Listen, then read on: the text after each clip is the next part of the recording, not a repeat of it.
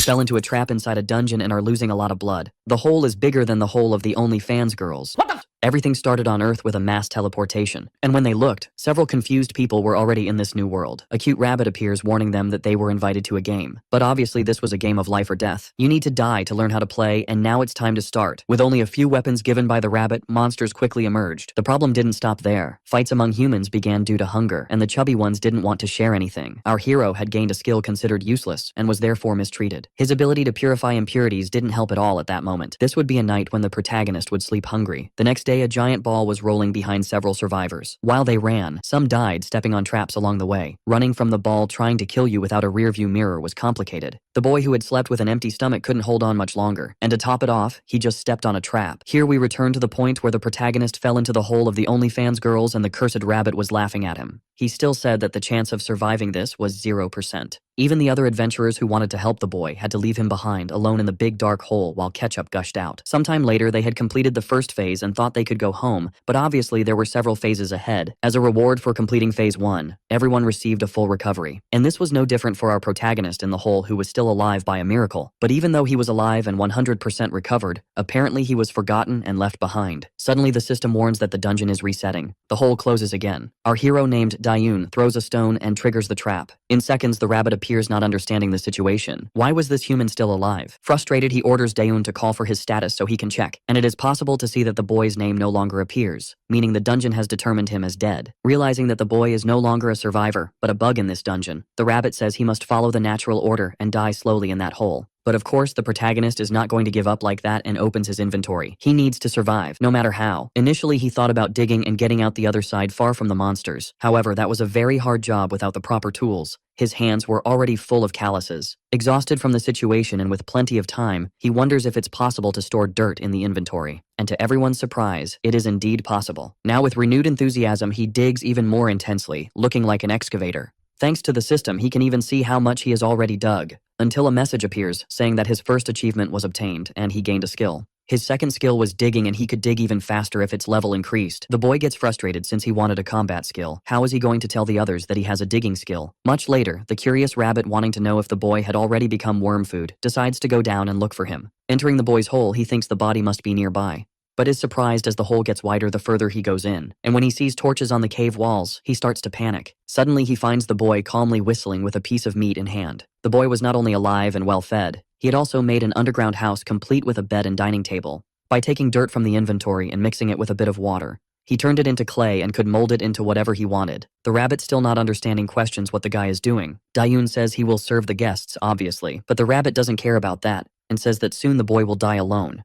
Suddenly, everything starts to shake, and it seems that the new participants have just completed phase 1. That is, everything the protagonist just created will disappear because the dungeon is resetting. He starts to run intensely to avoid being buried while the rabbit mocks him, but suddenly the shaking stops. Apparently, the rules of the dungeon no longer apply to the digging boy. The rabbit, still very furious, tells him not to get relaxed because he will probably be buried in the next reset, or even encounter a scary monster underground. Noticing how furious the rabbit is, he questions if the creature can't kill him with its own hands. The rabbit is tied up, he can only eliminate players, and the boy is no longer a player according to the dungeon. Suddenly the wall breaks and a lot of water starts to flood the tunnels. The rabbit gets excited again. The boy is swept away by the current, but returning to the spot, he realizes he will only survive if he plugs the hole. So he starts pulling a lot of dirt from his inventory and covers the hole, but this doesn't last long and starts to leak again. Now forcing his ability, he takes a piece of dirt and shapes it into a brick. Even submerged, he is happy with the result. Shortly after, the rabbit can't stop being impressed. He made a dam using bricks and almost completely sealed off the water passage. Besides solving the initial problem, he also mocks the rabbit, saying he killed 2 birds with 1 stone and solved his water shortage issue. Now excited with his ability to shape dirt, he begins to modify the new well he just created. Soon a small wall and a lion's head were in the well as decoration, which even helped reduce the water pressure. The system starts to shine and he completed a new achievement. His reward was fish placed in the well, and now he has infinite food. Everything the boy does makes the rabbit more and more irritated. When night fell, he was even roasting the fish he caught in the well. The rabbit is already losing hope while thinking that his magnificent dungeon is being used to roast food. Dayun, having a good heart, again offers food to the rabbit, and he even drools at the delicious smell of the food. But again furious, he refuses and starts a new argument. Minutes later, the boy had already eaten and was sleeping peacefully in his room that he created himself. The problem was that the smell of the barbecue rose to the surface, and the monsters sensed it. Tremors were felt throughout the cave. Suddenly, a giant boar was in front of the boy who was dreaming of eating pork. In the middle of his dream, he suddenly wakes up and punches the boar in the face because he was still dreaming. But upon truly waking up and looking to the side, he realizes there is a very furious boar staring at him. With nowhere to run, he will have to face the beast. Quickly using his ability to shape dirt, he creates a barrier in front of him to defend against the boar's first strike. Then he takes the opportunity to gain distance and creates a new barrier. This time, it is more resistant. Even so, the creature breaks it with little effort. Furious that the boar just destroyed his room, he decides to use a new technique. A giant stone ball starts to come out of his inventory. The boy holds it with his hands, but obviously can't throw it very far, so he has to run away from the beast again. As he runs, he starts to salivate thinking about the barbecue he could make with that boar. Then he raises another giant wall and at the same time makes a hole for the boar to get trapped. At that moment, the poor little creature already knew it was going to become barbecue. Our excavator boy would have a nice feast. Then he starts throwing various stones from his inventory to eliminate the pig. The rabbit is once again incredulous. How can the boy use such a useless ability this way? Only now does he realize how dangerous this boy is. The more time passes, the more furious he becomes with this bug in the dungeon.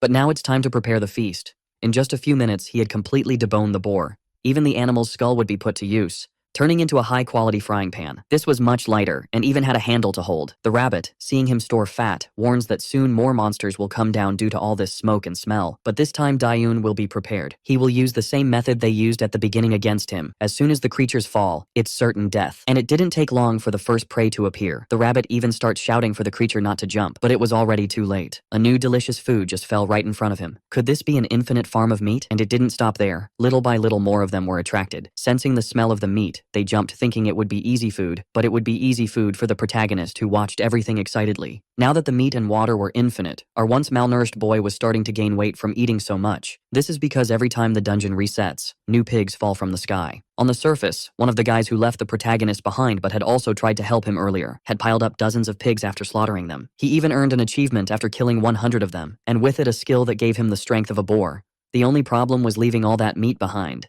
This is because there are toxins in these monsters which makes the meat inedible. Only at that moment did they realize how much Dayun's purification skill was missed. The boy who raised this question soon caught their attention. At first, everyone thought he was just a cook, but now they see how much the boy has missed since he was on the front lines solving everything. However, now it's too late. Dayun had all the comfort in the world. It was even raining food in his room. The meat was literally infinite, and that made no sense. Do the pig's brains reset along with the dungeon, and do they always fall into the same trap? Suddenly the rabbit gets startled. Dayun was lifting the boar with his own arms. Obviously this must be due to the boar strength skill since he is killing a boar every 5 minutes infinitely. However, when the dungeon resets the count too, so he is simply stronger now, but he knows he can earn this skill and get even stronger.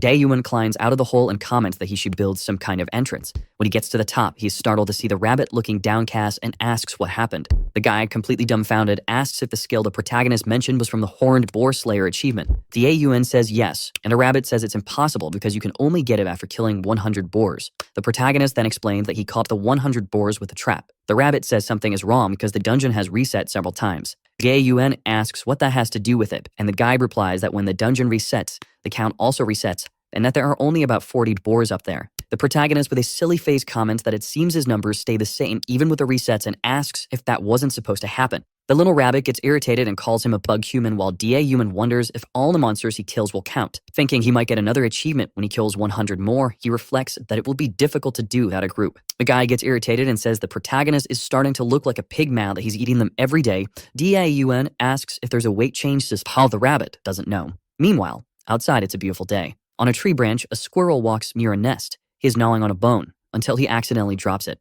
Then he quickly descends from the tree. But when he gets down, he sees a hole in the ground near the tree, and he tenses up when he realizes his bone fell straight into that hole. He stares a bit before entering. After a while, he comes out of a small hole. That leads directly into the protagonist's cave. He starts to explore, looking around. And when he gets to the kitchen, he is surprised to see all that. A little further ahead, he finds his bone, and he runs to grab it. But he is surprised to see the carcass of a horned boar. It was love at first sight. Sometime later, he returns to the tree all excited, with a twinkle in his eyes. More time passed, and he returned to the hole. And this repeated day and night, without the other squirrels knowing, and it became routine. He entered the cave all calm, and there were always more bones there. So he ate them all, until he saw something, a bowl full of bones, and he went straight to eat what was in it too. He picked up a bone from the bowl without hesitation. He was a little intrigued by it, but it only took one bite to feel a flavor explosion, and he was ecstatic. He soon started eating more and more amazed. He continued eating the bones from the bowl, until he notices something. The bowl was on top of the protagonist. Then he is worried when he remembers the old squirrel teaching that humans are dangerous, and he starts to leave, afraid that the protagonist will get up and attack him.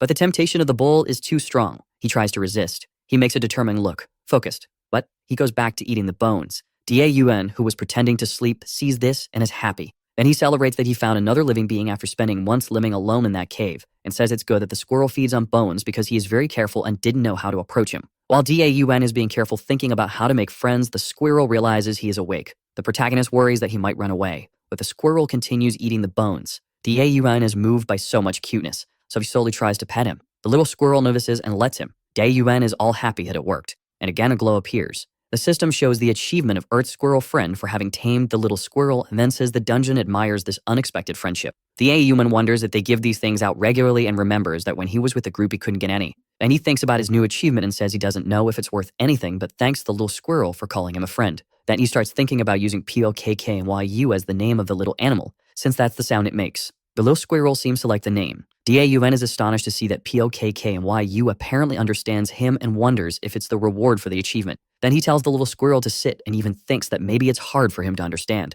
But POKKYU sits down right after. He's impressed to see that the squirrel really understands him and even asks him to hold his hand. And then he asks POKKYU. At that instant, the squirrel jumps from his hand. Daun wonders if he didn't understand. But POKKYU waits for the protagonist, and then points in the direction indicating for Daun to follow him. The protagonist then sees the wall through which POKKYU entered and uses his digging ability to enlarge the hole. As he climbs through the tunnel, he wonders if the squirrel noticed that entrance because it's smaller. Then he remembers that every time he tried to dig an exit, he ended up facing stone walls. Daun dug several tunnels looking for an exit and was almost giving up. However, he's surprised when he notices something. It is already possible to see a tree root where POKKYU entered. Then Daun gets emotional to see that you will finally be able to get out, and soon celebrates saying that you will finally be able to have some hope. He knows that if he climbs the roots, he will be able to get outside. As he continues climbing, the protagonist is excited because he will finally be able to end this life under the earth. He can already see the sunlight, so he keeps climbing. After so much time, he finally can see the outside world again,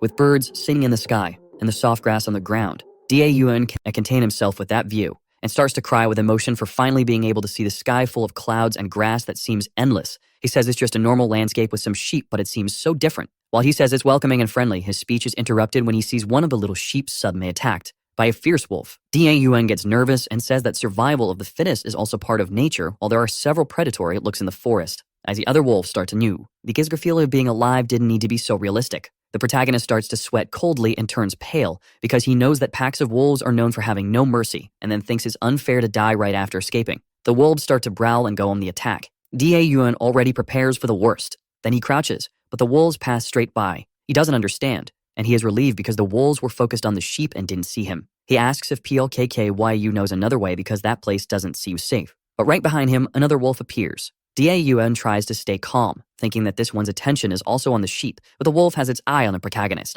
Daun runs back through the hole, yelling at the wolf and calling it an idiot. The protagonist says the entrance is too tight for the monster to enter, but it didn't take long for the wolf to break everything and manage to enter. At that moment, despair hits Daun, who keeps running and apologizing for calling the monster an idiot. He realizes the tunnels are too narrow and there's no escape. Then Daun opens the inventory and decides that since it's just one wolf, he will finish it off. And he starts to build a wall, thinking that compared to the bore of the wolf is much weaker. But before he could finish his thought, the wolf leaps and attacks him, which draws blood from Daun. He can't believe it. The wolf is extremely fast. Daun realizes his situation is bad. The wolf missed that blow but will attack again. The protagonist wonders if he will be able to escape or if there's another way. And then he realizes he won't be able to run for long, and then he has to end this. Then an idea comes to his mind. He says he still has that, and there's nothing more he can do. The wolf leaps to attack him again. Daun says it's him or the monster while the blue aura begins to emanate. Then he lands a powerful punch on the wolf after activating the strength of the horned boar. The monster is thrown far away with Daun's punch. Is even impressed and wonders if he hit. He realizes the effect that the skill is incredible. The system shows that his physical attributes will be temporarily doubled. Then Daun confirms that now that he tried to fight, he knows his skill is indeed incredible. But the wolf gets up angry. The protagonist knows he managed to damage the monster. But he is sad it wasn't a one-hit kill. The system shows there are 7 seconds left of the skill, and Daun thinks to himself that the duration is his biggest weakness. And then with 6 seconds left, he has no time to waste and charges with everything. The wolf prepares for the attack, but Daun is faster and manages to jump and dodge to the side of the monster. Before the wolf could react, the protagonist lands another powerful punch on the wolf's ribs, and with a determined look, he hopes the monster dies. Daun continues to deliver a barrage of punches, So many punches that dust rises even from the outside. The protagonist is already tired, and the system shows there are still 3 seconds left, but the wolf is still standing. Again, it charges, but Daun manages to dodge with Ali. Then he quickly opens the inventory, pulls one of the spikes while there are 2 seconds left, and yells for the wolf to die already as he prepares to attack with the spike. The monster growls at him, but Daun manages to hit the spike on the wolf, but the monster attacks him with its tail. This attack ends up throwing the protagonist against the wall. Even with the spike embedded in its neck, the wolf is still alive, while Daun wonders how this damn thing has so much energy, and says this won't end easily. The system shows that the strength of the boar is on a cooldown of 99 seconds. The wolf stares at him angrily, but Daun has understood the pattern of a monster. Its most dangerous attack is when it leaps to slash using its front claws. But after that, this attack is on cooldown. The protagonist asks if they can't have a truce for just 90 seconds, but the wolf launches another attack. As Daun prepares to launch his last attack, the monster is about to bite him. At that moment, the protagonist says he should have used his paw. Then before the wolf could bite him, Daun uses the digging ability, right into the wolf's mouth, and the monster is caught by surprise. Sometime later in the cave, the guide appears wondering what happened since the protagonist isn't making meat. He says something is wrong, and says that Daun must be doing something bad until he finds him. The rabbit can't believe that the protagonist is dressed in bone armor. Daun says the armor turned out quite good for something made in a day. He says he made it because many dangerous things happen these days. The guide is shocked to see the skull on the plains wolf and wonders if Daun finally found a way up there. The protagonist says yes, and the rabbit already asks why he is still there. Then he says it must be because that place is comfortable and tells Daun to keep living there. Then he comments that the protagonist even got a little pet, but Daun determined says he will leave. However, he cannot leave without preparing as he only survived by pure luck. Because of the danger, the rabbit tells him to stay there. Then Daun says he still plans to use the base for a while. Now that the problems are clear, he needs to start making his preparations. The rabbit asks Daun to just give up and die, but ends up leaving the protagonist in a good mood, and the rabbit calls him a curse bug. Sometime later, Daun is training with the strength of the boar, lifting weights, and running while thinking to himself that the more he increases his physical stats, the stronger the skill's increase will be. Since he is using the skill a lot, the system shows that its level has increased and even the duration and cooldown have improved. Daun reflects that he was lucky last time, but wolves move in packs, and even if he tries to face them one by one, there are no guarantees that it will work. He uses a slaughtered boar as a punching bag, while thinking that he has to get stronger. The system shows that the strength of the boar has risen to level 3, making the physical stats stronger, the duration longer, and the cooldown shorter again. Then he activates this skill and delivers a series of punches to the boar. Daun lands a powerful punch. With a determined look, he says he will no longer run away. In the forests, some wolves are quite carefree until they notice something coming their way. Suddenly, Daun jumps out of the bushes.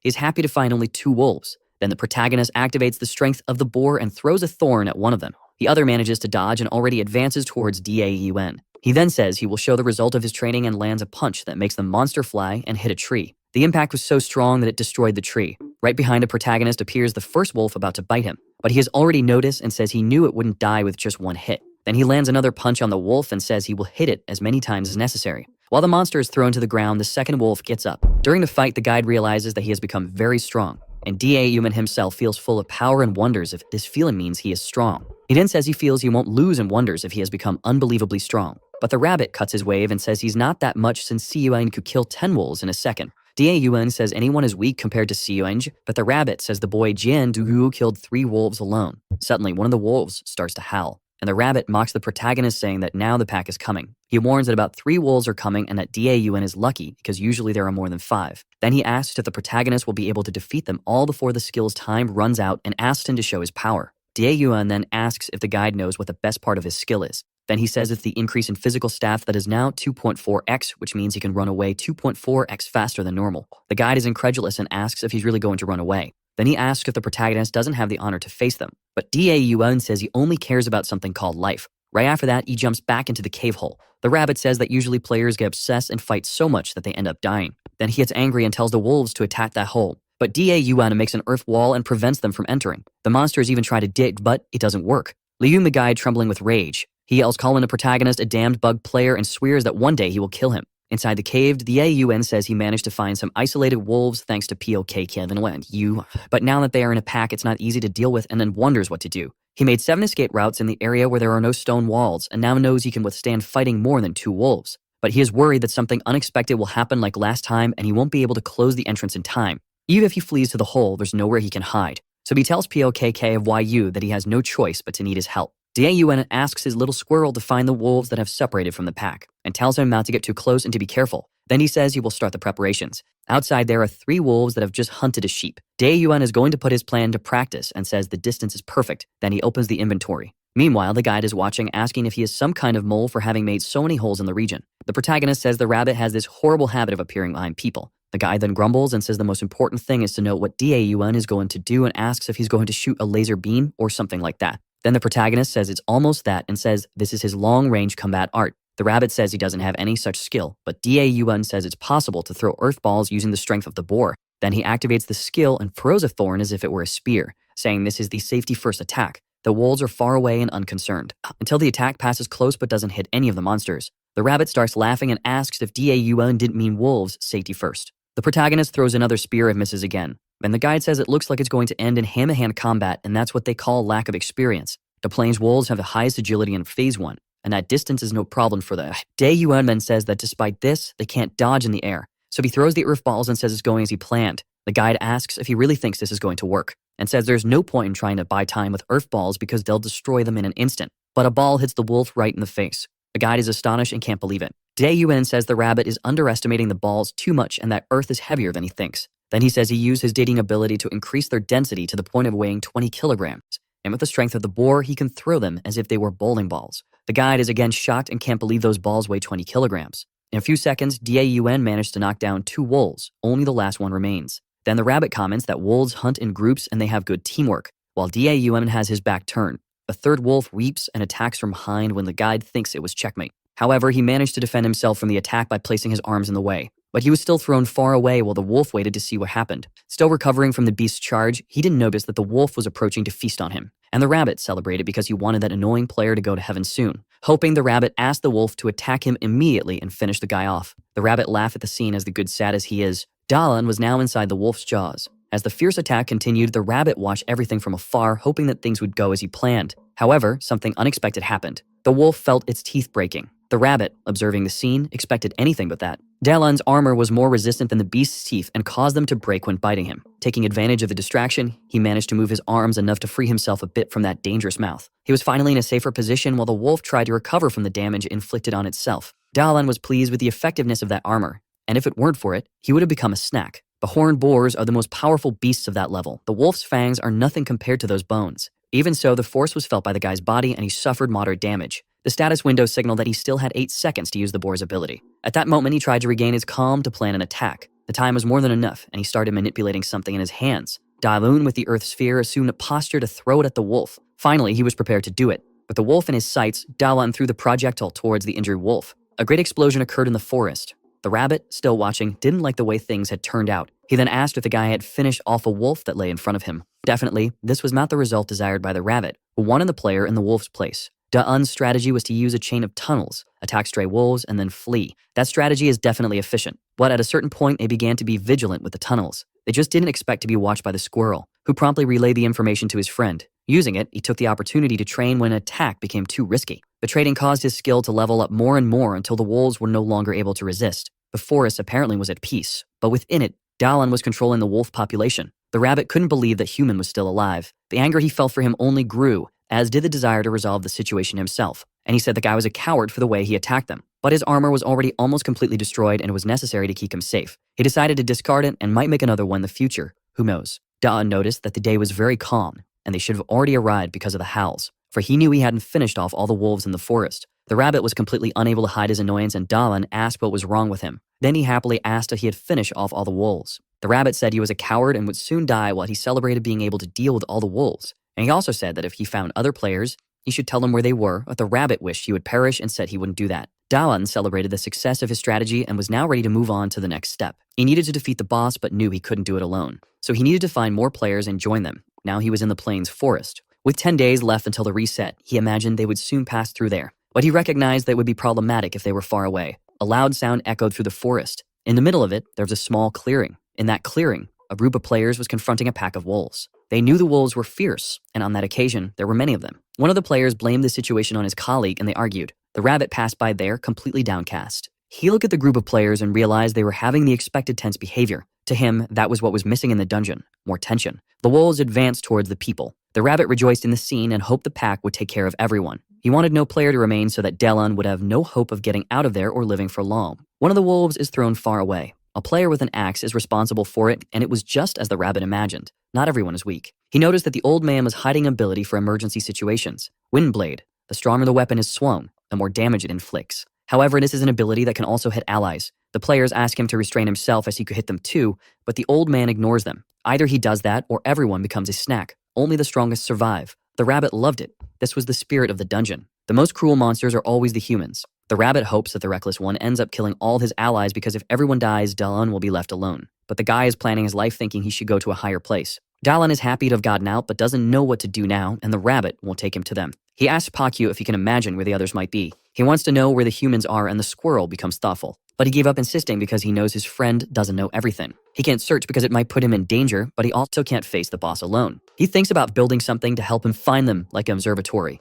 It's a waste to think too much and not execute, and he is confident in his building skills. And for that, he'll need to get above the tree canopy. So he started summoning earth bricks. The walls will be made of earth, and it will be easier to do since he has experience with the material. It might collapse since there's no cement, but he learned a technique that could reduce this risk. He brings his hand close to the bricks. He can change the shape of the object with his hand and intends to fuse the bricks with his digging technique. It's not a stack of bricks, but rather earth, and it won't collapse so easily. By the end of the day, he managed to accomplish a lot and was quite tired. In about 10 hours, he completed the task. He looks up the sky from where he stands, and he contemplates the beauty of the forming twilight. Far away, blood flies through the sky. The rabbit roots for the conflict and says they'll need that food if they want to fight tomorrow. He is pleased that the players have adapted well to the game, and he comes across a type of person he doesn't like who is looting a body. He thinks that this player must have many items in his inventory. The guy doesn't know, and the rabbit introduces himself as the guide of all this. He said he hadn't spoken to him, but that construction wasn't there yesterday. It's the first time the rabbit sees something like this. He is upset, and only one person there could be capable of that. At the top of the tower, Davon is building something else tired.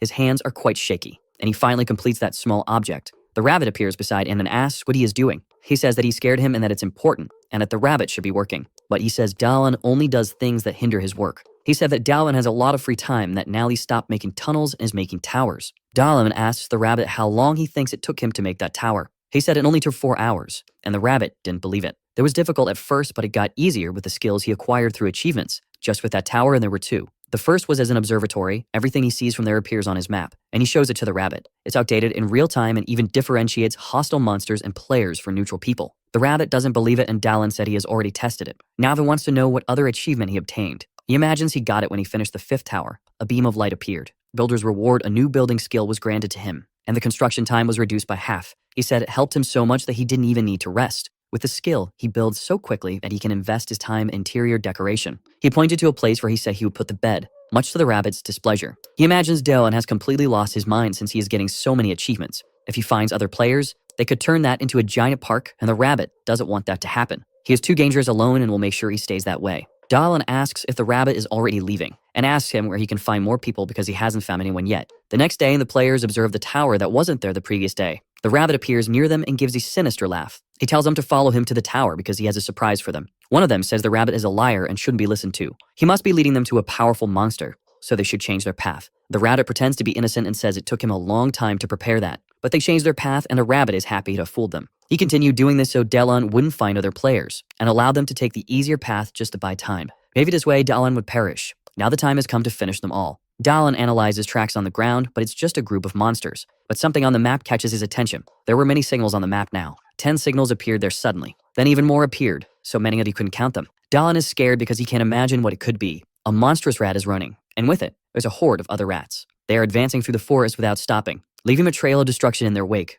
The trees tremble with their advance. If Dalan had taken any longer, he would be in trouble and is glad to be near his tower. Every 4 weeks after the reset, the rats descend from the mountains, devouring everything in their path. Dalan had been counting the days for this, but forgot for a brief moment. Another reset is on the way, and it's at this moment that he has an epiphany. If players don't appear on the map, it's because they've died or moved on to the next stage. He thinks he can stop looking for them now and head to the beginning. The squirrel tries to say something to him and makes a funny face. Dalan says they don't need to worry about the rats. They just need to pay attention to the map. A large gate stands before them. The players, despite the adversities, have managed to reach it, but they don't know how to defeat that enormous golem. Swords are useless against it. The golem prepares to attack them. The bald guy says he's going to take down the golem because he's very tough. He gets ready to strike the golem with his mace. The other players are stunned by the scene. The weapon was on the ground, and there was a lot of tomato sauce. The monster advances unstoppably towards them. The players, terrified by this, because he imagines there's nothing he can do against it. He asks for Bao's help. The golem is ready to finish him off, but something hits it from the side. The golem's hand fell with that impact. The player gives thanks, but the woman tells him to look in the direction of the attack. A brick was flying through the sky. Dalan has arrived and is using the boar's strength to throw bricks. This golem is different from the map monsters, so it's possible that if the player doesn't know why Dalan is so strong and the woman asks him to be careful. The golem continues attacking with his remaining hand. Dalan prepares to throw another brick. This time it hits the side of the monster's head. A large hole was formed. Now it turns towards Dalan. The golem is enraged by this trick. Dalan realizes that it might be better to run now. The golem is fast and is already very close to him. Dalan doesn't know what to do now, and he remembered when they defeated the boar. They stretched a rope across his path, causing the beast to fall, and so they managed to strike its vulnerable belly. Dalan said that it was very well planned. Sung said it was nothing and uttered a cliché phrase. The bigger they are, the harder they fall. Dalan throws another brick at the golem. This one hits its leg at knee height. Dalan waits for the impact's result. The other players watch very surprised. The golem began to fall to the ground. Dalan is pleased with the result and thanks Sung for the advice. The golem tries to get up after the fall. It doesn't move and must be trying to regenerate its missing leg. But that didn't matter because now Dalan had plenty of time to finish off that immobile monster. And he throws another brick at it, but nothing happens. The brick falls to the ground and the golem remains intact. A window appears for Dalan, startling him. The boar's strength is on cooldown and will take 70 seconds until it can be used again. The golem is now fully regenerated and ready to finish off the players. It attacks Dalan, who manages to dodge. He fell nearby and prepares to react. Dalan arms himself with an earth brick in his hand. He threw it at the golem, but nothing happened. The golem, enraged, brings his arms together. He doesn't understand what it's doing. The monster begins to concentrate its strength and prepares to strike the ground with all his might. He slams the ground, causing the earth to tremble. The other players are terrified and wonder what happened to the guy. But Wonan still holds out hope that nothing has happened and thinks they shouldn't just stand there watching. Her companion is too scared to think of anything. There's not much that can be done against that thing. The woman runs toward the golem. The guy yells, asking what she's going to do. Dava knows he just needs a little more time, and something hits the golem's face from a distance. The woman is there now, protecting him. She wants to know what she can do to help him defeat that thing. Davin says he just needs 1 more minute, nothing more. That's too much time, and she wants to know if 10 seconds will do. But Dalan can't do anything about the time and warns her of the imminent danger. The golem is about to strike her now. He executes his strike without mercy. The woman closes her eyes, fearing the worst. Feeling that she's still alive, she opens her eyes cautiously. The other players are there now, helping them. They are a team and wouldn't leave her alone, and they ask Dalan what to do. He tells them to attack the golem's chest. It's difficult to attack there, but he saw the golem protecting that area. There must be something there. They cling to the monster, and the woman goes to help them too. She launches a fireball in its direction, and it hits the chest directly. The armor was damaged and a light shone from that spot. The golem places its arms over its chest to protect itself. That was what Dela needed to see. The guy asks if it was only him who saw that. Now everyone is motivated and knows they need to attack the monster's chest. Davin checks his screen to see if he can use his ability yet. Meanwhile, the other players continue fighting the golem. The golem defends itself as best it can, and it's stronger than they imagined. Davin notices that the monster seems to be made of earth. If it's made of earth, he has an advantage. And it finally dawns on him that it's made of clay. If that's the case, he should be able to control this monster. The golem opens its arms, throwing the players away. Dalan runs towards it. The woman asks if a minute has already passed. Dalan nods affirmatively to her. It's been a long time, he just didn't have enough information to attack. The golem regenerates, so it needed to be studied. And those people risk themselves, so he could react. The time he gained allowed him to plan his attack. He's grateful to them for their effort. He crouches down and is already using the boar's strength. He jumped towards the golem with it. The players watch Dalan in amazement. The woman also can't believe what she's seeing. Dalan is high up, heading towards the golem. He prepares one of his hands to attack, and manages to pierce its chest, going right through it. He looks back as the beast loses its balance. The golem now collapses into a great pile of earth. Dalan is pleased that his strategy worked. The other players also celebrate. The one is happy that everything worked out. Now his digging ability has reached level 9. The experience was so much that he also reached level 10. The boar's strength is now at level 5. The players go to him, cheering him on as they manage to defeat that beast. The rabbit is furious with their success. He burns with hatred for Dalan. The players begin to complain to the rabbit, who promised to send them home as soon as they defeated the boss. He's upset that Dalan's ability worked on the golem. He's deeply irritated by this. He says the game isn't over and that they have to go to the next stage soon. The woman asks what the next stage is. His umbrella begins to glow. A door opens and he tells the players to enter it quickly. They are disheartened because they didn't expect more stages. The woman is a little thoughtful about this and encourages her companions because there's nothing more to do there. One of them decides to pass through the portal right away. They thank Dalan, and the rabbit hurries them along.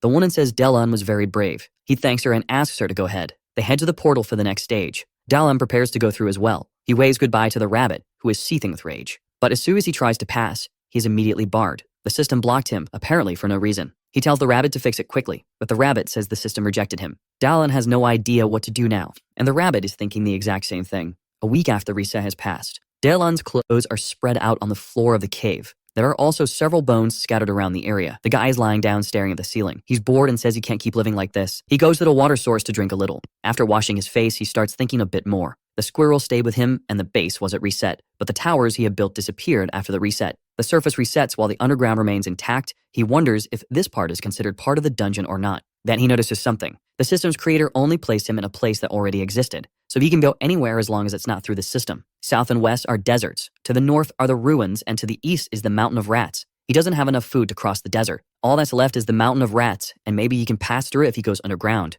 He's pleased with his idea and decides to give it a try. He's now to the east in the forest. He hit a wolf on the head with a stick. Around him, some wolves are writhing from the blows. Another one tries to attack him by surprise, but he manages to dodge just in time. Opening his screen, he attacks it. He summoned an earth block over it, crushing it. The wolves keep coming and the boar's strength is on cooldown. It was time he uses other abilities. He builds a small tower that places him above the wolves. Dalan is quite happy with this distance now. He can't be attacked there but can attack the wolves. The rabbit is upset because Dalan is getting stronger and stronger. He descends, boasting, and the wolves are down now. And he tells the rabbit that he's heading for the mountain, and the rabbit can't believe it. He looks at the rabbit suspiciously. Judging by the rabbit's reaction, there must be something about that mountain. The rabbit tries to convince him not to go, but the guy ignores him. The rabbit says that was his home, but the guy says they never liked each other anyway. The rabbit says that without Dalan, he will die of loneliness. Seeing footprints on the ground, he imagines he's already close to the mountain. Quickly, he builds a tower with underground access, much to the rabbit's dismay. With a map that appears with a tower, he'll be able to plan his advance carefully. This way, he can get close to the mountain quickly,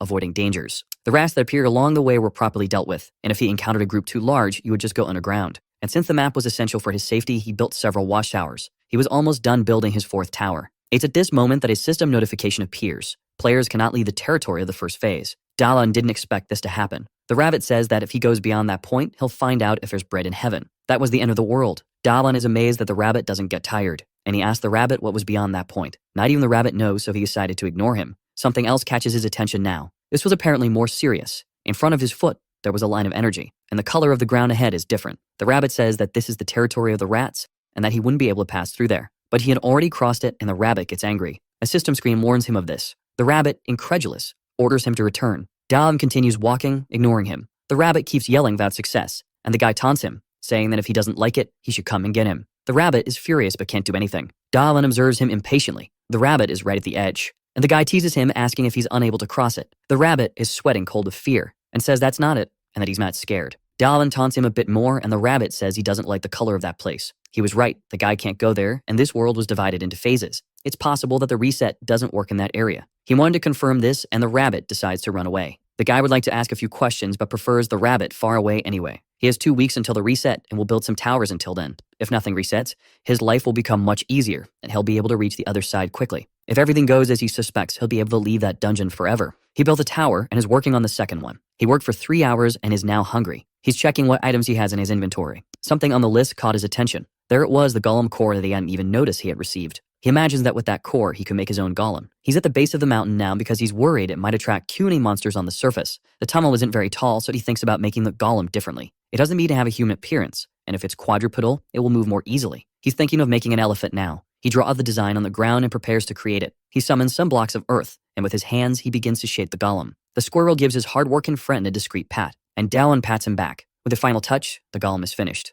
Dalan is pleased with what he's made, but as soon as he's done, the sand elephant collapses. He thought the belly gave way due to a lack of structure. He decides to make it slimmer even if it looks strange. An hour later, it's completed and he's very tired. It now has 2 extra legs and an empty space that can be used to carry things. A spider elephant golem is ready. He climbs onto the golem's back and prepares to implant the core into it. He places it inside its forehead. He gets down from the golem afterward and positions himself in front of it, waiting for any reaction. After some time, nothing happens. Dalan wonders what could have gone wrong. Then the golem's eyes begin to glow intensely. The elephant rises and makes a loud noise. He earned another achievement, Golem Builder. It will follow and obey him. The guy is quite pleased with his golem now, and he thinks about giving it its first order. He commands it to sit like a dog. The golem lowers itself as best it can to obey the command, much to Dalan's delight. Then he climbs up its trunk. Him on top of its head, he exclaims how incredible this is. He commands the creature to stand up again. Obeying every command is going to be very useful. Now Dalan becomes a little pensive. The squirrel wants to know what that was all about, and the guy says they need to go somewhere. The golem is ready to obey, and Doan says his golem needs a brother now.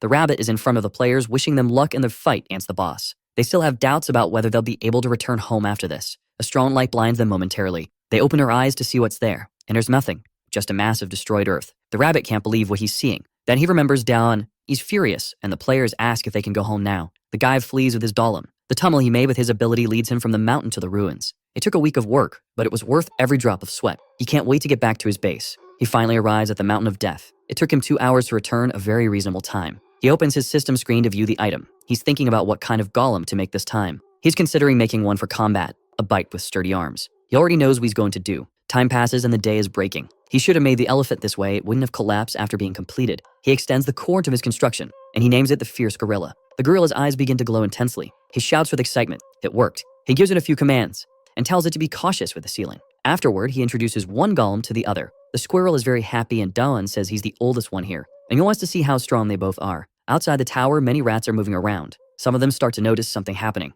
A noise is coming from the entrance of the tower. Soon the golems emerge with Dawn. The rats immediately become enraged. They charge at the golems, and Dawn gives a simple order: attack. The gorilla leaps towards the rats. It raises its powerful arms, striking the ground with great force. The rats are stunned, and the rest try to attack, but the gorilla sweeps them away as if they were nothing. And it continues like this, practically unstoppable. The guy watches the strength of the level 1 boss in awe. The gorilla continues pounding the rats with its fists. Instead of decreasing, the rats keep coming in greater numbers, and some of them are already climbing onto the elephant. He orders the elephant to react and prevent the rats from climbing. It begins to stomp the ground violently, but the rats are too many and are starting to surround them. The guy realizes he needs to attack in a different way, and he thinks about attacking on a larger scale. Then he has another epiphany about how to defend himself. He tosses an item to the gorilla. The gorilla grabs a large block of sand in one of its hands. Dahlin orders it to throw it. The gorilla prepares to launch the object. It flies far and high into the sky. The block crashes violently among the rats. Dahlin is pleased with the result and asks the elephant to move closer to the gorilla. Then the guy climbs onto the other golem. Now he asks the gorilla to extend its hand.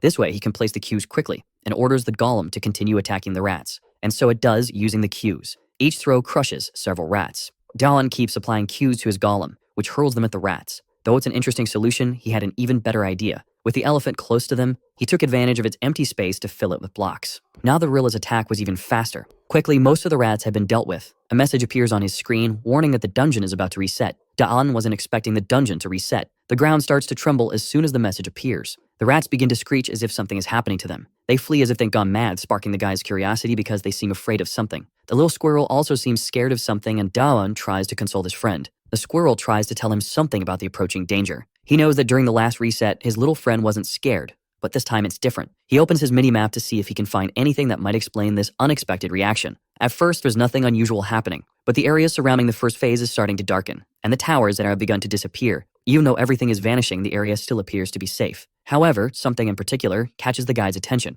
Several points appeared around the border. They seem to be monsters. Dallin calls his golems. They need to leave that place now. He orders the elephant to go underground and the gorilla to climb the tower. Now he and the gorilla are up high observing the surroundings. The earlier tremor was an earthquake, to his relief. That sound was much easier to explain. It was the sound of all the monsters from the first phase moving underground. Dallin can't let this opportunity slip by. This is the perfect chance for him to refine his abilities, and he starts using the boar's strength. After doing so, he also summons some earth cues and ordered the gorilla to throw the cues at the monsters. It would be his bazooka. All he had to do was create a block that the gorilla could lift with its ability, and the two of them start hurling the blocks from the top of the tower. A little rat looks up suspiciously. A massive block of earth is descending from the sky toward the monsters. They fall like meteors, and there's nothing the rodents can do to avoid them. The goal wasn't to eliminate the monsters, but to refine Daeun's ability. Because of the ability's cooldown, it wasn't easy to level it up like the digging ability. This time it was different because he could use it for an extended period in a safe place. A golden opportunity. The rats writhe in agony as the boulders rain down on their heads. They gather in one spot, trying to form a living tower. It grows rapidly,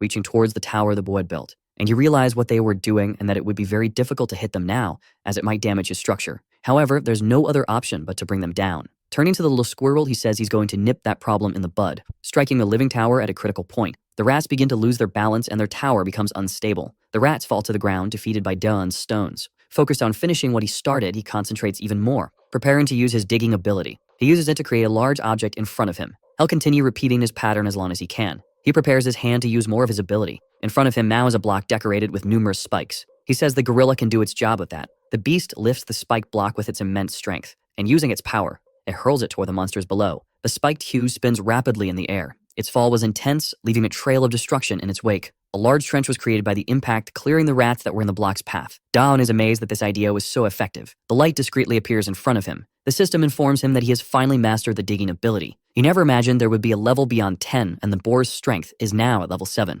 From the top of his tower, he concludes that all of this has been very productive. He wants to leave the tower and tells his little squirrel that they're heading back to the base. Night is approaching in this barren land.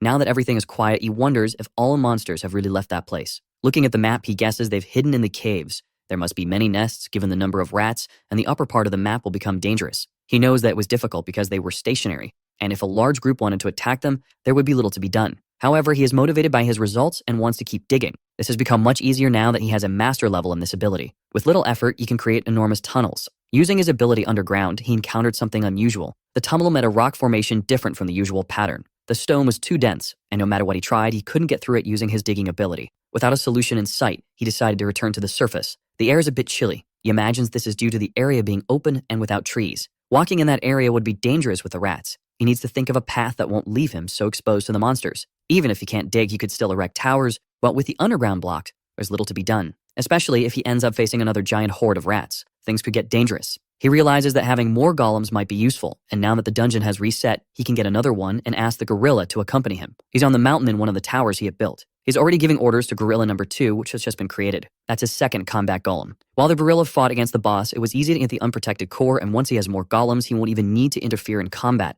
And with his digging ability at the master level, things have become more practical. This way, he can train his boar strength ability, because he's able to produce larger and consequently heavier blocks. With their weight, most monsters won't be a problem at all. However, it's possible that a more dangerous monster exists, so caution is still necessary. Being careful, all he needs to do is plan, especially now that he has 3 golems with him. After a lot of digging, he decided to return to the surface. Once there, he began shivering from the cold almost instantly. The cold was so intense that he even sneezed as if he was already catching a cold. And since he's on the mountain, the altitude makes the place colder than the surroundings. Opening his inventory to search for items, he pulled out the horned boar's hide and used it as a blanket to shield himself from the cold wind. The little squirrel was there with him, bundling up. The coziest was so much that it put his little friend to sleep. The scene was cute enough to bring him joy. After a while, he asked the golems to stop marching, and once they stopped moving, there wasn't as much wind to make him feel cold. Dallin imagines that if he made a roof on the elephant, it could solve his problem with the excessive cold wind, and decided to put his idea into practice. Climbing down, he ordered the gorillas to secure the perimeter. He started handling the clay to shape what he wanted to create. Then he used his digging ability, but something unexpected began to happen in front of him.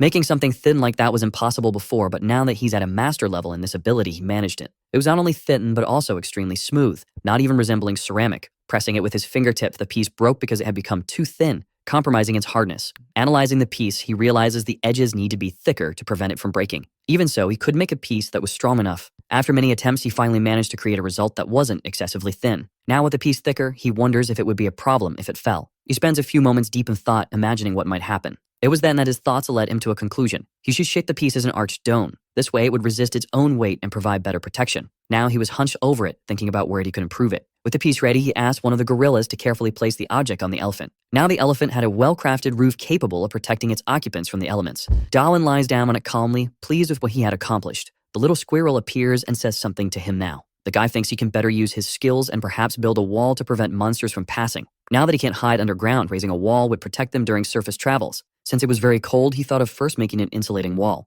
And now that digging was at its maximum level, he could create even more elaborate things. He could replicate things he had in his life in Korea. And after much work, he created something that hadn't existed in that dungeon until then. A campfire similar to an oven had been built. The elephant golem now had a chimney and could produce heat. There was a space for burning wood, a bathroom, a storage area, and a well-designed steam passage through the golem's trunk. The work was so well executed that the little squirrel was extremely impressed by it. Another achievement was unlocked for creating a heating system, and a heat manipulation skill was added to the craftsman skill. He hadn't expected a reward for that, and he wasn't even surprised. 2 long months passed, and they were now in the historical ruins. The rabbit is incredulous at what he observes. Once again, the golem had been destroyed, and the players want to know what to do now. This is definitely not good. Darwin continues to collect the item from the level 1 boss. If things keep going this way, his superiors will start to complain. At his base, the guy just laments a little that he can't show what he's made to anyone else. If the rabbit were there, he would show him his entire army of golems, which now numbers 5. The group of golems advances up the mountain. The guy is inside the mobile home that his elephant has become. Through the window, he doesn't see any rats and assumes it's because they're now high on the mountain. If they continue at this pace and without any unforeseen events, they'll soon reach the top. He finally dismounted from his elephant, and contemplating the horizon line, he was quite impressed with what he could see from there. The mountain range formed a beautiful landscape as seen from that spot. Perhaps that's why people enjoy hiking. The scenery is not only beautiful, but also takes you to places with refreshing air. He looks back for a moment, and something immediately catches his attention.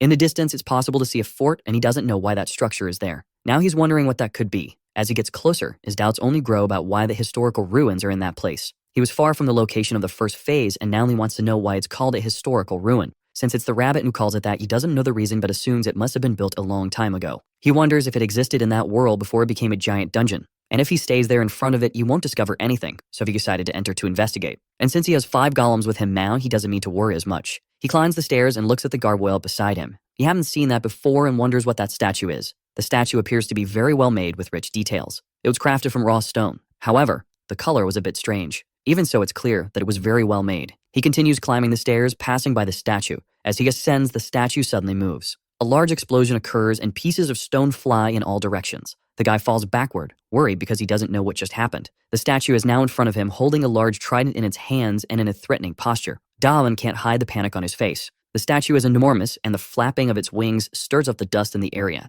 It leaps into the sky, causing a strong gust of wind. The guy has no idea why it's alive. The gargoyle is high above, ready to attack anyone below. Dahlin thinks he's in big trouble because there's little he can do against such a huge beast. The gargoyle swoops down fiercely towards the intruder of the ruin. Dahlin desperately calls for his golems to do something. Before the gargoyle can reach him, 2 of the gorillas were already prepared to attack the aggressor. The statue strikes the first one with the blow from its trident. The blow is powerful enough to cause one of the gorilla's arms to snap like rotten wood. The gargoyle then turns to the other golem to try to attack it. Noticing more golems coming to attack it, leaps into the air again, avoiding being grabbed by them. Now it descends towards the one that had collided with each other, and with a swing of its powerful tail, another of the golems is damaged. The gargoyle lands on the ground while the gorilla succumbs to the damage it has taken. It stands tall with no damage to its body. Dahlin is genuinely worried because the statue is much stronger than he expected. However, the golems, despite suffering extensive damage to their bodies, are already beginning to regenerate. Dahlin realizes he needs to distract the creature and give the golems a chance to attack. He summons an earth cube, placing it on his elephant's trunk. He then orders the elephant to hurl the cube toward the statue.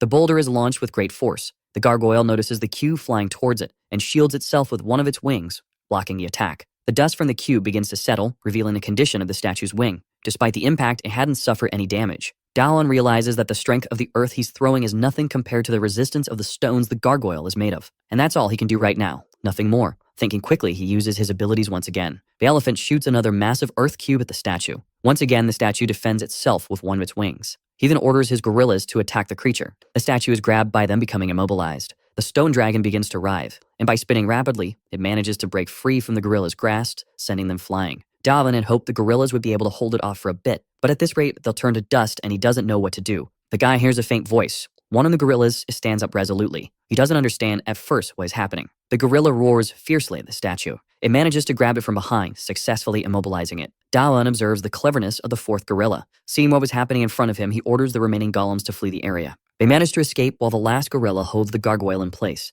This was far from ideal. The situation was merely catastrophic. They're now close to the summit of the northern mountain, and the gargoyle hasn't followed them there. It's a miracle that he got out of there losing only one of his golems, and now he can only wonder what might be in that ruin. According to the map, that wasn't a monster, and since it's not in the phase area, it's not a boss either. He hadn't expected this to be in his path. That must be why the rats don't go there. There's definitely something behind all of this. Now Dahlin needs to find out what it is, no matter what. Another month has passed in that place, and he remains on the mountain of death. Amidst the land of rocks and various boulders, the guy works tirelessly. But no matter how hard he tries, it seems impossible to make any progress. He's already frustrated because that stone is impossible to mine. The guy tries to calm down because he knows he can't lose his sanity in this place. A bit calmer, he looks at the ground. He observes the tool he was using to try to mine the stone as he's planning his revenge against the gargoyle. And to understand the preparations he's been making, it's necessary to go back to the beginning, about a month ago. He was in the forest and found what seemed to be a large hammer. Someone might have abandoned that item there, a metal hammer, and he had only returned to that place to make more golems. What he learned from the battle is that earth golems are ineffective against beasts made of stone. He needed something that was tougher than stone since his golems couldn't do it. And after thinking a lot about the subject, he decided to create weapons that the golems could use. Finding the hammer ended up being a fortunate discovery in that land. The mountain peaks decorate the horizon line. The hammer was too small for the golems to use as a weapon, but he had found a material that could be shaped into one. He opened his inventory to use some of the items he had. The hammer was more of a tool than a defensive weapon. Dahlin's skill tree was entirely focused on creating objects and things. After working hard, he wondered if it would be good enough. He asked his little squirrel if making an axe was a good idea. What he managed to achieve was the recovery of the golem lost in the battle against the gargoyle. He had no experience with stone and spent an entire month working with this material, refining his skills. The work was exhausting, and even though he had made 5 axes, he was very tired of having to mine the stone. He wielded the hammer, but the progress in shaping the stone was slow and tedious. Even so, he kept working day after day. Striking the stone once more, a glow erupted in front of him. Another achievement was unlocked due to his efforts. Now he had the stone carving ability. It was yet another thing he didn't expect to happen. The dungeon provided all kinds of skills, and that's how he acquired the digging ability after digging extensively. Now he just needed to figure out how to use this newly acquired skill. He imagined he needed to punch the stone, but doing so didn't achieve anything. So he grabbed the hammer in his hands and thought of using it to see if something different would happen. He spoke the name of the skill as he prepared to strike the boulder. A bluish glow emanated from the spot where the impact occurred. He observed the stone he was trying to break intently. After some time, it cracked. He didn't need to hit very hard, and yet the cut was clean. Remembering the effort he had put in all those days trying to shape the stones, he recognized the value of this skill. He struck a few more stones to improve his affinity with the skill, continuing to understand how it worked. Looking at a larger stone, he wondered if he could break that one too. Now he was determined to try. The sound of the strike echoed through the place. The single blow wasn't enough, but he imagined that with more strikes, he could break it. Now he was thinking of making the axes with the help of this skill. It was much easier, and it took him only an hour to carve the axe. And now the time required to make them was much shorter. In total, he managed to make the 8 axes he wanted, and with the different shapes, he learned more about the characteristics of the material. He needed to strike with something harder than the stone. The heavier the tool, the easier the stone broke. He could also control the direction in which the stone would break. He wondered what would happen if he struck without the guide. Even though it would break, the impact would have no direction, and it would be slower and less efficient, just scattering unusable pieces on the ground. However, one of these pieces caught his attention. He decided to hit it with a hammer, and saw that there were even smaller pieces. He wanted to see how far he could break them down. He repeatedly struck the small pieces of stone. The stone had turned to powder, resembling more sand than stone. And in this state, he thought of testing his digging ability on it.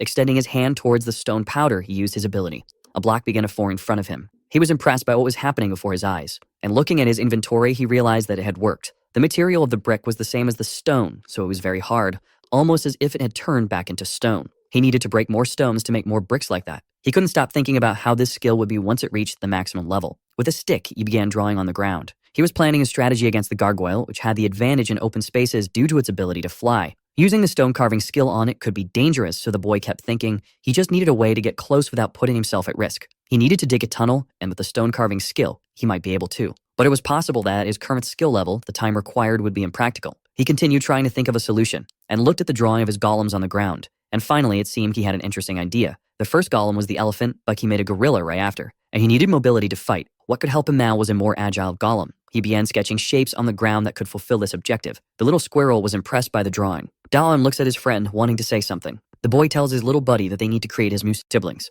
The squirrel is very happy to see the family growing. At the entrance to the ruins, the gargoyle stands guard. It remains still but alert to its surroundings. It begins to move slowly as his eyes light up. Its hand grips the trident tightly. The boy is there for his revenge. And the gargoyle senses that there's an intruder. Golems are approaching, and they have the shape of centaurs. The form Deban chose to achieve the agility he needed was that of centaurs. They advance in formation. Behind them is Dao-un, riding on a clay ostrich. With his idea, he managed to create an entire cavalry. The bonus for having the digging skill at the maximum level allowed him to shape the earth with little effort. The older golems are intact. They just don't have their cores. The gargoyle takes to the air, preparing to attack those who are trying to enter the ruin. The boy says the lizard can cry all at once, and the first stone hits the flying gargoyle. It defends itself from the attack, but this time its wing cracks from the impact of the stone. Da notices something even more interesting. The wing remains cracked, a clear sign that it isn't regenerating. Perhaps it doesn't have a core, making it less dangerous, so he orders the centaurs to attack the beast. They advance, carrying the stones carved by the boy. The gargoyle descends to attack, heading toward the lid's centaur. With its trident, it cuts through the centaur effectively. A second centaur tries to strike with the stone it's carrying, and the edge of its axe hits the shaft of the trident, breaking it. Even so, the gargoyle uses the broken weapon to slice through the centaur in front of it. The boy ordered the two that had attacked to fall back so that 2 others could take the lead in the assault. In this way, attacking in pairs, he could give his golems time to regenerate, and with more precise commands, they could react better. This was only possible because he was issuing orders very quickly. No matter how strong a gargoyle was, it wouldn't withstand infinite attacks, and one of his weaknesses finally became apparent. It was now closer to the ground. Its feet were almost touching the soil, and Dalan ordered his golems to grab the gargoyle's legs. He tried to take off again, but the golems were pulling it down. The boy advances toward the battle, mounted on his ostrich, and he remembers his friend's advice about the size of monsters. Because the bigger they are, the harder they fall. He remembers this saying and is focused on the statue's defeat. Closer to the battle, he created a staircase with blocks of earth. Getting closer, he reinforced the command to pull it down with more force. After some struggle, the gargoyle was thrown to the ground. While it's held down by the centaurs, Dawan leaps toward the gargoyle. He opens his inventory while still in the air, and attacks it by releasing several blocks he was carrying. The gargoyle is being buried by the stone blocks. The impact is violent, and the golems ensure it doesn't escape during the process. The gargoyle tries to move, but the successive impacts make it difficult. It attempts to flee once the stone blocks have fallen, but the boy now summons his earthen bricks, and more blocks fall on the gargoyle's head. Daon notices that the gargoyle is breaking the blocks with its mouth before they can hit it. There aren't many auctions left, so he opens his inventory once more and hurls the bricks he had made toward it. The gargoyle tries to react, but it's futile. In its mouth is a stone block, and above it is Daon, wielding his ore mining hammer. The gargoyle is finally subdued with almost nothing left to do. Even so, the centaurs continue to immobilize it. The little squirrel celebrates from atop the ostrich. The boy prepares to strike the statue using his rock-breaking skill, and he hits it in the jaw while activating this sculpting ability. The impact point of the hammer begins to produce numerous cracks. The gargoyle implodes on itself. As the dust settles a bit more, the little squirrel tries to see what happened. The gargoyle's hand tries to rise, agonizing, but it soon stops moving. The squirrel celebrates the victory even more. The stone sculpting ability leveled up several times. After that battle, it reached level 4. Looking at the shattered statue beneath his feet, Daon celebrates, knowing his team had succeeded.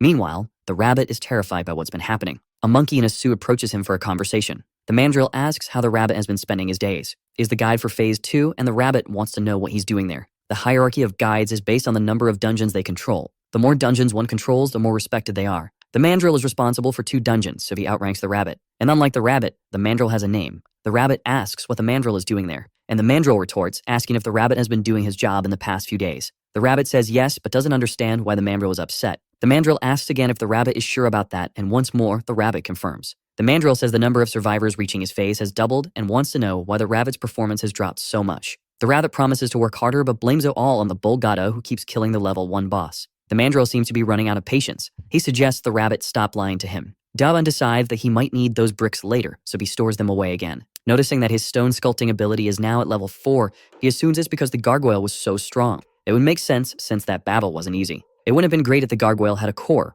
but if it did, he might not have defeated it. Even so, he decides to carve the body to save bricks. Now he's even more convinced that the gargoyle didn't have a core, but thanks to it, he managed to level up. Looking at the ruins, he remembers the rabbit saying that this was the end of the world. He wants to enter and see what secrets lie within and wonders if he'll encounter others like that along the way. Patiently staring at the entrance to the ruins, he makes up his mind. He finally decides to enter with his golems. He called out to golem number 3, who was lagging behind. After a short march, he was impressed by something he saw. The rabbit tries to evade, saying he's an honest rabbit and wouldn't lie. The mandrill keeps laughing but says he's already figured everything out. He's talking about the exile who defied fate, Daon. The rabbit is in trouble and the worst possible person has discovered it. Daon is trying to purify the place with his ability. He noticed that the place doesn't reset at all, and he can't explain why there are so many bones in that corridor. There aren't many carcasses, and he's starting to get a bit worried. One of the centaurs steps on a plate in the floor that sinks. This triggers a barrage of arrows that hit it in the head. He didn't expect to find traps there, but he's glad he sent one of the golems ahead. The golem looks at him, riddled with arrows, which is a bit bizarre. Even so, the golems aren't hurt because they regenerate. Seeing this, Daon praises their work. Then he orders them to break the walls so he doesn't have to worry about hidden arrows. The arrow falls to the ground, nearly broken. The boy praises his golems and suggests they take a break now. With them stop, he begins to remove the arrows one by one. He finally removed the last arrow. The golems start celebrating while he examines the arrows he removed. They are so old that they're falling apart. In the other traps, instead of liquid oil, solid oil fell, and some magic circles couldn't activate due to excessive mold. The boy wonders how many years that place has been abandoned. The squirrel is pacing in circles, passing the time. It suddenly stops and Daon asks his little friend if something happened. The squirrel runs off and the boy follows. Seeing to enter a small hole, he says that's a dead end. He then orders the golems to tear down the wall in front of him. They strike it together with devastating force. The power is so great that the boy thinks the heavens are on his side, and soon, his eyes widen. The squirrel points to something. There's an enormous gate and he wonders if it's a hall where the boss is hiding. Running his hands over the gate, he senses that the boss there has already been defeated. Even so, he decides to use the boar's strength at that moment. He looks through a crack calmly, but soon his whole face is illuminated by what he sees. In front of him is a massive dragon skeleton. The little squirrel is in love with all those bones, but the boy holds it back, realizing the squirrel has a strong interest in bones. Not knowing what could happen, he orders his golems to enter as well and stay with him. Daon told the little squirrel to be quieter because, in the worst-case scenario, they might have to flee. As he approached the dragon bones, he remarked that they were much more interesting when seen up close. He continued to hold back the excited squirrel. There was an interesting box nearby, but it seemed like a complicated night. Something was written in Hebrew on its lid, which caught the boy's attention. He lived once more at the table, and a strong light overwhelmed his vision. The brightness caused him to fall to the ground, and he wondered if it was a trap. The light became increasingly complex, and the symbols began organizing themselves in the air. The boy watched it all unfold before him, unable to understand. The letters were now in a language he could comprehend, and they were calling him the Chosen One. Assuming it was addressing him, the screen confirmed it was indeed speaking to him. The boy stood up, startled, and asked who was speaking. The screen responded that it was the ruler of that place and that the hall he was in belonged to it. The boy asked if this being was the dragon whose bones were there. The screen confirmed, stating that the dragon was merely hibernating. The boy joked, saying it looked more like the dragon was in eternal sleep. The screen explained that this didn't apply to dragons and that after a battle, Its life force was depleted, but to the boy, that just sounded like a fancy way of saying the dragon was dead. The boy felt pity for the entity speaking to him, assuming it hadn't accepted the passing of its master. But the screen insisted that the dragon hadn't departed. Changing the subject, the boy asked why the screen was so serious, sensing that it had a short temper. The screen then explained that the resurrection of the dragon was the reason the temple existed, and the boy asked why this hadn't been done yet. The screen revealed that the dragon's life force was at its limit. The boy joked that it's always the same, and the screen mentioned he was lucky to be the chosen one. Shifting topics again, the boy asked why the screen said he had what was necessary. The screen explained that it was because he had passed all the tests set by the dragon. He was qualified to meet Lord Earthia. The boy tried to recall when he had passed those tests. The screen asked if he had already forgotten the challenges he faced to get there. Now he could associate the difficulties he had encountered. The screen congratulated him for accomplishing all this, and the boy thought he might receive something in return. His eyes sparkled with anticipation. The screen then said he would inherit the temple, which made him happy. But he quickly asked the screen to repeat what it had just said. He wanted to know what benefits came with assuming the temple. The screen said he would receive eternal happiness, and the boy turned away, saying he didn't need that.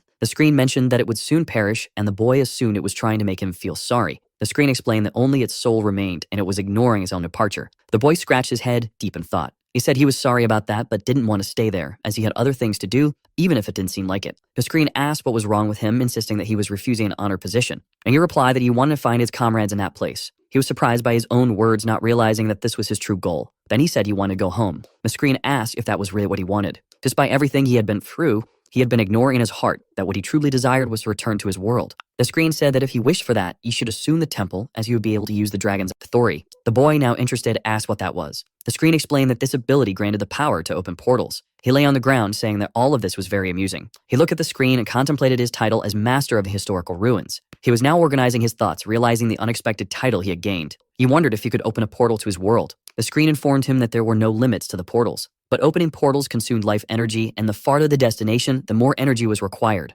And the way this happened was through an offering. Both living creatures and inanimate objects possessed life energy, and the boy realized that the object before him was an altar. Picking up a piece of food, he asked if it would work. The screen instructed him to place it on the altar. As soon as the food is placed on the altar, it is immediately consumed. The screen remarks that the offering was exceptional, but the boy wants to know if he can open a portal now. The screen explains that while the offering was good, one piece of meat is insufficient to open a portal, so he places much more meat on the altar. The screen, surprised by his ability to use spatial magic, asks for permission to analyze the boy. He agrees, and after a quick analysis, the screen states that it understands now. The screen, now displaying some information, reveals that he is a being who has already been offered as a sacrifice. The status window is a mark left by the death dragon on its offerings. The boy is shocked by this information. His status window has changed, and he hopes he is no longer an offering. He begins to think that his friends might also be offerings, like him. He became the master of the ruin because the screen said it would erase the mark of the offering, but he still wants to know if he can use the portals. Noticing his new abilities, he realizes they are quite powerful. He calls out to the screen, now known as Alpha. He asks if he can enhance his new abilities using vital energy,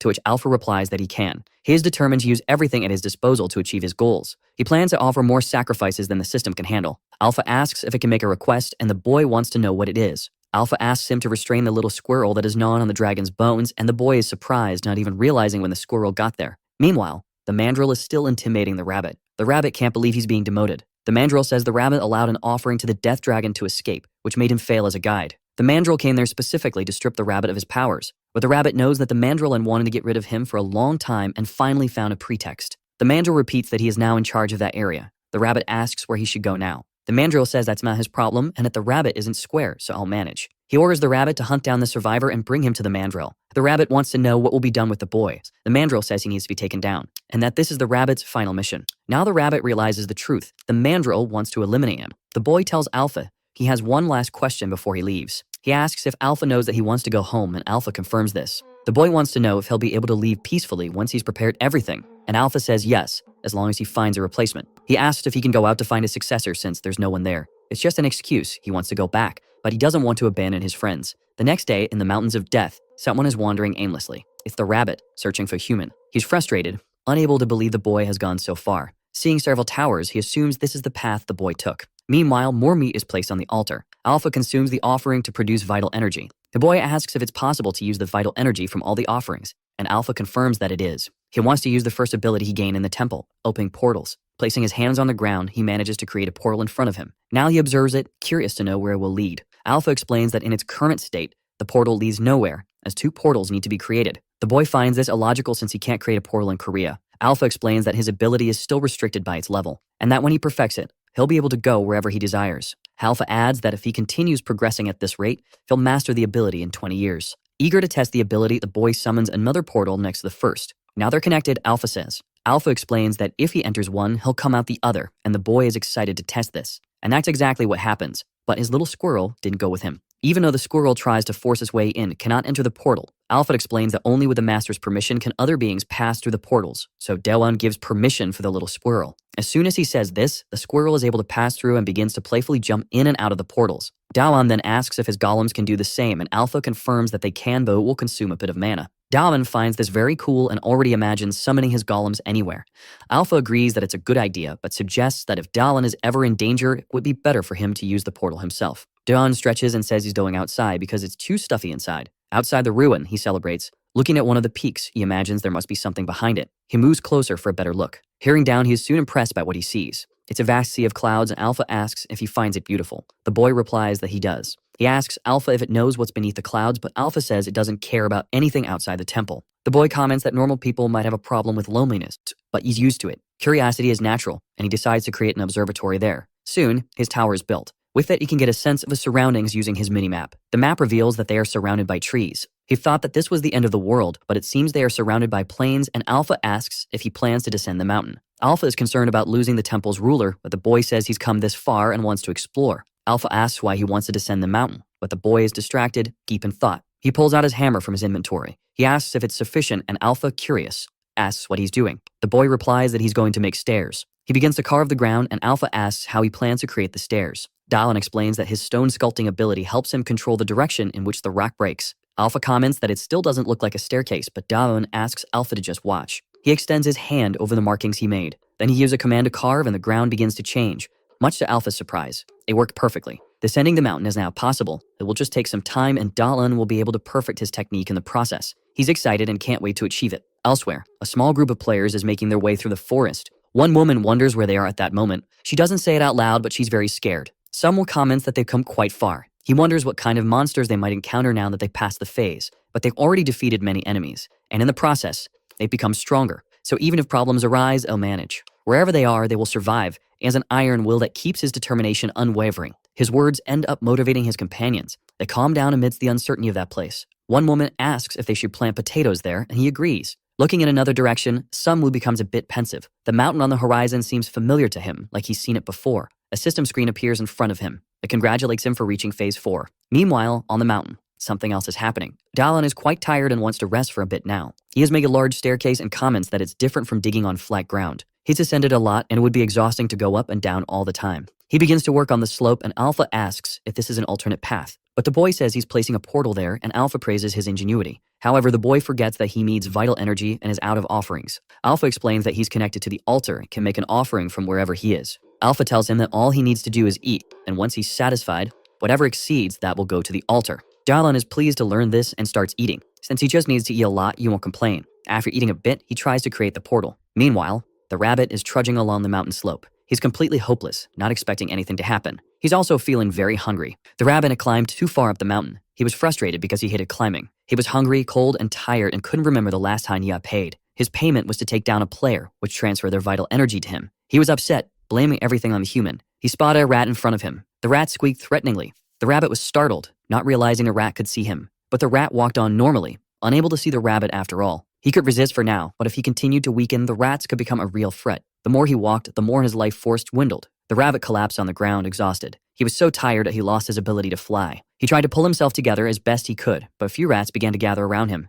At that moment, it dawned on the rabbit. If he slipped up, he would lose much more than just a few abilities. He fled from the swarm of rats that inhabited the mountain. Terrified, he shouted for them not to follow him. He knew he needed to find shelter or risk dying. Ahead of him stood a tower and thought of hiding inside it. The rabbit quickly entered the shelter. Once inside, he tried to catch his breath. He looked up and saw a point of light. He began to climb the stairs to escape the rats that were still pursuing him. The rabbit was frustrated that the human built such tall towers. He was now very close to the top of the stairs. Finally, he reached the top of the tower. He looked back frightened because the entrance had no door. The rat leaped to him aggressively. He said that even though he seemed weak, he could still defend himself. And he started punching the monsters. After all, he was the guide of the first phase. His plan was to lure the rats into the narrow passage and knock them out with his punches. The strategy worked, giving him the advantage. And even without his guide powers, he managed to handle the situation with just his fists. What he didn't expect was that the effort would be too much. His health was at its limit, and he was worried that he might end up being taken down. The rats kept coming, and just like him, they were starving. The rats charged at him, desperate and furious. The rabbit realized this was a battle of the famished, so he decided to make a final leap with the strength he had left.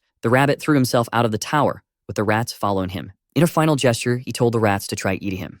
As he fell, he thought it was better to do this than to experience being eaten alive. Accumulating hatred for the mandrill, the rabbit cursed him in his final moments. Like the mandrill, he also cursed the bug human who was directly responsible for everything that had happened to him. But instead of crashing to the ground, the rabbit landed in Daelan's arms as he was passing by. Daelan had come to see why there were so many rats moving around. Now he wanted to know what the rabbit was doing there. The rabbit was terrified because he hadn't expected to run into the human at that moment. But being so weak, he began to lose consciousness. Sometime later, he started to smell something very pleasant. He woke up startled and jumped to his feet. The rabbit was inside the dragon's temple. In front of him was a plate of potatoes. The smell was too inviting and he rushed for the potatoes, intending to eat them. But someone stopped him and said he couldn't eat yet. The human told him that he had worked very hard to make those potatoes. Now the rabbit realized he wasn't dreaming. However, he didn't care about anything anymore and begged the human for some of the potatoes. He pleaded desperately, saying he was starving. Daelan asked if he really wanted some of the potatoes. The rabbit nodded vigorously. Daelan then made him an offer to become his successor in the temple. The rabbit was caught off guard by that proposal. He still hadn't understood what it meant to be a successor or exactly what it entailed. He said that he became the master of that place by chance, and that he would like the rabbit to succeed him since he has experience in administration. Offering the potatoes once again, he asked if the rabbit would like to eat and if rabbits eat potatoes. The rabbit took them from the boy's hand and said that they don't eat them because there aren't any. The rat is eating voraciously, and even the boy is wondering if they are that good. He is satisfied, and Daelan asks if there's any problem of eating something cultivated in the dungeon, but the rabbit said that he was demoted and doesn't care anymore. Now the boy wants to know why he had been demoted. He didn't expect to hear that, and after some time and a bit of reluctance, the rabbit explained everything to him. The boy is now fully aware of everything and understood that the mandrill is planning to overthrow the rabbit. He wants to know if the rabbit went there to deliver him to the mandrill, and if he could have told what he said. But the rabbit, determined, said that he won't change his mind anymore. His situation was already bad, and there's not much to be done now. Now he wants to know more about this thing of becoming a successor. One door closed, but another is opening now. And resolutely, he says that his dedication is now entirely to Daelan. Alpha is listening to everything and asked if he could interfere now. The rabbit started sweating cold as soon as he heard the voice because he knew it was Urvi the dragon, and he had no idea that he was in his temple. Alpha asked them to go to the altar, and the rabbit was hesitant, fearing he might become a sacrifice, but the boy assured him that it wasn't about that. The rabbit asked if he had managed to open that door, and Daelan said that he would be surprised much more. And opening the door, he said the rabbit would probably go crazy. The sight was really too much for the rabbit, who couldn't hide his emotions. On the ground, there was a small sprout developing, and Daelan introduced him to his potato plantation that covered the entire floor of the hall. The rabbit couldn't believe that Daelan had turned the secret room into a plantation where Urthia's skeleton was. And the boy said that to survive, food was necessary, so he couldn't waste such a useful space. And he said that the dragon must have liked the plantation, and both the rabbit and Alpha said in unison that no, he probably didn't like it. Alpha said he was almost crying for having someone else with common sense there, and Daelan couldn't see anything wrong with his conduct. The rabbit asked if he had survived all this time like that, and he said that first, he made some stairs. Then he started taking care of his small garden, and occasionally he used some rats as sacrifices. And after some time, he ended up finding the rabbit again, who couldn't believe this story. He wanted to know how he managed to deal with the rats. He then called his golems. They presented themselves, and the boy asked if they were cool, but the rabbit finally understood why there are no more bosses on level 1. That human is simply out of his mind, and the rabbit is fascinated by this madness while he's just trying to adapt to the new environment. Alpha said that if they were done, the rabbit should climb onto the altar, and the temple master should place his hand on him. He did as told, and a circle appeared on his hand. A new ability emerged, the ability to designate an administrator. Alpha said that the requirements were met, and Daelan didn't even know if he'd still have new abilities. Alpha said that his devotion was too little to tell him everything, and Daelan asked if he was talking about offerings. He thinks he needs to try everything, and the rabbit asks what is going on. Daelan doesn't know if it's luck or bad luck, but he didn't expect to get so involved with that sadistic rabbit. Extending his hand once more, the circle reverberated in his hand. He designated the rabbit as an administrator, and his clothes started to shine, as did the power that was renewed in him. After shining brightly, his clothes returned to their normal color. He had become an intermediate administrator, but didn't have a name yet. He couldn't believe he had gone from being a guide to becoming an intermediate administrator. Alpha said that the rabbit's previous experience helped him, and he celebrated by saying that the flat earth had turned over. Daelan didn't expect the rabbit to be so happy about that. He called him master and said that all his loyalty was his, and that he wanted them to forget the past, and Daelan just asked him not to be over the top. But he remembered that they had been through a lot at the beginning, and he ordered the rabbit to kneel, who didn't understand. It finally hit him. The rabbit had gained a new master along with his new title. Daelan ordered him to look down now. The rabbit received his first command. He is in the garden planting potatoes, a whole bunch of them. The rabbit is already exhausted from so much work. He asks if he really has to do that, and the boy says he needs to pay for his sins. The rabbit realized he had become a slave and needs to urgently think of something to change the situation. Screams echo through the forest at the beginning. A frightened boy tries to defend himself from an enraged boar. He tries to fight back, but even with the sword in his hands, his efforts were useless. Mandrill observes from above that the new participants perish very quickly. He feels something different happening. He lost his connection with the rabbit. And he starts thinking about what could have happened to him. In a pot, there are some cooked potatoes, and Dallin calls his administrator to have a snack with him. He doesn't understand that the potatoes are those because in the pot, he only sees plant roots. The rabbit says that the floor of the room is warm, and Dallin responds that he did that so he could plant. The rabbit asks if the little squirrel disappeared, and Dallin says it's in the room too. He has his mouth full, and the rabbit wants to know what he ate. Dallin said that the squirrel likes to eat bones. The rabbit asks why the squirrel climbed onto the golem, and Dallin told him not to do that. With his tiny hands, he made a hole in the golem. Once the hole was open, he was ready, and he opened his mouth, dropping the bones inside. As soon as he did that, he quickly closed the hole and hid his bones. Dallin said it must be a habit of storing food, but he wished the little squirrel would stop doing that. With him in his hands, he started noticing something. He had a task for the rabbit, who said he had just started resting, but he ordered him to get up anyway. The rabbit is very annoyed because careful and hardworking bosses are the most annoying. The rabbit is now carrying the bones from that place. He wants to know why he's carrying those bones, and Dallin already knows what to do, so he called everyone there. He ordered the golems to crush the bones, and the rabbit was afraid of their strength. Once that was done, Dallin used his purification ability, and he told the rabbit to spread the bone dust over the field, and he asked why he should do that. He said that they are fertilizers, and the rabbit was thinking that he was crazy, but now he understood and even found it genius. Despite working hard in that place, the rabbit had his moments of joy, like the meals, and there was one dish he liked more than the others. Wild boar barbecue. It was simply fabulous. And with excitement, he takes each piece of meat to his mouth. He feels like he is being transported to paradise with every bite of meat he consumes. Outside the ancient ruins, something is happening. The mandrill is perplexed by what he is seeing. The boss was no longer there, only his remains. The core was already in Dalen's hands, and farming golems is another thing the rabbit loved. He asked why the rabbit was smiling, and he said he's sure the mandrill must be going crazy right now, and he knows exactly how he must be feeling. He didn't expect there to be a tunnel there. That is why he couldn't find Dalan, who asked why he seemed offended, and the rabbit changed the subject. He suggested placing a portal there so they wouldn't always have to walk, and Dalan praised the idea. The portal was immediately created, and soon they were home. Alpha warned that he was wasting vital energy, but Dalan said that it was an investment, and now that he was there, he had something else to think about and do. The potatoes had grown too much, and the rabbit says they eat people now. Dalan thinks it was the fertilizer that did this. He is sad because the plants he took such good care of are now trying to devour him. Alpha suggests that he use the trap installation skill, and the rabbit says that if those things are named as traps, they wouldn't attack them. The boy realizes that this skill would be very useful for them. Meanwhile,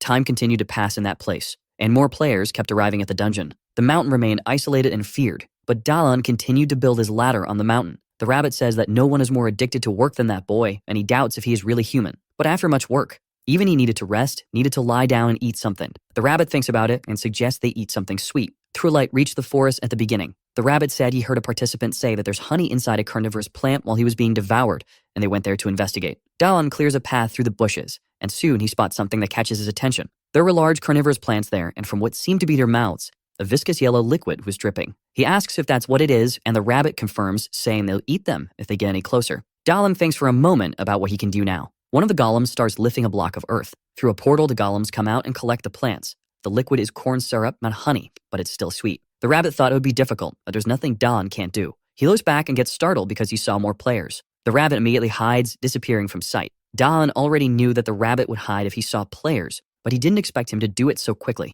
Some of the players are harassing a small person. They are threatening a boy, demanding that he hand over his belongings. Dalan notices that adults are threatening someone who still looks like a child. The rabbit says telepathically that this is human nature, and Dalan gets startled and almost screams, but the rabbit says it's his ability. Dalan wants to know if he can do that too, but the rabbit says he probably can't because he's human. However, he ends up managing to do it. Alpha explains that since they're from the same sanctuary, they can communicate like that as long as they concentrate. He asks the rabbit what they can do without risking being caught by the mandrill. The little boy clings tightly to the bag he's carrying. As Dalan watches him, he remembers some things he went through. These are definitely not good memories he has. Dalan thinks it's almost time for them to be there. The adults keep harassing the boy more and more. An animal approaches them, making noise. It's the Dakmo, bipedal frogs, armed and as friendly as a lone shark collecting a debt. One of the adults realizes they're bigger than the frogs and arms himself with his sword. He prepares to strike one of the little frogs, but his arm is quickly sliced off, and his arm falls to the ground, still holding the sword. He starts screaming in desperation. They may not look like it, but the little frogs are quite vicious, steeped in malice.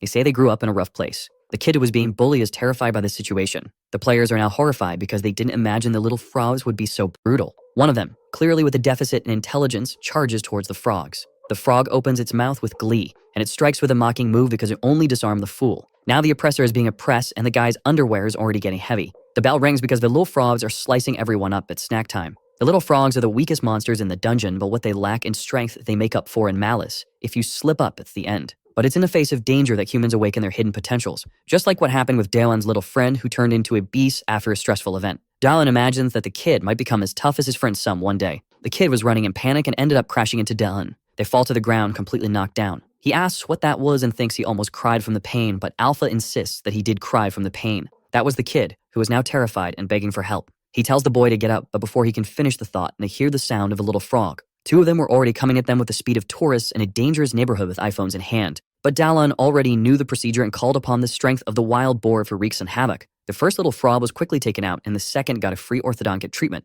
The kid looks at Daelan completely impressed. That guy is way too strong and doesn't have any side effects from substances because he's very hairy. One of the little frogs makes a face as if it knows things have gone wrong for them. They advance cowardly, ready to slaughter the humans. Daelan narrowly dodges the amphibian's big mouth, but coming at him in a cowardly way is just wrong, and now he's furious. And he quickly delivered a knee to the frog's belly to make sure it understands the situation. The second little frog charges in thinking it's the main character of the story. Daelan held its head with great love and care and prepared to throw it, and he hit the first frog with the body of the second to show that the situation here is serious, and if it weren't, it would be for the frogs. A third little frog advances with a broken sword in hand. The blow barely missed Daelan. He narrowly avoided being hit by the beast. Taking advantage of the proximity, he quickly delivered a friendly elbow strike, the kind that only breaks ribs. Behind him, a little frog was armed with some sharp weapons. It charges for the attack, thinking that this story is all about its froggy way of life. The kid screams in desperation, warning Daelan of the danger. He turns quickly, facing the threat. And with the privileges that only the plot can provide, he managed to pull an item from his inventory. A large block of earth fell on the little frog. The remaining frogs, still alive, are now reflecting on whether it's really worth continuing to take that free beating. And after a simple deliberation, it decided to get out of there. Daelan realizes the fight is over, but he's feeling chills running down his body. He thinks it might be the impressed look from the kid. The snotty kid was looking at him as if he was seeing a god incarnate. Daelan still doesn't know how to react. He stands still as the boy approaches him. He warned the boy not to follow him because he's going to a dangerous place, and he said that he couldn't use the ability again and was almost passing out from a lack of glucose. The boy asks if he mentioned something about sweet food, and reaching into his bag, he asked if this would help and extended his hand to him. Daelan observes it for a brief moment. He can't believe what he's seeing. In that hostile environment, food is one of the few things that make life interesting, but he hadn't been able to fully enjoy the taste of things for a while. That's why he took a risk to get something sweet from carnivorous plants. He was already missing eating something sweet because sweetness is happiness, and the snotty kid's offer is too good to refuse. The boy has a bottle of Dolly with him, and it wasn't just any bottle. It was 1.5 liters of the purest sugar syrup, and he innocently says that he has 2 more bottles. Daelan says that 1 bottle per day will last for 3 days. The kid didn't understand anything, and he says that's the cost of special training. Twilight falls over the dungeon. He's on top of one of its towers, looking at the map, and the kid asks who that really tough guy is. He said that he's human too, and that they should go underground now. He drinks his Dolly Guarana, thinking that the kid must be exhausted and that going underground is the safest thing to do. Once there, the snotty kid can't stop being amazed by what he sees. He asks the boy to choose a pillow, but can only think that all of this was done by Daelan. Night finally falls upon them. The boy said that he was summoned while he was leaving the market because he was shopping for his mother. He's an enthusiastic kid, 14 years old, and his name is Daelan. Daelan thinks he acts too nice on purpose out of fear of being judged or hated, and he's the first adult to help him in that place and tells the boy that you should see him as a savior. But the boy thinks he's talking to himself and is already thinking about being cautious around him. The kid asked if some kind of ability was used to build that tower. Daelan said yes, and the boy wants to know what it is. He gave a small demonstration and said it's an earth control ability, and now he wants to know what ability the boy received when he was summoned, and he said it's the god of food's ability. He gains strength when he's full, and his physical abilities are doubled when he's hungry. Daelan didn't know something like that existed and realizes it's similar to the boar's strength that he has and asks if he gets weak when he's hungry. The boy doesn't know because he gets hungry easily and hasn't been full since he arrived there. Daelan thinks that's tragic and decides to take care of him from now on. He puts plenty of food on the table and asks the boy to satisfy his hunger. The moon lights up the night sky of the dungeon. The rabbit is in the forest because his boss sent him to get salt stones. He complains that Daelan is too arrogant. He's moving stealthily so as not to be noticed and hopes not to encounter the mandrill around here. He doesn't even know what a salt stone looks like and is very upset with his boss because of that. Telepathically, the boss asks if the rabbit is doing his job, and he ended up getting a big scare. The rabbit says he doesn't know what it looks like, and neither does Daelan, like he suspects it looks like a regular stone. However, he asks the rabbit to come back because it's already late, and he wants to know if the boy is still there and that he's very hungry. Daelan tells the rabbit that he finished making the barbecue sauce. The rabbit was so happy about that he shouted in the middle of the night that his boss was the best there is. He returned to the cave, and his boss thanked him for his hard work. He laughed at the rabbit's camouflage, which looked funny, and the rabbit said it was his fault for making him go out at night. He removed the camouflage, and Daelan asked him to keep quiet because the boy was already asleep, and the rabbit asked for soda, but there was only a little left. The rabbit complained about the taste of the drink, saying it tasted like meat, and Dalan said he knew he would react that way. He told the rabbit that he should eat the leaves he was wearing, but the rabbit said it was awful to have to eat leaves. Dalan told him he shouldn't say things like that. And with the rabbit squirming on the floor, he noticed something. He reached out his hand toward him, and the rabbit began to apologize, worried. He begged to be spared because he thought he was about to be punished.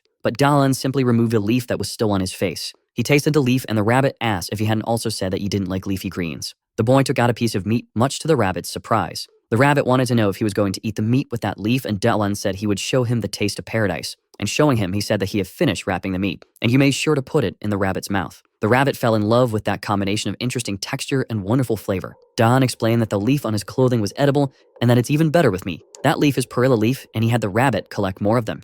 And after using the leaves, he also used the remaining seeds, and in a large pot, he fried them over the fire. And after pressing them, he managed to extract oil from them. He finally produced perilla oil. Now he only needed salt to complete the sauce. The rabbit didn't know what that was, but Don said he would know as soon as he brought back a salt stone. The day dawns in the dungeon. The boy has a piece of meat in his mouth and a stick in his hands. Dalan asks him to stay focused because the little frog is coming. The little frog is heading towards the boy. He told the boy not to be scared and to remember that when he's full, he gets stronger. But it seems the lesson didn't go too well. The boy apologizes, but Dalan says that no one is that good right from the start. Even so, the boy was very surprised that the young man had managed to capture one of those little frogs. And he said that where they're going is dangerous, so he should train the boy here because his ability is very good for fighting. He said he would give him food to store in his inventory, but the boy didn't know what that was. It's his personal storage, and he asked if the guy didn't tell him anything about it, and the boy said no. It seems the mandrill didn't tell him out of pure sadism, which explains why the boy has been carrying items in his hands. The rabbit said that it must be the boss's fault because without the first level boss, many players are moving on to the next level. The boy is worried because to him, Dalan seems to be talking to himself again. Then he says they should continue the training. Time passed, and the rabbit is now a leaf collector. Dalan gives instructions to the boy as if he were his coach, and this time, he manages to hit the little frog. The boy's ability has leveled up to 2 now. He signals his thanks to Dalan, who is watching him with gratitude for the progress made. The last day of training arrived, and the sun heated up the dungeon. The 2 of them are now in what is called the burning desert. 2 humans were there now, and with them, a rabbit. After hearing that he had seen a salt desert, he made him lead them to it. The heat was so intense that it irritated Dalan, who said that if they didn't find anything, he would be upset with the boy. And the boy said it was someone from his group who said that near the desert, there was a place with white sand that appears when the tide goes out. Dalan hopes to find it because they have a bottle full of oil. And he says that he has now made up his mind. That night, they will have braised pork belly for dinner. 15 long minutes of walking through the desert passed. Dalan is exhausted and starts to imagine that they won't find anything there. Even the boy is losing hope and says it's hard to walk in the sand because his feet keep sinking. He says that the salt desert might not exist, but that's not what Dalan was talking about. Their method might be wrong. And in front of the boy, he installs a portal. He told the boy not to be surprised and asked him to stay behind him. And from the portal, the golems begin to emerge. The boy is amazed because they look like tanks, and Dalan says they are made of earth. That's just the beginning, and the boy will learn to handle himself well. And he says, grateful, that he will do his best. Dalan is pleased because the boy is smart and regrets not being able to go with him. The rabbit telepathically asks, and his master hasn't forgotten anything. He's very hot, and Dalan says he couldn't build a tower because it would attract too much attention, but he could come inside the golem if it's too bad out there. He continues outside, exhausted from the heat and fatigue. He doesn't even know what salt is and doesn't understand why they work so hard to find it. Soon, something appears on the horizon. The rabbit wipes his eyes to see better. He focuses a bit more on what's ahead. There were many giant scorpions, and many camels too had herd. He wonders where those creatures are headed. He calls his boss to come outside and see it too. Dalan and the boy are surprised by what they see. It seems the salt desert really does exist. An achievement was unlocked for discovering the salt desert. The reward is to enhance the taste of the salt. Dalan doesn't even understand the reason for that achievement, and the boy is very impressed because he had never seen anything like it. He boasts to the rabbit, who says he's not like a mandrill. The little boy takes a bit of salt on the tip of his finger, and tasting it, he confirms that it's really salt. A whole ground is made of salt. He suggests they compete to see who can collect more salt. He asks the boy what he said, and the boy realizes that Dalan had already collected quite a lot of salt. The boss says that amount should be enough. They have the perfect combination to make that day's dinner, and the rabbit doesn't understand why they went through all that trouble just for that. Dalan gives the boys some blocks of salt and says they should last in a lifetime, to which the boy thanks him and says he will remember him. And the young man returns the thanks because they only found it thanks to the boy. Has his hand touched the boy's head, a yellow light appeared. Alpha says that the requirements of helping the master and having a sincere opinion from him have been met. Now the boy can become a dragon apostle. The rabbit suddenly appears, and the boy is startled because he can now see him. He tells the boy to be quiet because it's not the time to be promoted. Dalan pushes the rabbit aside and asks Alpha if the achievement was to be impressed, and he confirms that it was like a kind of test. Now he realizes that as an apostle, the mark of the death dragon can be erased. But Alpha says that the boy won't have as many privileges. Dalan wants to know what the good part of that is then. He said that it was good for them, especially for Dalan. The boy will be able to gather vital energy while he works. He can perform sacrifices since Dalan is too lazy to do them. Dawan says he goes out and always brings back a lot, and Alpha says it's not just that, and that the temple's goal is to bring the dragon back. He now wants to know what the benefit is for the boy, and Alpha says the benefit is serving Artia. The rabbit interrupts and says that the apostle doesn't need to eat to bring vital energy, and Alpha confirms the information, and he told him to think about the boy's ability. Dawan remembered the god of food ability. The strength doubles if he gets full. It remains to be seen what would happen if he got completely full as an apostle. The duration of the ability will increase. The boy has no idea what they're talking about. Dal then sums it up by saying that the boy will be able to keep eating even when he's full, and he loved that. He asks if the way to designate him is the same as the one used on the rabbit. Extending his hand, he designates him as an apostle, and the boy is enveloped in energy. He felt much stronger and asked if this was the power of the dragon. He felt incredibly powerful now that he was a dragon apostle. Da'an doesn't notice any difference and thinks the boy is emphasizing the dragon part too much. The snotty boy shouts out loud that he's now a dragon apostle. Da'an thinks he's thirsty for attention. The rabbit doesn't know what that's about, and the young man says it's something you gain with age. The kid is very happy, but he quickly looks scared in a certain direction. They were surrounded by giant scorpions. He asks his boss what they will do now that they are surrounded. Da'an says they'll think of something. He's not even worried. He mentions that this is the boy's graduation test. The boy can't believe he has to do this, and Da'an says he just needs to avoid the venom and thinks that even if the boy gets hurt, he'll heal him. The young man calls for the elephant golem and promptly climbs on it because it's fun to watch a fight from up high. The rabbit says they're weak monsters, and Da'an encourages the boy, reminding him that he's now a dragon apostle. He throws a Bechtel into the boy. He tells him that even though he's scared, he should remember what he trained for, and the boy remembers why he needs to become stronger. The boy was almost ready to give up on his training. He doesn't even know why Dylan trains so hard, and a young man says it's tough to be young and have to work so hard already. However, the boy should continue because he's capable of doing it, and the reason for this is just one thing. The boy needs to fight to survive, and to make it back to his world. Dylan praises the snotty boy's determination. The kid runs towards the scorpions. The first one tries to strike him with its stinger, but the boy managed to dodge the attack. He continues advancing much to Dylan's surprise. He jumps, ready to hit the monster,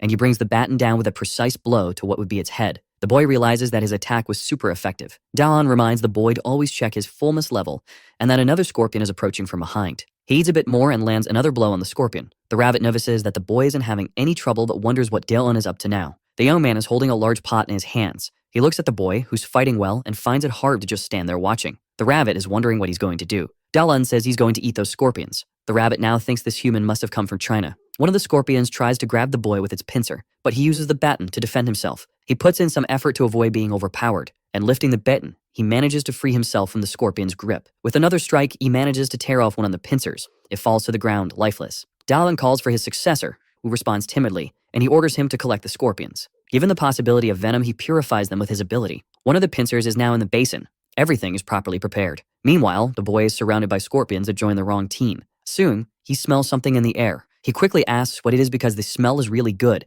and the rabbit is fanning the fire as best he can. He asks the boss if putting salt in the oil is a good idea, and he says he can taste it if he wants to. The boy is upset, imagining that they're eating something delicious without him. He's distracted, and one of the scorpions sneaks up on him. The boy asks to eat too, and while he does so, he strikes the scorpion that was behind him. The appearance was very appealing. The pincer looked like that of a giant lobster. Dallin says that if the boy doesn't hurry, they'll eat everything without him. The boy is now determined. He heads towards the remaining scorpions with a clear goal. There was nothing the scorpions could do against the boy. Soon, they were all eating peacefully. That same night, they were in the forest at the beginning. Dallin gifts the boy with a hide and says he might encounter other players there. He's very grateful for the gaze that only cost a few sodas. He told the boy not to cry because he'd soon realize that soda has a different value there. The boy smiles at that remark. He says goodbye and continues on his way alone. But Dallin hopes they'll meet again in the future. Not just the boy, but all his friends. Don is at the dragon's temple and asks if the little squirrel was okay in his absence. He's sad about parting ways with the boy, but happy to have made it back home. Now he sees that the little squirrel probably didn't stop eating because it's quite chubby. Alpha asks if he could take care of the temple like it's his home,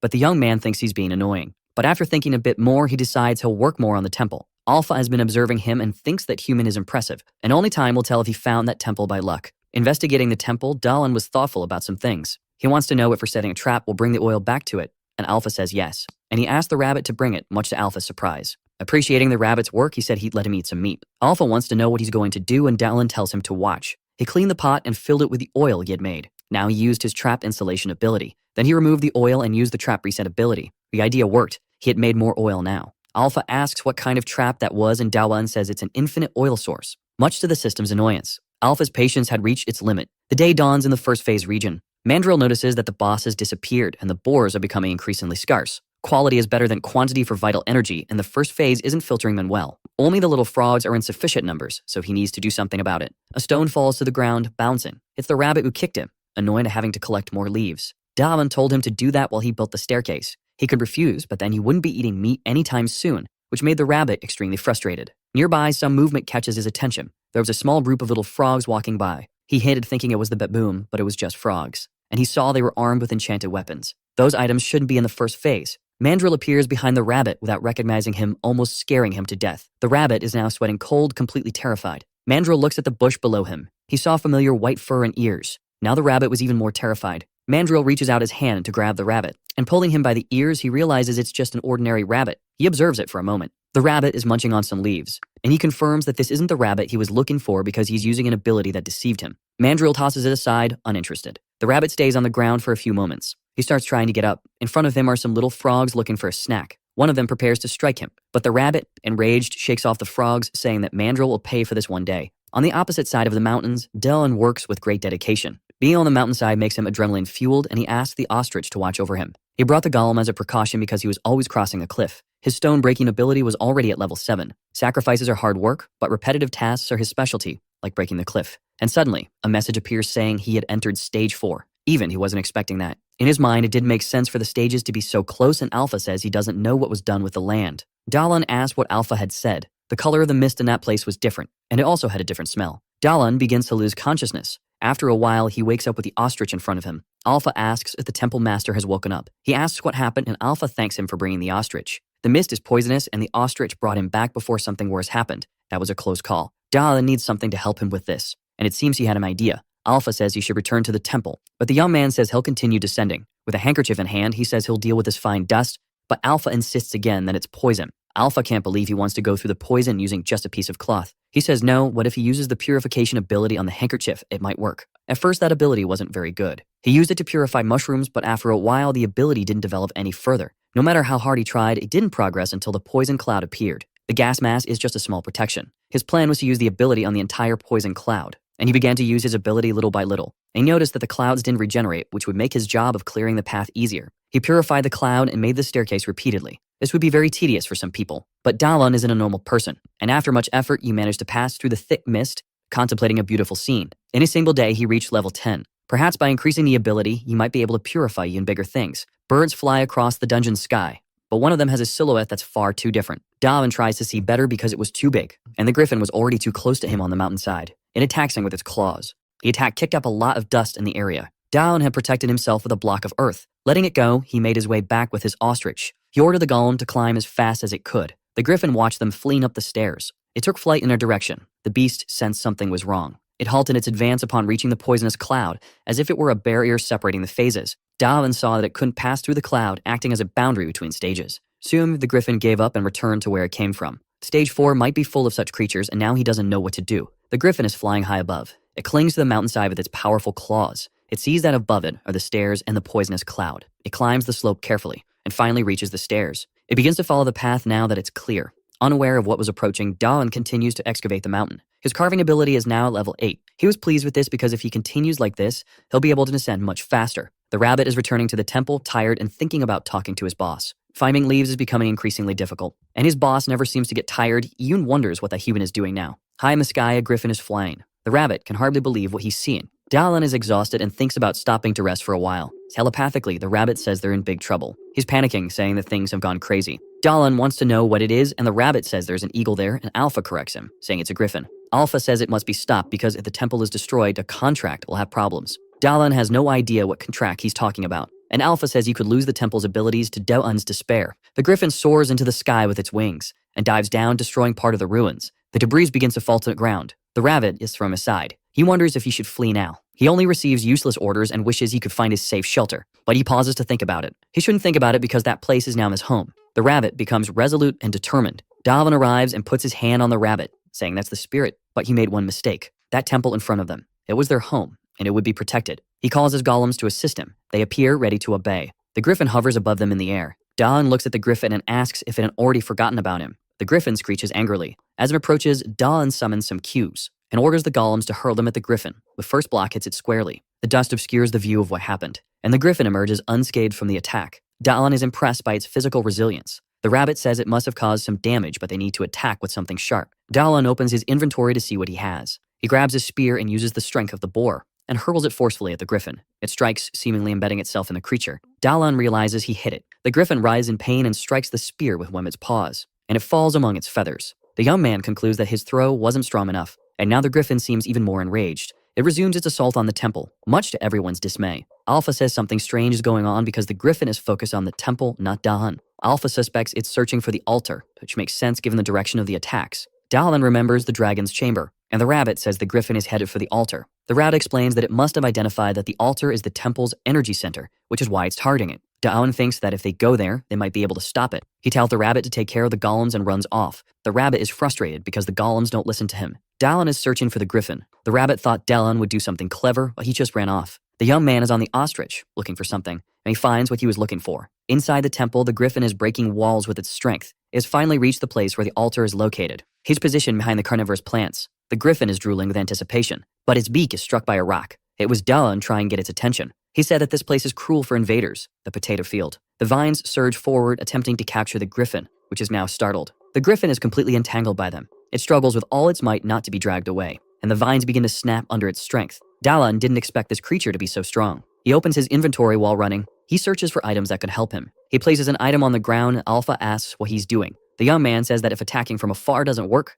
maybe up close it might. With his hand on the ground, he reset the trap in the room, and from the ground, structures begin to emerge. The trap had reset, and he orders the arrows to be fired. They are launched directly at the griffin. The griffin can't dodge because it's held by the vines. The arrows hit the griffin squarely. Alpha was pleased with this, as the traps had been used very effectively. The attack ceased after a while, and Dalan asks why. Alpha explains that the arrows ran out and the trap needs to be reset again, but Dalan doesn't have enough vital energy for that. The griffin is motionless, and he's unsure if it's alive or if it's been defeated. Its eyes were closed, but as soon as he approaches, the eyes snap open. The griffin moves, destroying the arrow trap. Dalan can't believe this creature is so strong. Now he thinks it might be the end for him, and Alpha doesn't understand why he said that. The griffin attacks with one of its claws, and the young man narrowly dodges. Alpha starts lamenting to RT for not being able to fulfill its duty. Dalan says he could reset it later. The beast continues its assault, and Dalan barely manages to keep dodging. Now in the air, he feels he won't be able to avoid the next strike, but one of his golems catches him with its hand. The rabbit said that the golems didn't want to listen to him, but he arrived just in time to save the day. Dalan is safe in the hands of the gorilla golem.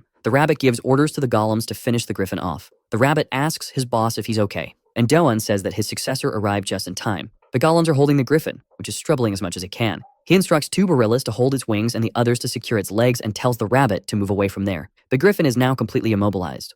All it is left are close combat attacks, and the only ability that could do something to it is the strength of the boar. Da means to try and see if this works on monsters from the 4th phase. He activates his ability, preparing to strike, and hurls himself toward the immobilized griffin. He focuses all this strength into a single attack, and brings down the metal bar on the creature's head. The bar bent as soon as it made contact. It was bizarre, and he could hardly believe what had happened. The griffin shakes its head, causing Dalan to fall. The rabbit is terrified that his boss might get hurt, because the griffin intends to snack him up in midair, and closing its beak, it manages to catch him. The rabbit watches the scene, saddened and in disbelief. The metal bar falls to the ground, bent. The rabbit says that none of this makes sense. The griffin stands with its beak closed, victorious, but soon it begins to sweat profusely and look unwell. The desperation is so intense that it manages to break free from the golems. It flees, smashing through walls. The rabbit is happy it's gone, but still worried. Don appears behind him, saying that he thought he was going to die, and the rabbit says he understands. He takes a brief pause to process what he just heard and from whom. He's crying because he thought his boss was done for. He tries to hug Dalan, who pushes him away because he's dirtying his clothes. Outside the ruin, there's a lot of debris. Inside, there's also plenty of destruction. The young man says the place has turned into a dump. The rabbit wants to know how he managed to survive that. He explained that as soon as the griffin tried to eat him, he threw some salt stones into its mouth and the salt caused it to react that way. The rabbit says he's very lucky and wants to know how the griffin managed to get there. And Dalan spoke of the route that leads to the 4th phase via the cliff and that he encountered the griffin there. The rabbit never imagined that the 4th phase was so close since he had never been there. The rabbit wants to know if the griffin is dead, but Dalan says that the salt wouldn't be enough to kill it. Alpha warns that the griffin will return, and the rabbit adds that the poison clouds will reset, but the griffin might come back before that happens, and then it will be over. Dalan asks the rabbit if he knows when the reset will happen, but he doesn't know. Thinking that the griffin might return, the young man decides to build a line of defense. Using his reset ability, he begins to reconstruct the temple. However, he doesn't have enough vital energy to finish everything. He needs to go out hunting and doesn't know how many sacrifices it will take to rebuild the place. The rabbit asks Alpha what can provide vital energy, and Alpha says that plants and animals can work. Dalan asks the rabbit what he plans to do. The rabbit presents a few items, and Alpha identifies them as enchanted weapons, explaining that they can also be used as sacrifices since they contain vital energy. Dalan wants to know where the rabbit got them, and he explains that he took them from the frogs. They're from the 2nd phase, but Mandrill brought them to the 1st phase. As soon as Dalan holds one of the enchanted weapons, he earns another achievement and, as a reward, gains information. One of the knives has a cutting force ability. He examines the instrument closely. He asks Alpha if he could use this ability, and Alpha explains that in his current state, he could only use it if he were a mage. Dalan asks if Mandrill is a mage, but the rabbit explains that Mandrill uses the dungeon system and only places vital energy on the altar. Dalan then asks if their altar is an altar, and the rabbit confirms that it is, reminding him that they're in the dragon's temple. The young man grins mischievously because he's just had an idea. The rabbit feels uneasy, sensing something bad about this idea. The path leads to the altar, so they will steal it. The rabbit and Alpha are speechless at the suggestion. The rabbit thinks his boss is mentally unwell when Alpha says, in theory, it makes sense. The altar must be a battery of vital force, and Dalan plans to take that energy for himself. Stealing the altar is dishonorable, but if it belongs to the Death Dragon, it's different, Alpha says. Please, Dalan asks the rabbit what he thinks of the plan. The rabbit imagines that if the altar disappears, Mandrill will be in big trouble. With a wicked look in his eyes, he admits that his boss has had the best idea ever. Dalan assigns the rabbit to carry out an important task. The rabbit is pouring a viscous liquid over the grass. The trail he's made is reasonably large and he's quite tired. He sighs because even he has to work now. If Mandrill enchants weapons, he must be visiting the altar frequently, and if they go without a plan, they'll be defeated. That's why Dalan asked him to do this. But the rabbit still doesn't know exactly what his task is. As he strikes two stones together, he says he knows nothing. He just did what he was told to do. Soon the fire begins to spread through the forest. Mandrill is surprised by the growing fire. He has no idea how it happened. The rabbit telepathically says that it was fun, and Dalan thinks the rabbit might have some issues. He sits patiently waiting. In front of him is a hole, and out of it emerges the little squirrel, very cheerful. That was the signal. Mandrill had left the temple. Now it was Dalan's turn to enter the ruins. Inside, he encounters something different. The altar was in plain sight, to his surprise. But something seemed different about it. Alpha explains that the altar's vital force has changed, making it usable by non-mages. Although he's reluctant to admit it, the Death Dragon used the separator. Even Dalan with enough authority could use the altar. He notices that Alpha seems a bit unsettled by this. The young man starts digging around the hole to steal the altar. He hears a sound and wonders if Mandrill has already returned. The rabbit tells him not to worry about that. It's just Mandrill shouting angrily about the rabbit's work, who has never been happier in his life for causing arson. In the temple, this should be enough, and Dalan wonders if he should call the golems to help. Setting up a portal, the golems appear, and they carry the altar through the newly opened portal. Alpha suggests they should use magic to erase their tracks and throw Mandrill off their trail. It's just about creating new tracks to cover the old ones. Dalan comments that Alpha seems a bit aggressive. Now they have to destroy the temple. The young man starts using his hammer to cause destruction. Mandrill, far away, senses something is happening. He doesn't know why the temple would be collapsing. Mandrill rushes back, worried about the integrity of the altar. He runs desperately towards the temple. When he arrives, he's faced with a scene he didn't want to see. The temple was completely destroyed. Players are wondering what that noise was in the middle of the night. The snotty boy knows it was the voice of his master, who must have done something grand. The rabbit suddenly appears beside him, startling him. Snotty boy whispers that the other people can't see him, but the rabbit tells him to stay calm and listen. They finish everything and there should be good weapons on the ground. He advises using them and avoiding wolf meat because it causes stomach problems. After giving these tips, the rabbit takes off, leaving Snotty Boy without a chance to thank him. He whispers that he's grateful to the rabbit. The rabbit hears him, glances back briefly, then continues on his way. The rabbit, once a criminal and temple destroyer, had reached a day in his life when he received a thank you. A thanks from a dungeon player. They're now at the dragon's temple. The stone carving ability is at level 10, and Dalan received the achievement of Temple Destroyer with an unknown reward. Dalan obtained a new job by stealing an entire altar. Now he has 2 altars, and even Alpha is impressed by this feat. He asks where to start, and Alpha suggests sacrificing a marble. Dalan asks if he can use the enchantment system, and Alpha says he'll only get a portion. It was very heavy, and Dalan asks if it's enough to revive Artia. Alpha says no, and the rabbit mentions that not all the vital force is there, just a small amount. But Alpha notes that it's enough to restore the temple, which is already a big deal. He positioned the sphere on top of the altar. He was ready to perform the sacrifice. A strong light illuminated the room. The sphere, once blue, turned golden yellow. The altar began to glow intensely, startling Dalan. The achievement popped up again, but there was no reward, and the rabbit was surprised to see that his status window was glitching. The rabbit grumbled after taking a few hits and walked away complaining. Strange letters began to appear on the screen. He earned the achievement of Temple Restorer, and as a reward, he now owns an altar. Both the rabbit and Alpha were shocked. The altar of death had now become an altar of life. Alpha told Dalan he should be happy about this. The rabbit said that with 2 altars, they could create a second temple. But Dalan doesn't see the advantage in that since they're always on the move. What he wants now is to use the enchantment system, and Alpha says is possible, so he decides to finish restoring the temple. He uses the reset ability several times but wishes he could do it all with a single command. Alpha tells him that he needs to improve the ability further. Dalan continues his work of resetting the temple. After much effort, the temple was fully rebuilt. The rabbit wants them to have another barbecue soon, but Dalan still has work to do because the griffin might return to attack them. The golems are carrying some things to set up traps. Alpha says that if Dalan were a mage, it would be faster. Dalan asks if the temple was designed for mages, and Alpha replies that everything was done with slaves like him. They're now on a cliff trying to figure out how to reinforce the place. The rabbit begins to explain how things work. Reinforcements can be made with a number of altars, and they could add whatever auctions they wanted, and the higher the level of enchantment, the more vital force is used. Dalan decides to enchant the arrow trap with penetration level 1 and paralysis level 1. He wants to test the effect of the enchantment. The arrows are fired toward a boar carcass. Apparently, they didn't hit the target. The rabbit says they did hit. Dalan goes to check what went wrong. The arrows were so strong that they weren't visible. That was incredibly powerful. This gave them a deep sense of relief, because in that place there's a monster yearning for revenge. A minor detail delayed its hunt with a bitter taste in its mouth. The griffin is climbing the cliff full of hatred, and it's furious with Dalan. It climbs with the determination of someone bent on causing chaos. It continues climbing until it reaches the top of the cliff. At the top, the rabbit was already waiting for it, and he fires the enchanted arrows at the griffin. The powerful barrage hits it squarely. The force of the arrows was enough to make it lose altitude. They pierced its hide this time, but it's still alive. The rabbit is pleased because the enchanted trap was effective. The griffin continues to fall toward the ground. The griffin, using the last of its strength, clings to the cliff wall once again. It continues its ascent. This was the first time it had been wounded, and the poison from the arrows was slowly taking effect. Yet even all that wasn't enough to make it give up on its revenge.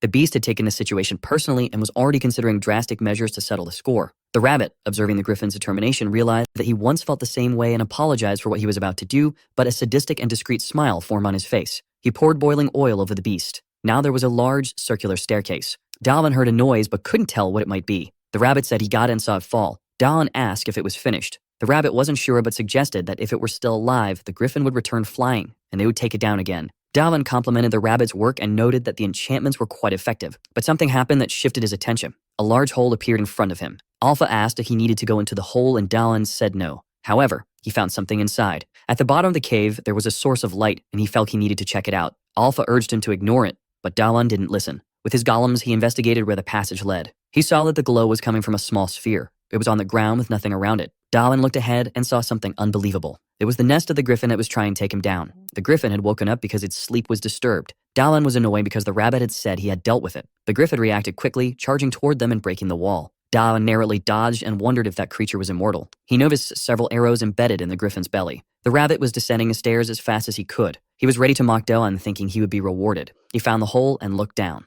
Dalan was down there in trouble. He dodged the griffin's attack again and ordered his golems to attack as well. The golems advanced toward the griffin to engage in combat. The griffin stood tall, but the golems managed to hold its legs. The rabbit couldn't believe what he was seeing and didn't understand why the griffin was still there. Dalan gave him a few slaps, knowing that the rabbit hadn't done the job he was assigned. The rabbit said he saw the griffin fall and didn't think it had a nest in the mountain. One of the golems was split into 2 pieces, and the other was sliced from top to bottom. A third golem advanced to strike the beast. But the griffin, now furious, destroyed it with a single blow. The golems were destroyed and the griffin was enraged. Dalan had only one auction left. The rabbit said that this was a creature from the 4th phase and that they couldn't do anything there. Dalan looked at the rabbit seriously. The rabbit began cheering for golems like a cheerleader. Dalan asked Alpha if he could bring the traps through the portals, and Alpha said yes, asking if he wanted to bring the arrow trap there. Dalan said there wasn't time but create a portal anyway. He entered the portal and the rabbit thought he was being abandoned. The rabbit tried to hurry the golems so they could escape as well. The griffin turned its attention to the rabbit, who was terrified. But Dalan had just returned through the portal. He told the rabbit not to be afraid, and the rabbit tried to play it off, thinking that if he were wearing underwear, it would be heavy now. Dalan said he heard everything. In the first fight with the griffin, he had already thought about what to do with enemies whose abilities were not effective against. The strength of the boar was only useful against weak enemies. He needed an offensive ability that would be effective against strong ones. No matter how much he thought about it, he didn't know how to solve it. That was until he gained a large amount of vital energy, the raw material for temple abilities. While holding the rabbit by the head, he said, "Duck." And after that, he sent fire. Various things started coming out of the portal he created in that place. He and the rabbit were lying on the ground, and above them, arrows were flying nonstop. They hit the griffin squarely. Its face and head were riddled with arrows. The rabbit didn't understand how they passed through the portal.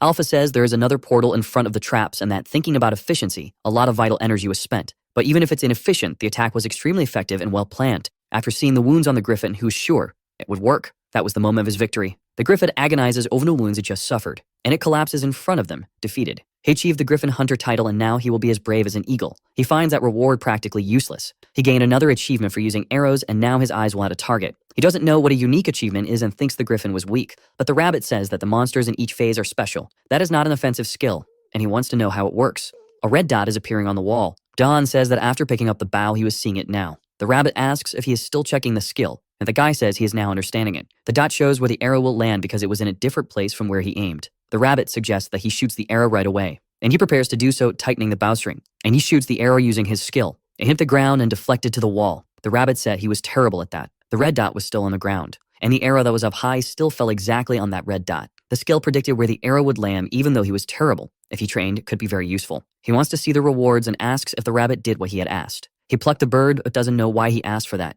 Their dinner that day would be roast chicken, and even Alpha is surprised by this. Since the griffin has a different anatomy, the edible parts are the wings and hind legs. The other parts are complicated, so they were saved for emergencies. Even though it's seasoned, it must be hard to cook all that without the aid of an oven. Alpha says that with the solar stone, the fire will get hotter, and Dawn asks if those are the yellow stones. Alpha says they store the sun's brightness and are a valuable treasure. The guy didn't even imagine that would be useful, and it seems that solar energy works because plants are growing there. He steps on one of the plants, and Sudit starts screaming very loudly, scaring him. The rabbit told him to be careful because that's a screaming plant that yells when stepped on. But he said they are tasty. Dawn asks how he knows that, and the rabbit ate some while looking for sesame. He wants to know if they stop screaming if purified, and Dawn notices they look like radishes. The rabbit starts smelling something delicious. The smoked griffin leg was ready to eat, much to the delight of the hungry rabbit. The two eat happily. The rabbit swears to follow his master forever, and Alpha felt left out. Time passed as special day arrived. Some stones are thrown to the ground. Dawn was standing before something. The day he was seeking had finally arrived. After 2 long months, he had crossed the entire cliff. His stone carving skill is at its maximum now, and the rabbit says he completed that achievement after breaking an entire mountain. And he's already surprised that his boss continues mining. He wants to go down another mountain and leave this safe place. He told the rabbit not to slack off and to take the golems to check the surroundings. He placed the solar stone inside the place he had dug out. His new hideout was finally ready, and Alpha asks if he doesn't plan to decorate the temple in the same way. He thinks about decorating the entrance, and Alpha asks how he's going to hide that place when he leaves, and Dawan says he'll close the entrance with stones. The rabbit comes back terrified, saying they are in trouble, and he asks where the golems he took are. And that was exactly what he wanted to talk about. Listening to the rabbit, he couldn't believe what he had heard. They are running because the rabbit had found other players, but they attacked the golems as soon as they saw them. And it makes sense. Anyone who saw them would think they were monsters. But if they were able to reach phase 4, it means they are very strong. He asked the rabbit if the golems would be okay, and he said they would certainly be annihilated. The participants, of course, not the golems. In a nearby clearing, a fierce battle is taking place. A player summons his shield to protect himself, and the big gorilla smacks him hard. The gorilla used so much force that it broke its own hand. Another player doesn't know where the golem's core is, which should be in its chest. His golem's cores are scattered in random places. The players notice that another one is approaching. Da'an spotted the players and told the rabbit to hide for now. Da'an is happy that they aren't really there. He approaches them, offering his greetings. The players don't understand this at first, because to them, it looked like he was fleeing in terror. One of them says there was another person being attacked by the golems. Da'an didn't understand why he thought that, and he finally realizes that they got everything wrong. He imagines they'll be upset if he says the golems are his, and the rabbit says he'll be lucky if they don't think he's a guide. But he will try to approach them anyway. The players are terrified and tell them that there are already too many golems there, and Da'an can't do much other than run away. He raises his finger in the air. The golems that were there pay attention to the gesture. They start moving immediately. The golems begin to run, following Da'an and abandoning the players. One of them noticed what was happening, and seeing that, he couldn't believe it. He imagined that Da'an did that on purpose to save them. There's a camp of huts in the forest. A player reports to another that they found other ruins, and he wants details about that. He followed the mysterious player to the mountains, and it's on the stone mountain, but he preferred not to enter there. The old man reflects because the hunting squad didn't find food and still found new ruins. They are hard to take down even with his skills, and he said he should send the rookies there. The player said that was very dangerous, and the old man said that's why they will send the rookies, and he would take the opportunity to show the rookies who is in charge of that place. The player listens to those words with some apprehension. On the mountainside, something happens. Da'an told his golems to stay there, and he closed the access to his hideout. The rabbit asks if they will be safe, and Da'an says he doesn't want to be misunderstood. The rabbit asks if he is going there because he heard the squirrel and if he can really understand it. And he said yes and asked the little squirrel again if it had seen people there. Worry is the mother of all virtues, he said, and he built a tower there to use his mini-map, and the rabbit noticed that he builds much faster now. Looking closely at the map, he followed the direction pointed by the little squirrel, and they continued their journey there. A message says he left the dungeon and arrived in the Valley of Death, and that he had entered the rift. Da'an doesn't know what that means. He didn't understand the concept of a rift in that place. The rabbit teases him, saying he doesn't know what that is. After giving the rabbit a few slaps, he asked the know-it-all to explain it to him. The more you advance through the stages, the more dungeons there are. In stage 4, there are 4 dungeons. Since they are not together, there are neutral zones between each one, and these spaces are called rifts. In other words, the space between dungeons is a rift. It's where players set up camp so they can do the dungeons more than once. Da'an has difficulty understanding because he never left the first stage. The rabbit says that thanks to this, there is a place they're called a village. Maybe this is the place Squirrel mentioned, and by the explanation, it seems to be a safe zone. The rabbit was immediately surprised by something, and he jumped on Da'an to save him from something. The boss doesn't know what happened, and the rabbit says the humans are too stupid. The villages are safe zones. In the dungeon they are in, there is no such place. A strong stench rises. A bunny hand appeared in front of him. Then undead begins to rise from the ground, and the name Valley of Death starts to make more sense. The little squirrel charges forward, starving, and Da'an warns that it will have a terrible stomachache if it eats that. He uses the boar's strength to defend himself, and hits the skull with force. He didn't expect that to be so easy, but there were already other reanimated bodies there. But Dallin is not intimidated because he found them weak.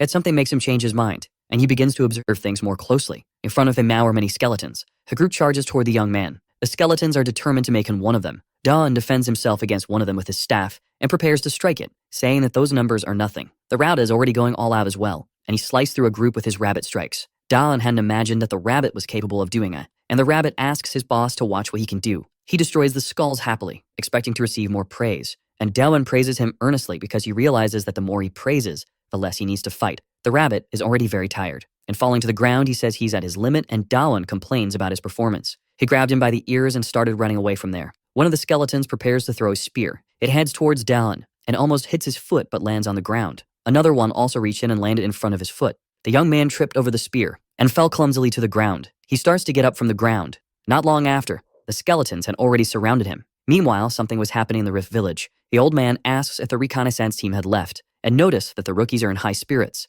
A young man is using his lightning skill, and with it, he takes down several skeletons at once, saving Dallin. He asked if the young man was okay since he was on a reconnaissance mission, and said there's a nearby village they could go to. Dallin immediately recognized his friend. He starts crying emotional. Sung also recognized him right away. In the Rift Village, a player asks if that's for real. The boy was crying but said that he had returned, and the young man asks if the one who had returned was Sung. And as he arrives at the village, he informs the others that Dallin is now with them. Another player gets emotional at what he's seeing and starts shouting Dallin's name. The boy said the adult was crying more than he was. He asks if that was really his friend and is happy that he is there. Other players observe the commotion and say that a friend had returned to them. He didn't expect to cry so much and asks why Dallin didn't cry, but he said he had already cried plenty with Sung. The old man approaches because he heard they have a new guest, and the other players point to where Dallin is. Sung greets the elderly man who arrived there and said he found him on the reconnaissance mission. The rabbit starts thinking about the elder and Dallin asks if he's important. He said no, but he heard some things about him. The elder approaches the newcomer to get to know him better. Dallin bows and introduces himself formally to him. The elder comes even closer, making him uncomfortable. There was a man in the dungeon, weak and cowardly, and they thought you would soon be done for. But he had an interesting skill called clarity. The first time it left him disappointed, but as he perfected it, the true potential of it was discovered. Inside a very dangerous dungeon, he could see the weaknesses of opponents and how they attacked. He could see the enemy's strength as clarity, but he realized that before the last dungeon of level 4, he was nothing, and if he entered there, he would certainly die. Knowing this, he abandoned his team and fled. He left his past behind and built a house in the rift. The creator of the village, the elder of the village. He is chatting with the elder, and he looks intently at Dallin. He is trying to identify Dallin's weakness with his skill. He does his best to analyze the boy, who, without knowing what was happening, felt embarrassed for being watched by the old man. After a few awkward seconds, the old man said it was a pleasure to meet him. Then he said the boy was welcome and that he would show him around. However, the old man cannot tell if the boy is dangerous or not. Only his skills and survival ability can answer that. Perching his friend, he said that the old man was way too weird. Nonetheless, that impression was mutual, as the old man couldn't form an opinion about the boy either, finding him strange as well. Since they were together, the boy said he would go later and his friend could go ahead. If that was the case, his friend went ahead, and the boy bid him farewell, hoping to see him again soon. The rabbit asked that he was happy to meet that person again, as it was an interesting scene to watch. It didn't take long for him to be properly trained, so he would avoid being so arrogant. The truth is, he needed to observe this village for a while longer. There were some barricades around it capable of keeping monsters out. However, the tents there were poorly made and of terrible quality. He was so intrigued by them they even imagined it was intentional, but the rabbit said it wasn't. In fact, they probably didn't even have the proper materials there. Indeed, they didn't, and he wanted to know if the rabbit had found anything on the way there. The rabbit didn't see much but emphasized that there were penalties for those who didn't reach the next stage in time. In the first phase, it was rats. In the fourth phase, it's the lack of food. If there's no food, how could there be materials? It makes perfect sense. Thinking about it, he concluded that these people were possibly starving. Someone said that the old man had asked for everyone to gather. Thus, the villagers gathered. Among them, he introduced John to everyone, which was embarrassing for the young man. He hopes this will make him reveal himself or give hints of his personality. Looking closely at him, he assumed that, judging by the quality of his skin and the fullness of his cheeks, he wasn't only well-fed, but must have food. Then the old man placed his hand on the boy's shoulder, who reacted shyly. Since he had joined the community, he had something to ask him. If he intended to stay, he would need to share the food he had. It wasn't necessary to get everything he had, but in the community, people share what they have, and John didn't think that was a bad idea. So he opened his inventory. Soon, the remaining meat from the griffin appeared, and he wanted to know if it was enough, which stirred up the others. They didn't know what was more surprising, the amount of meat or the fact that it was from a griffin. Seeing that, the old man's underwear instantly felt as heavy as an anvil. He couldn't believe that Jong had hunted the griffin. There was food right in front of them. Griffin meat or not, they celebrated because, indeed, food was scarce there. The old man wanted to know how he caught the griffin, and Jong said it was there, so he had to catch it. The casual way he recounted his feat sparked admiration among the villagers. His friend was happy for Jong's achievement, as was the small boy who admired him even more now. Who didn't like it was the old man, who was envious and unloved. It was possible to see several wounds on the carcass. There was no way he could have done it all alone. He then asked if Zhang had used a trap, and Zhang confirmed it. After all, they saw the griffin fall from the sky. He'd assumed that Zhang must have been lucky to find the carcass, and now felt more at ease thinking that way. Soon, other people were thinking the same, and the envious old man felt happier because they stopped praising Zhang. It would be terrible if someone capable of hunting a griffin were among them, as it could threaten his leadership. Zhang's friend called for the old man. He said they were going to finish their reconnaissance shift now. That was what he wanted to hear, but he pretended to be surprised. The task was indeed important, but now, he can't do things alone, and his companion had only come to find him. He didn't want to appear as a bad person, and today he had only one task for him. To take a break with his friend, he did this just to boost his reputation as a good-natured old man. He accepted the villagers' cheer, and Zhang found it strange, that's all. That old man's behavior was already bothering him. He realized he only did it to get attention, but his friend asked him not to get irritated. At least now they will all be able to talk a little in that huge place. Zhang didn't see anything huge there and asked if his friend's talent is that small. It's not about talent, they help a lot there. In fact, he reminded them that his friend doesn't have a blanket, so he should sleep in her tent tonight. Zhang was already completely fed up with the whole situation. He tried to take it easy because they're living there. They don't have basic things and they lack sheets and furniture. The place is small and dirty. He can't stand another minute. His aura became threatening and he asked if the nights are cold there. If that's the case, he understood it's cold and activated his crafting mode. His friends are speechless now, but he says that from now on they can say goodbye to cold nights. Now the place warmed up, they want to know how he did that, but that's his ability. In fact, if he tried a little more, now they not only have beds, but sofas and even a coffee table. That's not all, it's still too early to be surprised. Zhang can do much more. It's good for your health to drink mandrake tea before eating. The man cried, moved as he never imagined he'd drink such a tea. Meanwhile, the boy looked at his cup, intrigued. Then he told Jin Su that if the tea was too bitter, he should just add 2 more spoonfuls of that and it would taste better. Now the drink was sweetened, and the others wanted to taste it too. The sound of their joy filled the inside of the tent, and Zhang watched them closely, happily. Memories are triggered by sensory experiences, and tasting something sweet after so much time in that hell. For his friends who were there, revisiting those memories is something good. It helped them forget the hardships of the dungeon. He remembered when he received a little gift from his student, because she was grateful to her teacher, who taught so well. He finally saw what he had received. The little girl had given him a lollipop. They were all completely moved. Zhang knew what was happening because he felt it too. That's why he watched without saying a word. The one who couldn't take it anymore was the rabbit. He had no more patience for that nonsense because one of Mandrake's effects is to make the body excrete toxins in the form of tears. Now Zhang was scared as the rabbit had revealed himself. It didn't take long for a sword to be drawn, as well as a great battle axe, and a small and deadly dagger. They told the guy not to try anything worried. They asked Zhang to move away from him. The rabbit says it's a misunderstanding and desperately asks Zhang to do something, but he blames the rabbit for undoing his invisibility. Now there's no way to fix the situation. The rabbit is on the ground in an extremely uncomfortable position, learning a lesson for being such a fool. They finally hear that the rabbit is now Zhang's servant. Besides making objects using earth, the rabbit is his servant. They want to know how it all happened. So he started telling from the beginning, from the golems, the fight against the temple's protective statue, and the other things that let in there. After hearing everything, they were extremely surprised, and moved by the sad parts in the story too. At the end, he put his hand on Zhang's shoulder in brotherly way. He praised his friend's efforts and said he had done very well. Those words caught him off guard. He didn't want to get emotional, but he did. The man cried again and complained that the tea's effects take too long to wear off. Now out of strength, the rabbit said he was very sorry for bothering them and also regretted everything, but that his neck was about to snap any minute now. After some time, they took pity on him. Lying on the floor, he was thankful that at least it was warm and pleasant there. The boy was happy that Zhang was fine and that the rabbit was his servant was a day to celebrate. But Zhang said they hadn't seen everything yet. What was in front of them was Zhang's special pork chops, and since the occasion called for it, he was even going to open his treasures.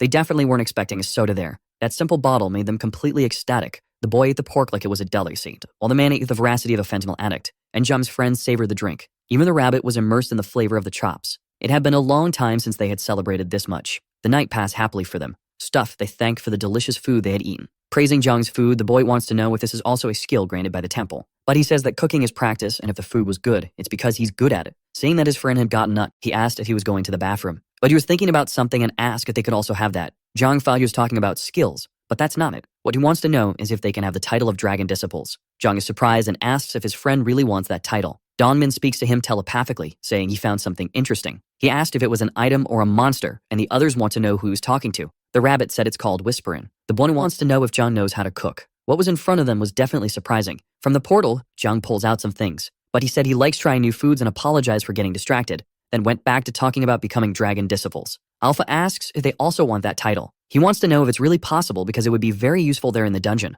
Alpha asks, and it's because of the skills. And indeed, he won't lie about that. With the Whisper, they can avoid dangers, and with the portals, rescue those who need help. And he definitely doesn't want to be separated from his friends again. Zhang, who is emotional, cried once again. That said, this is why he desires those skills. It makes all his friends emotional as well. Zhang asked Alpha if it would be possible, but he said it wouldn't. but he is deeply moved by the moment, and Alpha said that when it was with Dom Min, that was the condition. That condition is indeed important, but there's a limit to how many people can accept it right now. At the current juncture, he can't increase the number of his disciples too much. This left him extremely disappointed. However, Alpha said there's still a possibility. The next morning, the day begins in the village. The villagers gather and are much happier. The old man looks at them, imagining that everyone must be there. In front of the meat, he prepares himself, and his ham is a knife ready to be used. He performs some radical maneuvers with it to show off. Then he wields it firmly as if it were a weapon. He made the first cut into the griffin's carcass, and several more as if he were already used to it. Indeed, he had skill for this kind of thing. Now there are several portions of meat properly cut. The smug old man had finished his work. Looking at the others, he said they should do this in order, besides showing gratitude to the one who contributed with this food. The villagers shout in joy, congratulating John. Even though he's old, that kind of performance is always effective. Zhang saw his skill with the knife and wondered if he would be able to handle the griffin alone. But the rabbit said that skill is limited to carving carcasses and nothing more. Not to mention the knife is an enchanted item with at least 3 enchantments. The skill must be in the knife and not in the old man. Zhang remembered that when he tried to cut the meat, he had to use a lot of energy. Now he hopes to find a knife like that in the future. Even so, that food isn't enough for everyone in the village. It's time for them to prepare for business. Smoke rises from the lit fires. The rabbit doesn't like that. It's as if they were celebrating, and besides, he hates the calm of that place. It brings some very large cubes. The boy, for his part, handles a brush. They want to know if it's enough because it was so much that they wouldn't be able to consume it all in a lifetime. John wants to know from the rabbit how the others are doing, and he says there's not a single tent that isn't cooking. The boy finished and asked him to see his work, and Zhang said it was very good. Looking at Hoyle, he wants to know he's ready, and jokingly says he is. Then they wished him good luck, but he warned them to keep their expectations in check. With that, it was time for Zhang to begin. A large banner was set up announcing the sale of salt stones, which are on sale. The boy wants to know what Hoyle went to do. Well, it was obvious. He went to throw bait to those people. Excellent bait. The long-haired one wants to know if everything will be okay, as Hoyle had never done business this way before. Zhang is adamant that no sales skills are necessary because he asked him for only one thing. They say the meat is good, but the taste is bland. Still, it's good to eat meat after such a long time. Hoyle suddenly appears, agreeing that the meat is tasteless. Just a single pinch of salt, nothing too intense. The boy wants to know when it was that Hoyle put on his piece of meat, but the appearance is familiar and he didn't imagine it would be that. Before the boy could ask if it would be enough, people were already asking Hoyle to sell the salt. The crowd runs towards him, and Zhang is happy that they took the bait. With everyone gathered there, they want to know how he has so much salt available. Besides that, they don't know what to use as currency, since money has no value there. Maybe they should use food. The price is simple. 1 bowl of salt costs a second-hand enchanted item. Any enchanted item will do as payment. For some, that's a price they cannot pay. But others are very interested in this exchange. The boy warned that it's not just any object, it must be enchanted. But everyone there knows how to get enchanted items, which can't be said about the salt. In Stage 4, every player has at least 2 enchanted items they don't use, but they are valuable because they are hard to obtain. Salt is precious, and the items are scarce, and everyone has the same doubt. They were nearly boiling from thinking too much. They just needed a small push for the reaction to happen. One of them acted rashly, which ended up being the trigger. That was enough to make everyone more inclined to go along. It didn't take long for the salt sale to be a complete success in the village. Just as quickly as the commotion started, it spread throughout the village. The old man was perplexed to learn that salt was being sold. It's not possible that they have salt available too. Then he watches everyone gathering to buy it, and saw Zhang collecting enchanted equipment. He said that Zhang had a talent for surprising people. The old man said he would get some salt. Zhang said all he needed to do was give him an item, but the old man disagreed. His intention was to take all the salt that was there. They thought the old man intended to buy all the salt, but he said that salt is food too, and that he would manage this resource better, and that the weapons he was receiving were too valuable. Zhang says he can't do that, even though the old man is the leader. So he decided he would buy it all at market price, as he has many pieces of equipment that are completely useless. The important thing wasn't the salt, but the reputation he could gain from it. Zhang says buying all the salt will be laborious, but he accepts anyway. That made him question the old man's seriousness. In any case, that clown must be loaded with money. Zhang makes a scene and isn't sure if the old man can pay for all the salt he has, but the old man tells him not to worry. He says he's concerned that it might be a burden for his old back. The old man says he's a man of his word and won't go back on his offer, and he was adamant in saying that he would buy everything. It wasn't a bluff. He used his ability to calculate the amount of salt and compared it to the number of items. But there was something his ability couldn't foresee, and Zhang said he would get the rest. The old man had to hide a heart attack when he asked what the rest was. Zhang apologizes for taking too long. Then he showed them a statue made entirely of salt. Now the old man can't believe that all of that is salt. Zhang says that's pure salt, and if he wants, he can taste it. The question remains if the old man will be able to keep his promise with all that salt there. Otherwise, it would be terrible for his reputation. The old man's face couldn't hide his frustration and anger. People comment that the old man was caught off guard. He's sweating cold as he doesn't know what to do and can't even hide that his underwear is already soiled. Time passed in the camp. The night had been productive for Zhang. Alpha praises him, as for the first time he had acted like the owner of the temple. Even though they are low-level equipment, it was a huge quantity obtained just from salt. Almost 60% of what was there belonged to the old man. None of them seemed to be very useful. The long-haired man asked his friend to take a closer look at those gloves. They could be useful for handling hot traps, but John thought of using them in the kitchen. Most of the items were like that pair of gloves, useless. The ones that had the potential to be more useful had their durability compromised. And if it wasn't compromised, the item was certainly of no practical use. By saying they would accept anything, they only received junk from people. Zhang says they can't be blamed because they can't give up items that protect their lives. Not to mention that the purpose of the sale was to achieve a greater goal. They needed to recruit more apostles for the temple. He gathered everything necessary. Now it was up to Alpha to do his part. Before moving on, Alpha has something to say to him, and Zhang asks if he needs more equipment. Actually, he needs to explain how to use that equipment. Zhang was curious and wants to know if Alpha can restore their durability. But that's not what he wants to talk about. When an object becomes a sacrifice, enchantment is imprinted, and he can enchant another object with the same ability. The long-haired one realized they could make more enchanted objects, and Alpha praised his cleverness. However, these are all secondary actions. He says this doesn't make much sense. He can't believe Zhang is going to build a temple there. The conditions are the objects, the altar, and the people. The rabbit doesn't even know when the altar appeared there. These are the criteria for having another temple, and they need more to be able to have more apostles. The problem is that soon the others would find out and the old man could become a nuisance. But Zhang isn't going to build a temple there, so they want to know where he's going to do it.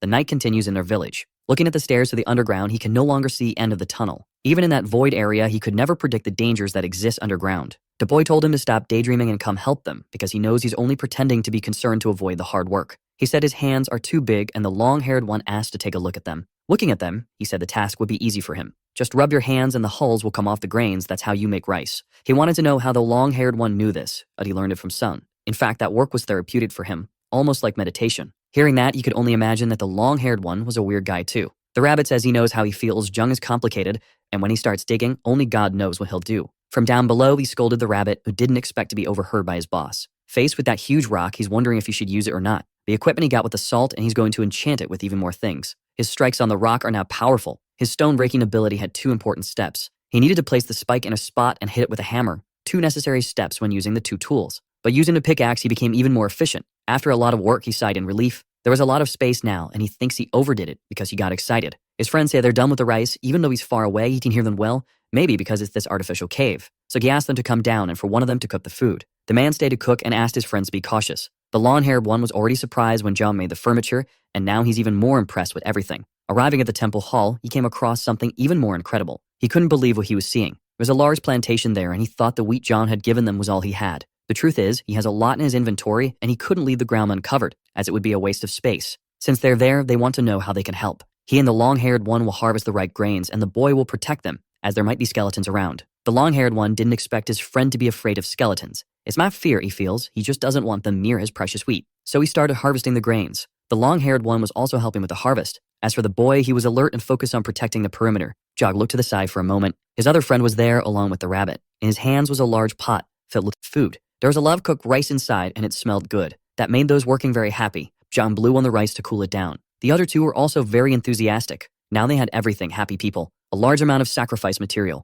as well as the area for the temple. All the preparations have been completed. The boy is very happy with everything they did there. The man, on the other hand, said dust got in his eyes, but the truth is that he cries easily. The long-haired one, besides being happy, is proud of Zhang's abilities. Being the only sensible one there, the rabbit wonders why he's feeling a colossal sense of secondhand embarrassment. Zhang established that as the second temple of Artia. Immediately, a great and intense light emanated from the altar. Alpha suggested activating the temple's defenses to prevent unwanted intrusions, but Zhang doesn't know who could invade them. Still, he installed one as a precaution, and the rabbit was surprised to hear that. Zhang pointed to where the trap was, but all the rabbit saw was rice. In the middle of the field there's a pit. The plants hide it well, and it will be quite effective against the unsuspecting and distracted. The rabbit found it inefficient and useless, but Zhang tries to reinforce that his trap is good. To the rabbit, his boss wants to replant the rice as soon as the trap resets. Zhang doesn't know whether to leave it as is or make more improvements. Alpha says he can appoint a manager for the second temple. The rabbit thought this would be his moment to shine once again. Zhang looked at him and asked why he was acting so smug. He wants to appoint Sung, the long-haired guy, as the manager of that temple. The young man ended up surprised and the rabbit furious.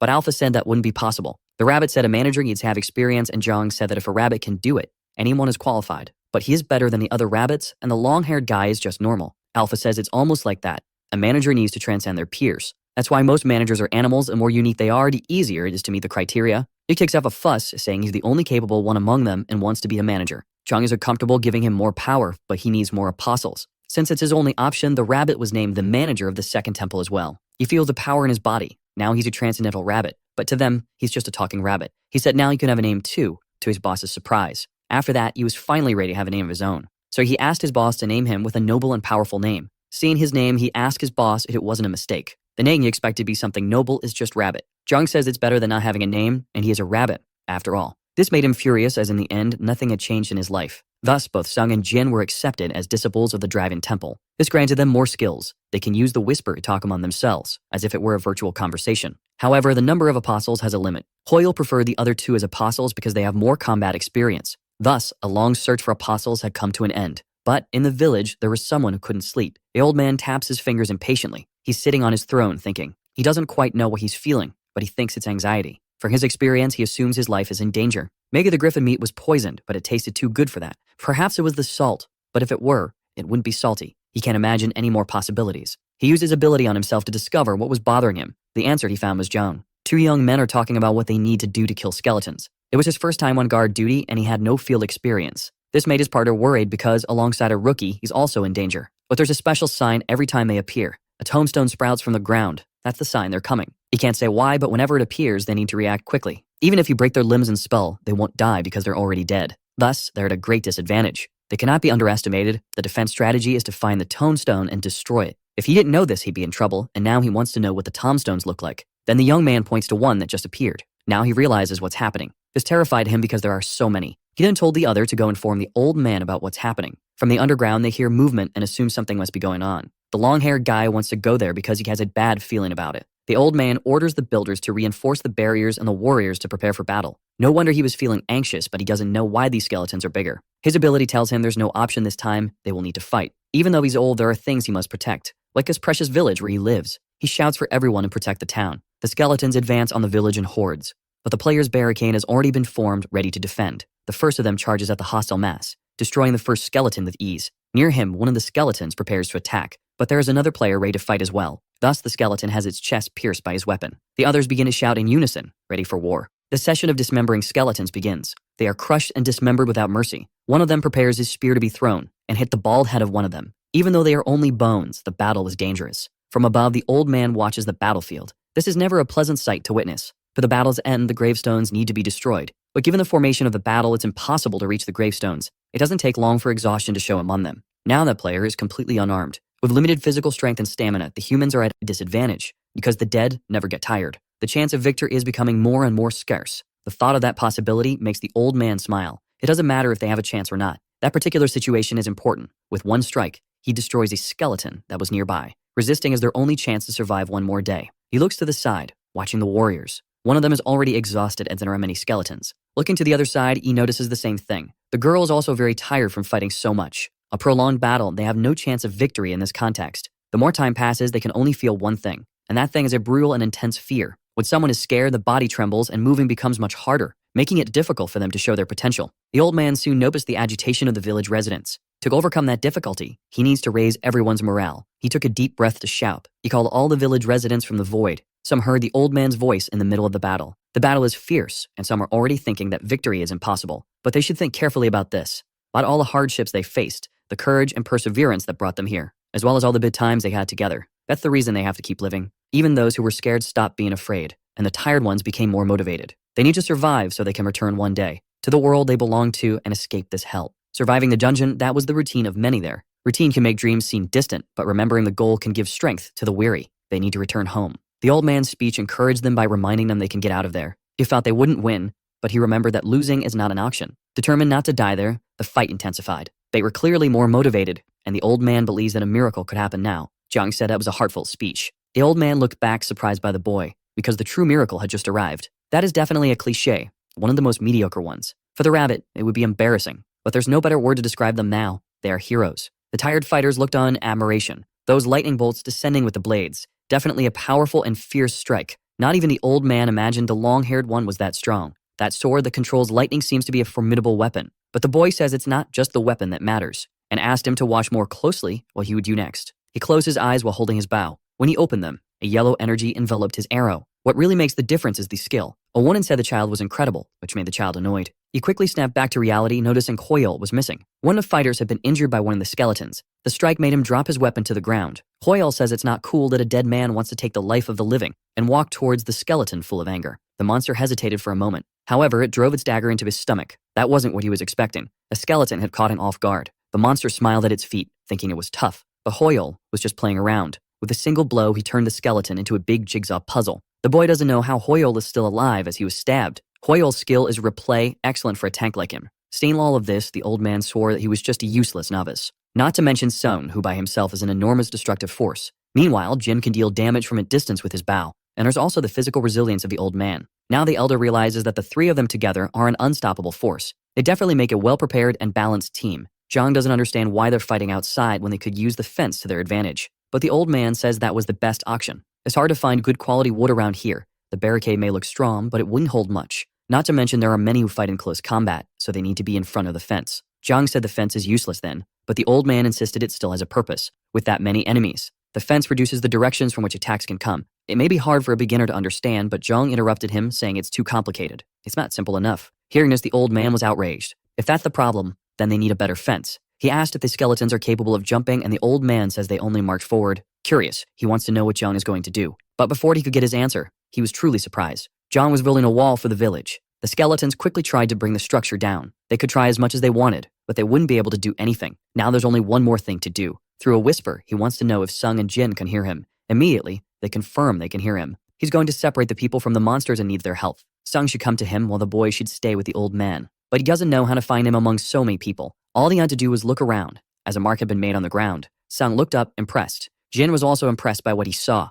The old man wondered if this was really happening. Meanwhile, the elder was speechless, thinking Zhang might be a god. There was a massive tower in the middle of the battle. From up there, he activated his mini-map. There really were many skeletons, and the blue dots must be his new apostles. The rabbit arrived there, exhausted, and Zhang said he was a mediocre manager, but it was hard to get there without being killed. It seems the Almighty One has a guilty conscience, and Zhang wants to know what he means by that. But it's all his fault, although Zhang didn't expect it to cause all of this. He didn't expect the temple to attract so much, and the rabbit wants to know what the connection between the temple and the skeletons is. Alpha says the undead are drawn to the life energy of the temple, and Zhang wants to know if he knew this would happen. Like a lightning bolt, Sung climbed up the side of the tower. When he got there, Zhang praised his agility. Building that tower so fast, he never stopped being impressed. He'd already told the other two while heading there, by separating the people from the monsters, he wanted to know if they would use the wall he had just built. That's the plan, but he needs their help. So they quickly talked things over.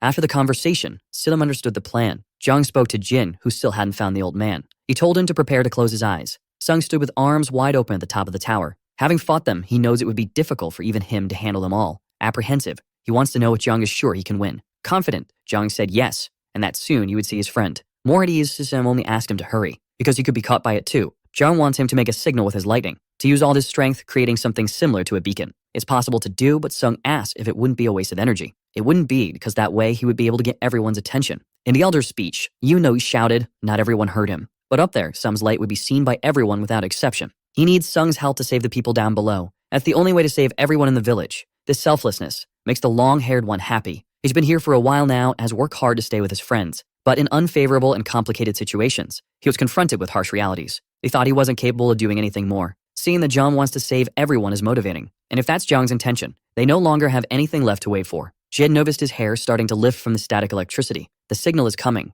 and they need to be ready. Asura is already in position. Then Sound uses his lightning ability. A massive wave of electrical energy descends from the sky, from where he stands. Not only the noise, but a great luminous signal appears in the sky. Below, people realize what has happened. Even those who had their backs to the tower noticed the lightning. A beautiful luminous signal cut through the night sky. For those guarding the village, the flash caught everyone's attention. They stay focused on it for a short period of time. Then Sung shouted, ordering them to head to the wall near the fence. They wonder if this is the rookie, while others want to know where that wall came from. Sung says once again for everyone to go inside the wall as he's going to end it all. Not everyone understands, but some heard it clearly. Realizing he must have a plan, they begin to move. Soon they start bringing the wounded inside. Sung is exhausted after having done all that. Now it was Jum's turn to execute his part of the plan. He's already down below, running with the other two. The old man noticed the skeletons are slower. Maybe the lightning scared them. Whether that's the case or not, John is grateful for what his friend did. Jin wants to know what they are going to do now. The first thing is to see if everyone is safe inside, but doing that will be very hard. Jin realizes it wasn't a bluff. Zhang really cares about other people. But Zhang corrects him, saying this isn't a heroic narrative.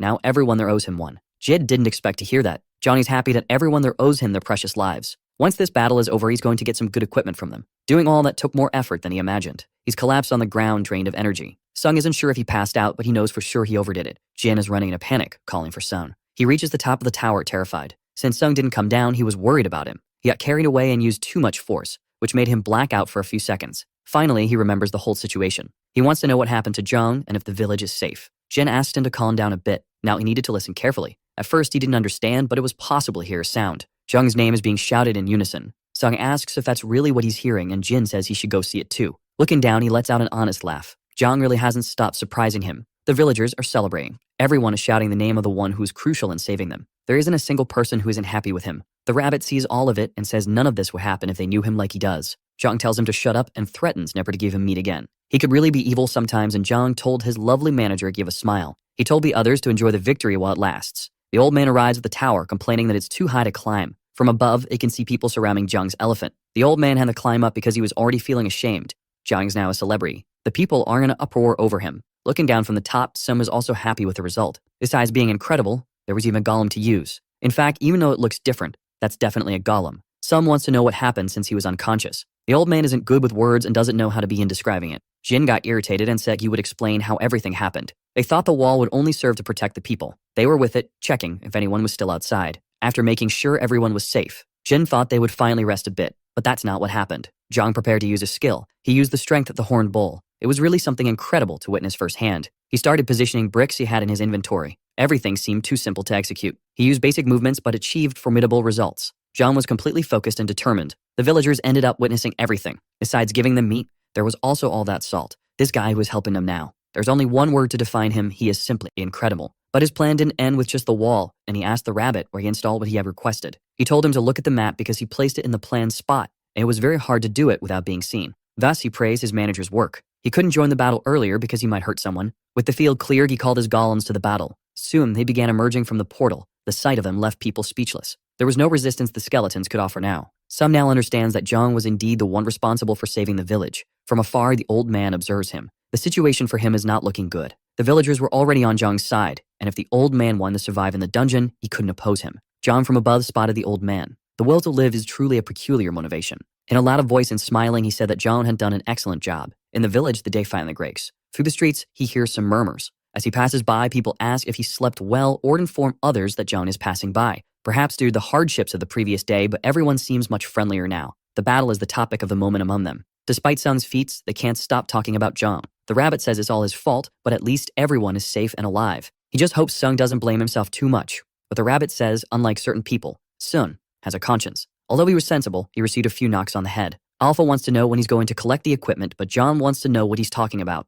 The skeletons have equipment that can be used as sacrifices, and John didn't imagine that even broken items would be useful. There's little vital energy in them, but it can still be used. If that's the case, he would find out soon. The rabbit wants to know where he's headed now, but at that exact moment, the boy is at a loss for words. He wonders why the old man is bowing before him. The old man doesn't call him by name, but instead addresses him as Your Excellency. All this formality made him uncomfortable. Thanks to him, they now have a sturdy wall, but the situation in the village had changed greatly. Zhang doesn't know what he's talking about. Since yesterday, there have been many skeletons outside, making it very dangerous to leave. To be honest, they are completely isolated now. Thus, their first problem is how to get food. Originally, they would explore the outside, but with all these skeletons, it's become much more difficult. The rabbit asks what the old man wants, and automatically the old man gets the biggest fright of his life. But the rabbit says it's all right, there's no one here, and Zhang told him to stop doing that kind of thing. The old man can't understand what Zhang is doing. There isn't a single person here who doesn't know who the rabbit is, as he plays a key role in the first memories of this hateful place. It seems they are companions and that Zhang is the leader. Looking at the old man, Zhang realized he had something to ask, and he was ready to listen.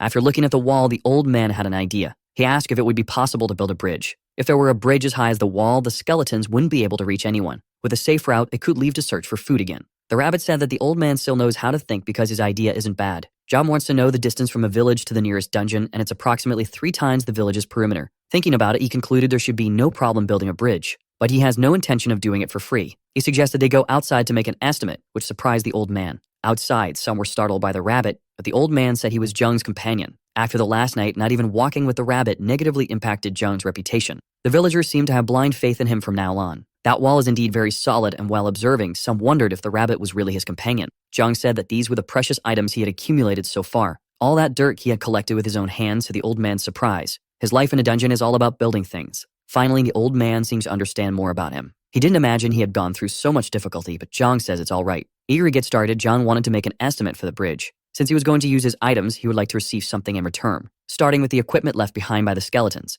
This proposal left the old man speechless. Since the golems did almost all the work, he sees no problem with it. With that decided, there's no time to lose and it's time to start collecting. As help was needed, the old man explained the situation to the volunteers. Rumors about the bridge construction soon spread. A direct route would indeed be very good for them. If they perish in that purple land, it will become skeletons too. The rabbit said that the body would immediately rot and even a blade stuck in the ground would rust quickly. That land is capable of corroding and eroding everything. The old man asks if this is a problem, but Jung is interested in that land. Since the wall is made of earth, it's normal. He wants to know if it's a good idea to build another wall on top of that one. To the old man, they should check the soil before making the bridge. And that's exactly it. Jung is ready. They need to confirm if this is possible or not. He summoned a Q onto the purple soil. He watched to see if something would happen. Its color started changing to purple as well. If it remains this way, there's one more test to be done. He started purifying the Q to see if it would return to its original state. Even after being purified, the Q began changing color again. That land had become very toxic. The rabbit already suspected this. It's a real curse. All that land is completely infertile, and it turned what once was a great army into skeletons, the cursed land. As he spoke, Jung said it's working now to the rabbit's surprise. All he had to do was place a stone slab between the Q and the contaminated soil, but the rabbit said it was just a coincidence. After hitting the rabbit, it was time to begin the construction preparations. After getting used to the production process, he realized how to make it more efficient. He climbed onto the blocks he had already placed. He put down another stone slab, and then the 2 dirt blocks. He just needed to repeat the process until the bridge's path was completed, even if it surprised those watching him. For John, this was far from being the most strenuous task he had done in that world. At the end of the bridge, he placed a torch that could be lit later, and he did all of this because he enjoys it, not for recognition. That left the old man a bit confused. After seeing all this, he was finally captivated. It's rare to find a kind person like him, especially since the old man had done questionable things to survive until now, and he hopes to repay the favor. Jong says the knife the old man used to prepare the food was really nice. It's his greatest treasure because it matches well with the ability he has. His expression froze when he realized what was happening. Jong didn't want it to be so obvious. The old man yelled at him to pay attention. Jong didn't understand, but the old man told him to look behind him because 2 balls were flying his way. He started turning around to see what was coming. He finally spotted the objects in the air. As they hit the ground, he was almost struck. The rabbit didn't know what that was or how Jong managed to dodge it. He asked if the rabbit had forgotten that his boss can see the trajectory of any projectile. Without thinking twice, he grabbed his manager by the ears because he needed to lift him off the ground so he wouldn't get hit either. Now he should always remember that his lifesaver is Jong. That yellow ball, it seemed familiar. The old man shouted once again, saying more balls were coming. Prepared, Jong opened his inventory to defend himself. He placed some blocks in front of him to stop the bullets. They performed their protective function flawlessly. He told the old man to stay behind him, but the poor guy was already crouched there. Now that he was sheltered, he explained more about those balls. Even the rabbit wanted to know what they resembled. Although they were larger in size, they resembled a grain. The old man said Jong had sharp eyes because that was from a trap the dungeon's entrance. If one of them hit you, it's at least a fracture. If this is happening now, only one thing could have happened. They could eat those grains. But the old man said they're poisonous and could cause a stomachache or worse. If the poison isn't too strong, it's worth finding out. Jong extended his hand and used the purification ability. The old man asked if his ability, besides curses, can also nullify poisons. Taking a bite, Jong said that despite being tough, it resembled the grains he had eaten before. Then the old man said the shots had stopped, and indeed they had.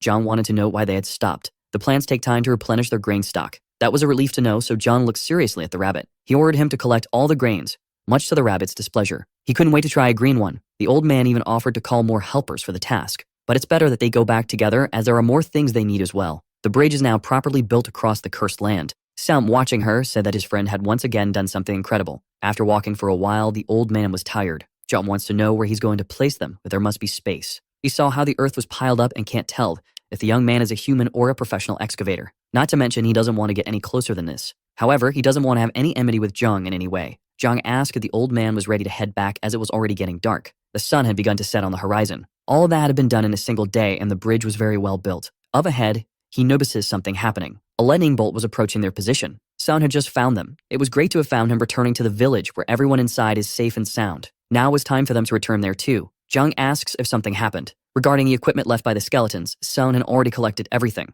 They are now in the underground temple. The smell of that equipment was far from pleasant. It stank so much they weren't sure if it could be used as a sacrifice. Alpha is happy because it will provide a lot of vital energy, and with that, Jung says they can head back up. Sunny asks if there is still more to be done, and Jung says there always is. It was time to collect the payment. In the center of the village, everyone gathers because Jung has something to say to them all. First, he thanked everyone for being there. They must have seen the new bridge which allows them to pass by the skeletons safely. It was designed to last and will be of great value to everyone there. To build the wall and the bridge, he used many of his resources. He will skip the details, but he needs a lot of enchanted equipment, and he was standing before them to ask for help with that. He needs level 2 or higher equipment, which left everyone very surprised. Although they are grateful for everything, it won't be easy for them to accept this kind of payment. He thinks the best situation would be if they handed it over voluntarily, but if that doesn't happen, he'll be a bit more forceful. Now there's only silence among them. Soon a sword appears in front of him. Jung didn't expect it to be so quick. The one who offered it said she had better equipment and had only kept the sword out of emotional attachment. If it weren't for him, everything would have ended the previous night and she knows she owes him her life.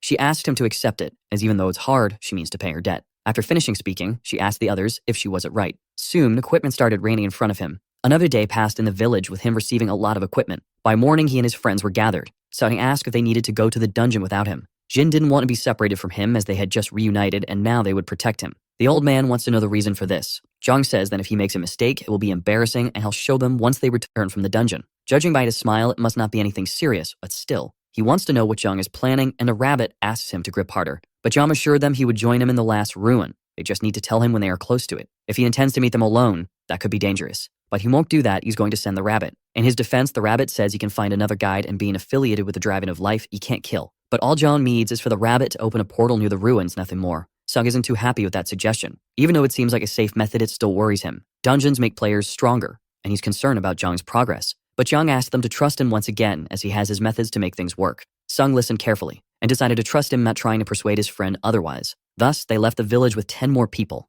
heading towards the dungeon. The rabbit wants to know if his boss is okay, as he spent only a few days with his friends and is already alone again, but Jung knows he'll see them soon. He wants to know why he decided to stay behind, and Jung says that rice alone has no value. It had been a while since he had a meal, but he realized something was missing. He opened his inventory once again. It was the cursed soil, and Alpha didn't like that inside the temple. But Jung had already said something important was missing, and the rabbit says it's the curse of decay. But for Koreans, juga soup is something wonderful. Neither Alpha nor the rabbit have any idea what this is. All the grains collected are inside the pot. Jung is quite entertained with his recipe. The rabbit asked what it was and if the grains would be the side dish of the day. After they were boiled, you might be able to ferment them using that soil. Once again, both Alpha and the rabbit are not understanding. When he saw those grains, the first thing that came to his mind was the soybean fermentation process. The rabbit had a hard time understanding why someone would eat something spoiled, but Jung said it was fermentation. Even Alpha had never heard of it and asked if it was something primitive, and Jung said it was a recipe passed down for generations. If it worked, he would be able to make even tastier dishes. That simple sentence convinced the rabbit that it must be good. He just asked Jung to keep his eyes open and pay attention.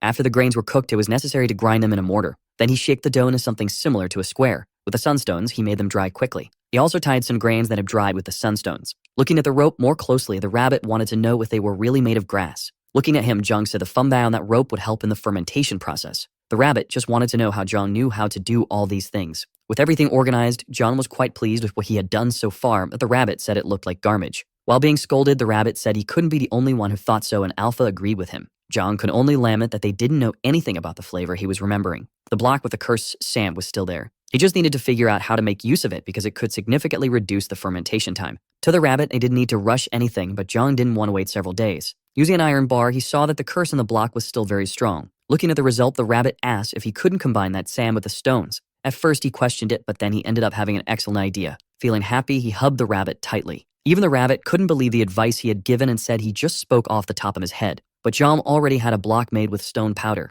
By reducing the concentration of the cursed sand, the rabbit's suggestion worked. Placing the blocks with a lower concentration of sand, the fermentation process began. Thus, a few days passed. Inside the village, someone said there were skeletons outside and they should prepare. On a rainy day with few people around, the corruption of the sand became even stronger, and this could be dangerous. The old man wanted to know if the wall was showing signs of weakening due to the rain. It was still holding up, but it had become much softer because of the rain. He ordered them to find Jung, as in the worst-case scenario, they would have to defend without him. It had been a while since the last rain. Jung appeared among them, saying that the old man seemed quite busy. His presence brought a bit more hope. So they began to talk about the situation. He learned that on rainy days, the skeletons become more oppressive. That was really dangerous because the water weakened their structures. Besides the skeletons becoming more energetic, the wall could give way. In light of this, the old man wanted to know if they had any solution. Jung thought about the problem at hand. Looking at the people, he asked for everyone's attention. He asked Alpha if it was possible to set a trap there, and he was told it was possible, but would have to be done manually. Seeing this, the old man didn't understand. Then Jung said he would give him a little help. The only thing they needed to do was soften the soil after he planted. Those plants on the wall were the ones from before. With all the plants in place, he started the trap. Alpha said this was the best trap Jung had ever made, a shame there were so few plants. The most interesting thing was that with the rain, something else would grow quickly. Happy, the rabbit said they were potatoes, and the answer was right, though the old man didn't understand what they were talking about. Outside, the skeletons were watching. Immediately, some were caught by the vines. That wall defense is really quite efficient. The potatoes attack those nearby, and the grain throwers attack those in a distance. It's really impressive, but the old man wanted to know what the young man was doing. He just wanted to take the opportunity to make a stew. There are some situations in life where ambient sounds can serve as a way to find calm. The sound coming from outside now was starting to have that effect on him. That definitely made him feel good, and the rabbit said the tent was already ready. The old man asked if he could sit as well, and Jung said there was no problem. With the bag open, the old man said Jung would make a big fuss if he left that behind. Zhang asked the rabbit if the discomfort of being in the rain feels a little bucolic. The sound of the rain, the grains being fired, the bones breaking, the harmony of it all was poetic. But he didn't care about that. He just wanted to know if he needed to cut those vegetables. Zhang told him he should put more heart into it, and that the most important thing when making jiga is the flavor of the paste they made, which needs to be good. Incredulous, the rabbit wanted to know if the rotten grains had an interesting flavor. The old man wanted to know if he really said that, but Zhang asked him to wait a little longer. There was one more surprise for him. That couldn't be possible. He never imagined he would see tofu inside the dungeon. Seeing all that, he realized that being in that place wasn't a big problem for Zhang. He does many things. All of this is simply too fantastic. Zhang Reddy wanted to show him his skills. Coming down from the wall, someone asked if all the preparations Zhang requested had been completed. But from the outside, it no longer looked like a village, it looked like a castle. It's a bit of an extravagant description, but that's how it seemed. Like a castle of skeletons. While they were talking, he noticed a different smell. Then he said that Zhang had called them to eat together. His stew was almost ready. With chopsticks, he picked up a piece of tofu. Then he put it on the frying pan to roast. Meanwhile, the rabbit kept working nonstop. He was expanding the size of the cabin to protect the others from the rain. But he didn't expect other people to come and ask Zhang about it. Below the wall, the crowd started noticing that the smell was wonderful. Zhang asked them to come in order so he could help. Soon, several of them were up there under the tent. It was impossible for some to hide their excitement. Others were already drooling. With all of them gathered there, the time had come. Finally, he wished they would enjoy the meal. Then they began eating the banquet lay before them. The rice grains were marvelous.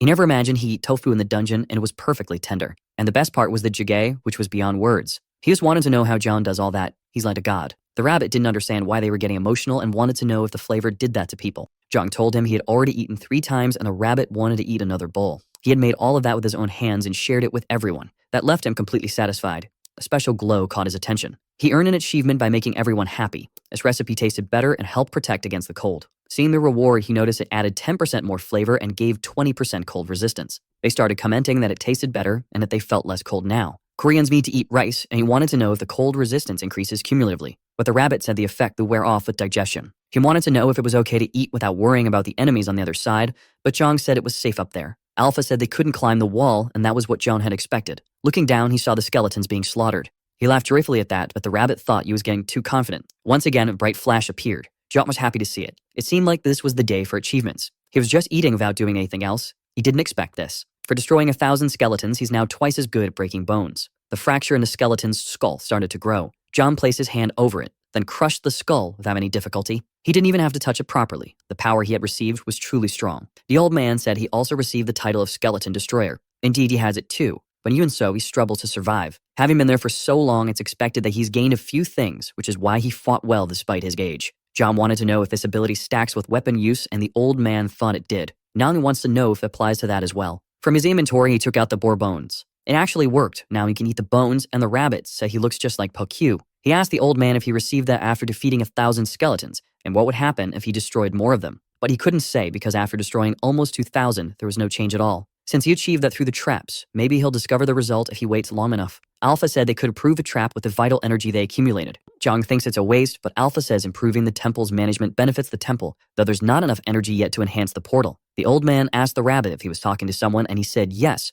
but it would be too much trouble to explain. So he improved the trap's quality as directed by Alpha. The cooldown time is now shorter, and the traps can be controlled with more precision. Before, they attacked randomly, but now Zhang assumes they can target a specific enemy. This way, he can control up to 20 plants. The result of this trap upgrade was simply devastating and overwhelmingly powerful. The focused shots caused massive destruction. Even the rabbit couldn't believe what he was seeing. In the second dungeon of the 4th phase, it's snowing. They're moving forward with difficulty due to the cold. Jin asked if Sung used just brute force to defeat them all. He said he was training his new skill, and Jin thinks he acquired it while fighting his skeletons. It's not a skill, it's an achievement reward. With it, he can break bones more easily. The skills each of them possesses, as well as the way they are used in practice, breaking bones with twice the efficiency. Some thought of it in a different way, assuming that every living being has bones, or almost all of them. By hitting specific areas, he can greatly increase his damage. Only someone with combat experience would think this way, and Sun is that person. On the other side of the dungeon, however, Zhang thinks the trap also uses his achievement, and hunting that way without doing anything is excellent. Inside the cabin, he's doing something else. He was handling 2 thin bones, but they ended up breaking in his hands. He was trying to control his strength, but still needs a lot of practice. Now it's time to chap on the other traps. Looking at him, the squirrel wants to say something. It seems like it wants to dig a tunnel with him. And now Zhang eats bones just like the squirrel. To the squirrel, it's only possible that Zhang is some kind of god. He didn't understand why the squirrel was looking at him with such radiant eyes. Opening the system, he looks at all the traps he currently has. The arrow shooter is very good, but it's a shame he only has one. Since it's a magic item, he can't produce another, but he can restore it if it's damaged. The container can also be used to boil water, not just oil. The first thing that comes to his mind is that if he puts stew in it, they'll have infinite food. But Alpha says that effect only applies to pure liquids. If that's the case, he has an idea. Then he asks if it would work. A few days passed in the village. John wakes up. Someone's talking to him through the whisper. Getting up, he asked if they were already at the ruins. They're not there yet, but his friend needs his help. Inside the cabin, he gets ready. The old man is running hurriedly through the village. Finding John, he said he heard that he was looking for him. There was something he wanted to ask the old man. Then he realized it was about the location of the second ruins dungeon. Unfortunately, he might not be able to help with that. They'd exist, but they can't be found in the traditional way. John didn't understand those words. The entrance to it changes with each reset. The place is underground, its access point always changes location. Since the old man is experienced, it would be good if he went with John. He could help, but since he's already been there, he wouldn't see the details again. Now there's nothing John can do. Then the old man says he can still help him. Since he can't go there, he can still teach him how to beat the dungeon. This piqued Jung's curiosity. Kumaforus, the rabbit, is communicating through the whisper as well. He's heading towards the others and wants to know which path to take. He's upset because he thinks out of all of them, he's the one who suffers the most. He didn't want to go alone by any means, but John asked him to go ahead and open a portal as soon as he found them. But if he wasn't willing to do that, then John gestured with one of his hands. The plant that was idle on the wall was now focused on the disobedient rabbit. Faced with that, there wasn't much that could be done. Then he said that there was no one else capable of doing that job except him, the rabbit. Remembering that, he thought he was being extremely generous. After walking for a long time, he finally found what he was looking for. From that point on, the fog was really thick. As soon as he entered it, he realized the ground was cold. Feeling the intense cold, he wondered what kind of weather this was. It didn't take long before he found the others.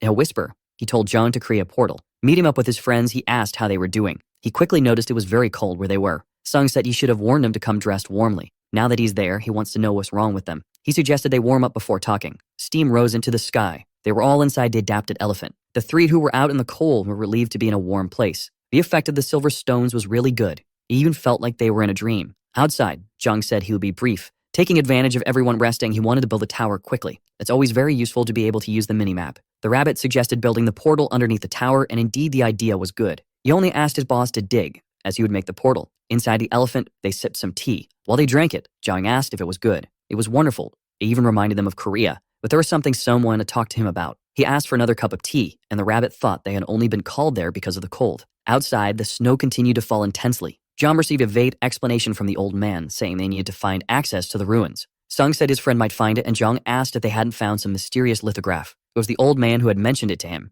and he wanted to take a look. It was indeed mysterious. He wanted to know if it was related to the ruins in some way. The rabbit said there was a keystone, and the closer they were to the entrance, the more intense the blue color would become. At the moment, it wasn't glowing blue. Sung said it only glows at night, even thought it was a navigation tool. If it only glows at night, it could be a bit more difficult. But there was nothing they could do as it was made of moonstone. They are similar to sunstones, and the closer they get to the sunstones, the more the moonstone glows. Hearing this, he assumed that there must be sunstones at the entrance to the ruins, but the rabbit didn't confirm that information. Even so, that moonstone wasn't reacting to the sunstone they had. The rabbit said that's not how it works. But now that he knew the situation, he wondered why they hadn't called him earlier. Sun hadn't imagined it would get so cold so quickly, which didn't surprise the rabbit. The climate there is extreme. No matter how well prepared someone is, it's tough. Besides having to adapt to the environment, they need to fight monsters in the dungeons. Meanwhile, they are enjoying a meal inside the elephant, warm and happy. The cold resistance effect is very effective now. Even a little squirrel is knocked out for eating too much. They're going to wait inside until nightfall to use the keystone. Sun hopes everything goes well. Outside, there are small footsteps moving. Several little monsters are gathered there.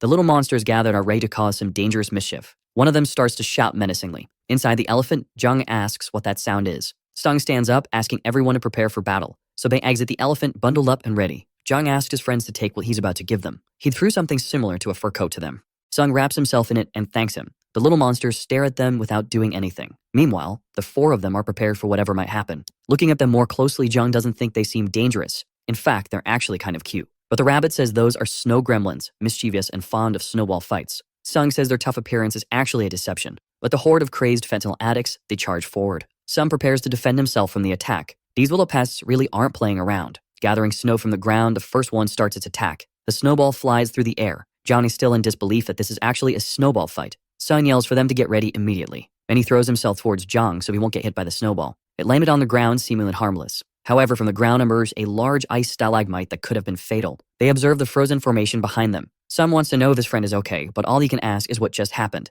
The gremlins use magic to do that, and Alpha confirms, as those creatures are artificial creations of witches. Since they were created with magic, they can use it instinctively. And John asks why Alpha had mentioned this before. As he stands up, he notices the sky is filled with snowballs coming their way. They fall down with devastating force. An ice stake destroys the upper part of the elephant. Jung struggles to understand the gravity of the situation. That snow is no joke, it's even denser than the material of his golems. However, he became completely furious because those mediocre monsters had made a huge hole in his golem. Some asked him to stay calm as these aren't easy enemies to deal with. John wants to know what they should do. A gremlin prepares to throw another snowball at them. Before the snowball hits the ground, this is their chance to strike and prevent the magic from being completed. He ordered them to stay close to him while Jin provided cover for them. The old man is ready to act as well, while the boy is prepared to handle his bow. Enraged, the old man charges towards the gremlins with his axe. His blade starts to move. He swings it furiously over his head, delivering a devastating blow to the ground. The shockwave moves towards the small creatures, but soon he realizes something. There wasn't a single creature within the range of his attack. As he's looking around, a pair of ears pops up from the snow behind him.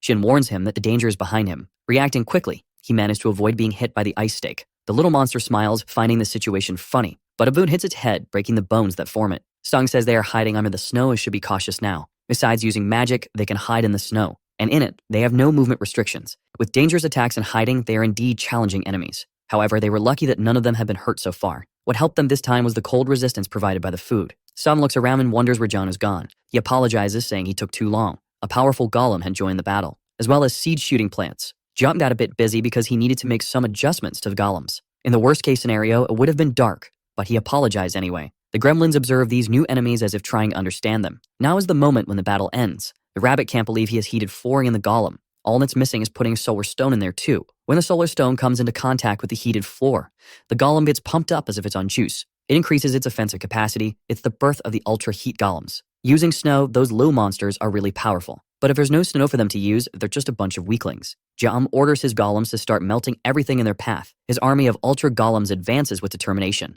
The centaur's hooves stomp the snow forcefully, leaving a trail of melting snow wherever they pass. Some watches their advance toward the gremlins. There is nothing that this useless little monster can do now. There is no snow around it that can be used as a weapon. A single blow and it will be blown away. By melting the snow, they will render harmless. His plan is really good. The more snow is melted, the less they can resist. Now the gremlins are not smiling about the situation. However, it has only made them even angrier. But the anger is not unanimous among them. Some of them, they were wearing underwear, would be struggling to walk right now. Then they start jumping in droves, diving onto the snow nearby. Jom observes this movement and assumes they must be fleeing. But a great tremor in the ground begins to occur. That unexpected result made him apprehensive. Sang also doesn't know what it is and is nervous. A large leg steps on the snow. In front of them is a creature similar to an ice golem. That is a giant melting gremlin, much more deadly and dangerous. Seeing that he called his gorillas to him, it can't be possible that they made an ice golem. One of the gorillas is close to the enemy and tries to counter its attack using its strength, but it seems the giant gremlin is not even trying. Meanwhile, the gorilla, even with its upgrade, is struggling. From the contact between them, water vapor rises non-stop. John realized that even though it's huge, it's still weak against heat, so he encouraged his gorilla to keep fighting the enemy.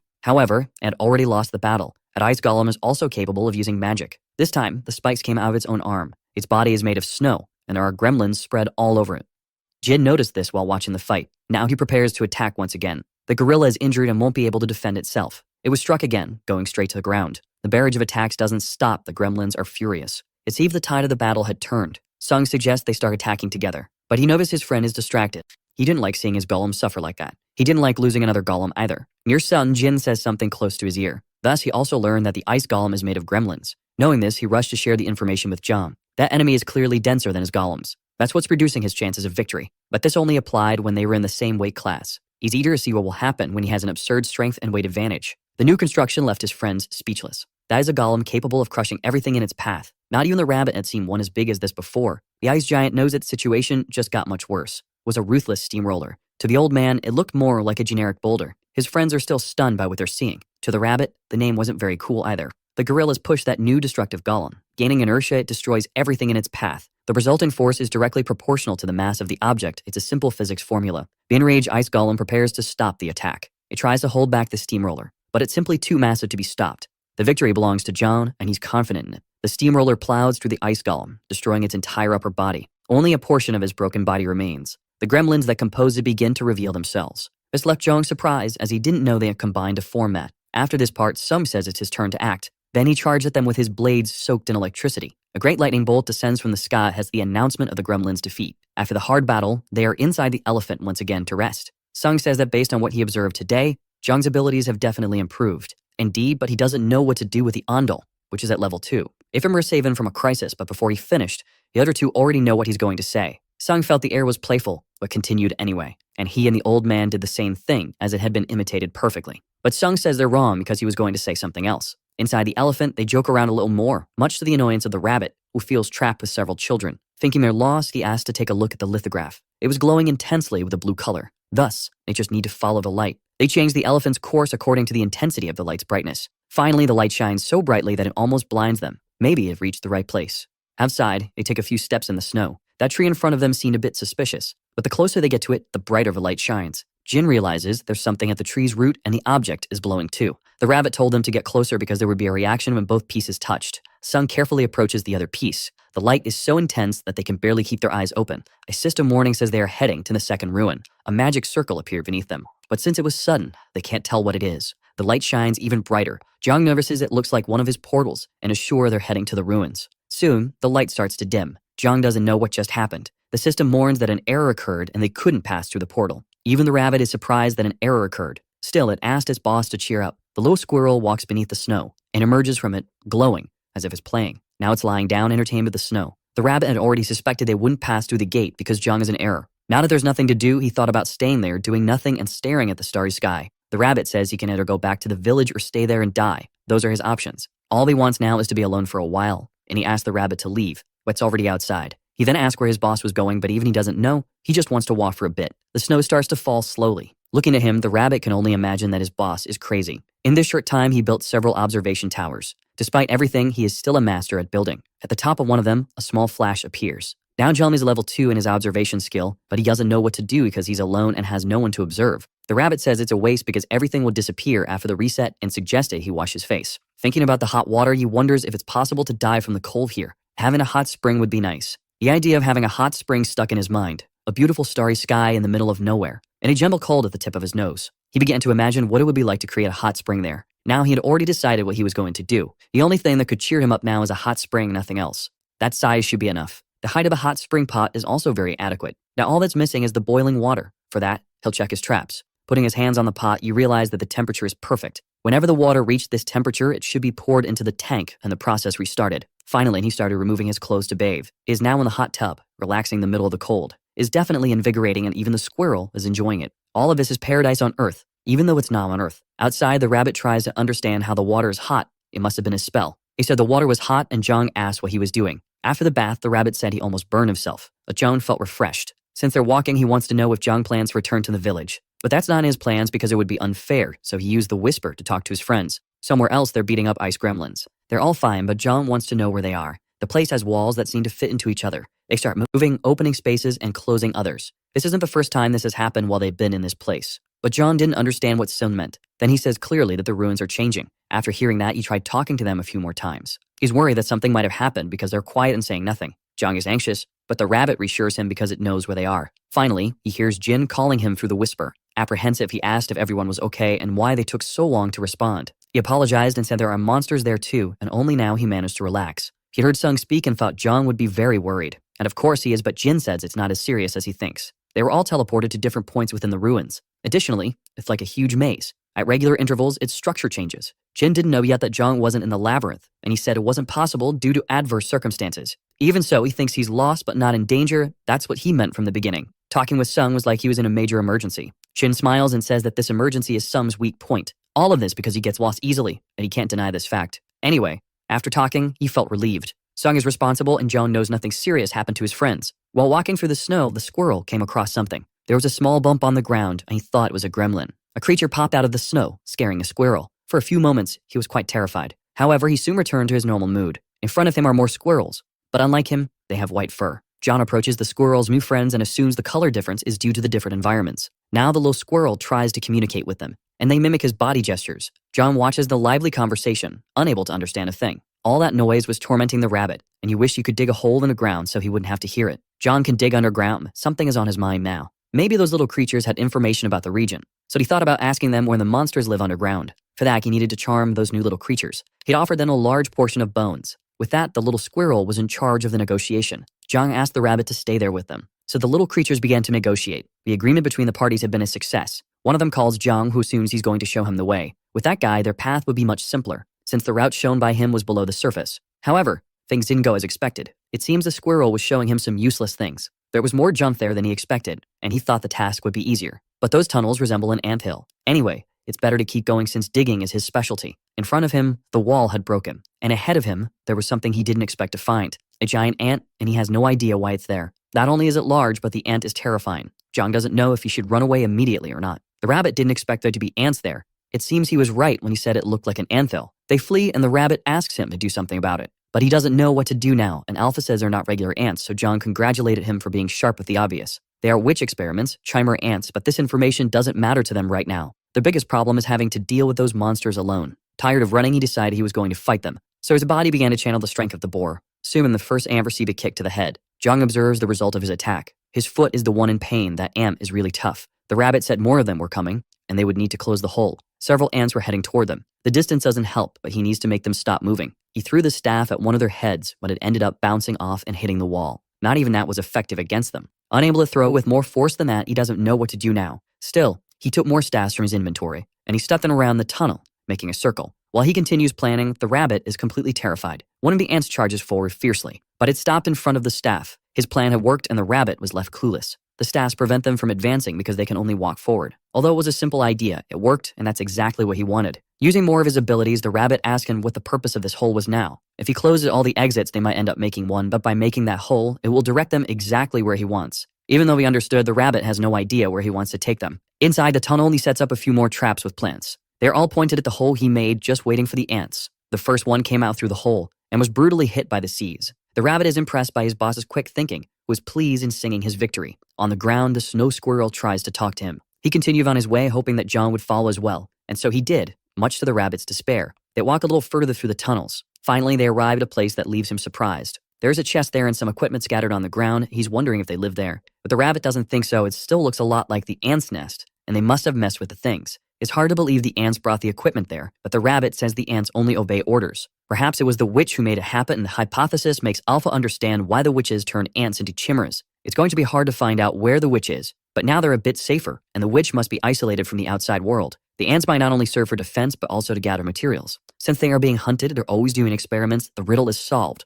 If John doesn't know why Alpha thought so far ahead. The rabbit says that this reflection isn't empty of meaning. The witch's house was the ruin, and the ants were her workers. And if they crossed an entire tunnel, they would reach the end of it. Upon hearing this, he seemed to have an idea of what to do. Now he wants to reach that end. Next to his portal, there is a small house. The plants are prepared to defend the place. They're all aimed at the small hole in the tunnel. The rabbit has no idea what his boss is doing now. He is wearing enchanted equipment that enhances his attributes. The staff gives him piercing ability, and the rabbit said it's a valuable item. Safety comes first, and Alpha agreed because they have accumulated a lot of vital energy. From now on, he plans to grow more and more. Hearing this, he wanted to know what he meant by grow. But John keeps walking through the tunnel. He's ready to pass through the passage. He needs to be cautious because there could be ants on the other side. And indeed, the sound they make can be heard. This makes you react quickly. And using his weapon, he managed to pierce one of them in the head. Advancing cautiously, he needs to listen very carefully. As soon as he feels the ant approaching, he delivers a single fatal blow. This way, he can move forward safely without creating alarm. And he disposes of the bodies using cursed sand. Repeating his pattern, he manages to advance safely, using the strength of the boar. While waiting, he kills the ants using the plants.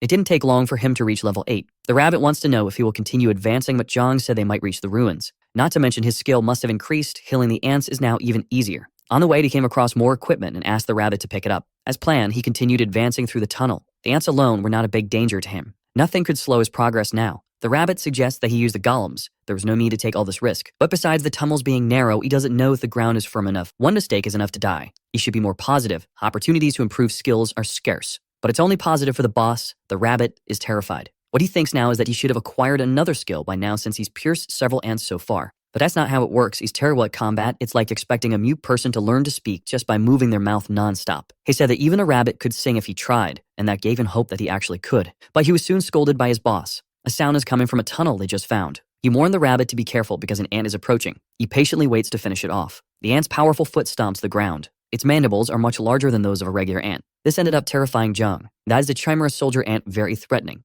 Seeing it, the rabbit asks him to be cautious with it, as they only seen workers so far. Then he opened his inventory to pull out an item. He set up a plant trap to help with defense, and ordered the plants to keep firing. The ant's armor is strong, and the seeds pose no danger. Seeing as she remained unharmed, he ended up admiring her, much to the rabbit's despair, who asked him to stay focused. He knows he needs to focus and use the boar's strength. Heading towards her, he struck her head, but his weapon was unable to pierce the ant's exoskeleton. His strongest blow hadn't worked. The ant opens its jaws ready to attack. With a quick movement, it managed to disarm John. A loud noise followed soon after. What he was using as a weapon is now broken. He asked if the rabbit had witnessed that as well. But told him not to waste any more time and to flee as well. At the cutting surface, the rabbit noticed his boss's distraction, a clean cut and a hardness that could be pierced by metal. He wants those ants. The rabbit thought he had lost his mind. John wants all those ant parts. Motivated, he summoned a few more traps. He ordered the plants to bind the soldier ant to the rabbit's surprise. Faced with the scene, the rabbit couldn't think of anything. It was too much madness for him. Meanwhile, in the labyrinth, his friends are fighting. Stung is summoning his lightning bolts and used them to destroy monsters that were holding him back. Through the whisper, he asked if Jin heard the strike he had delivered.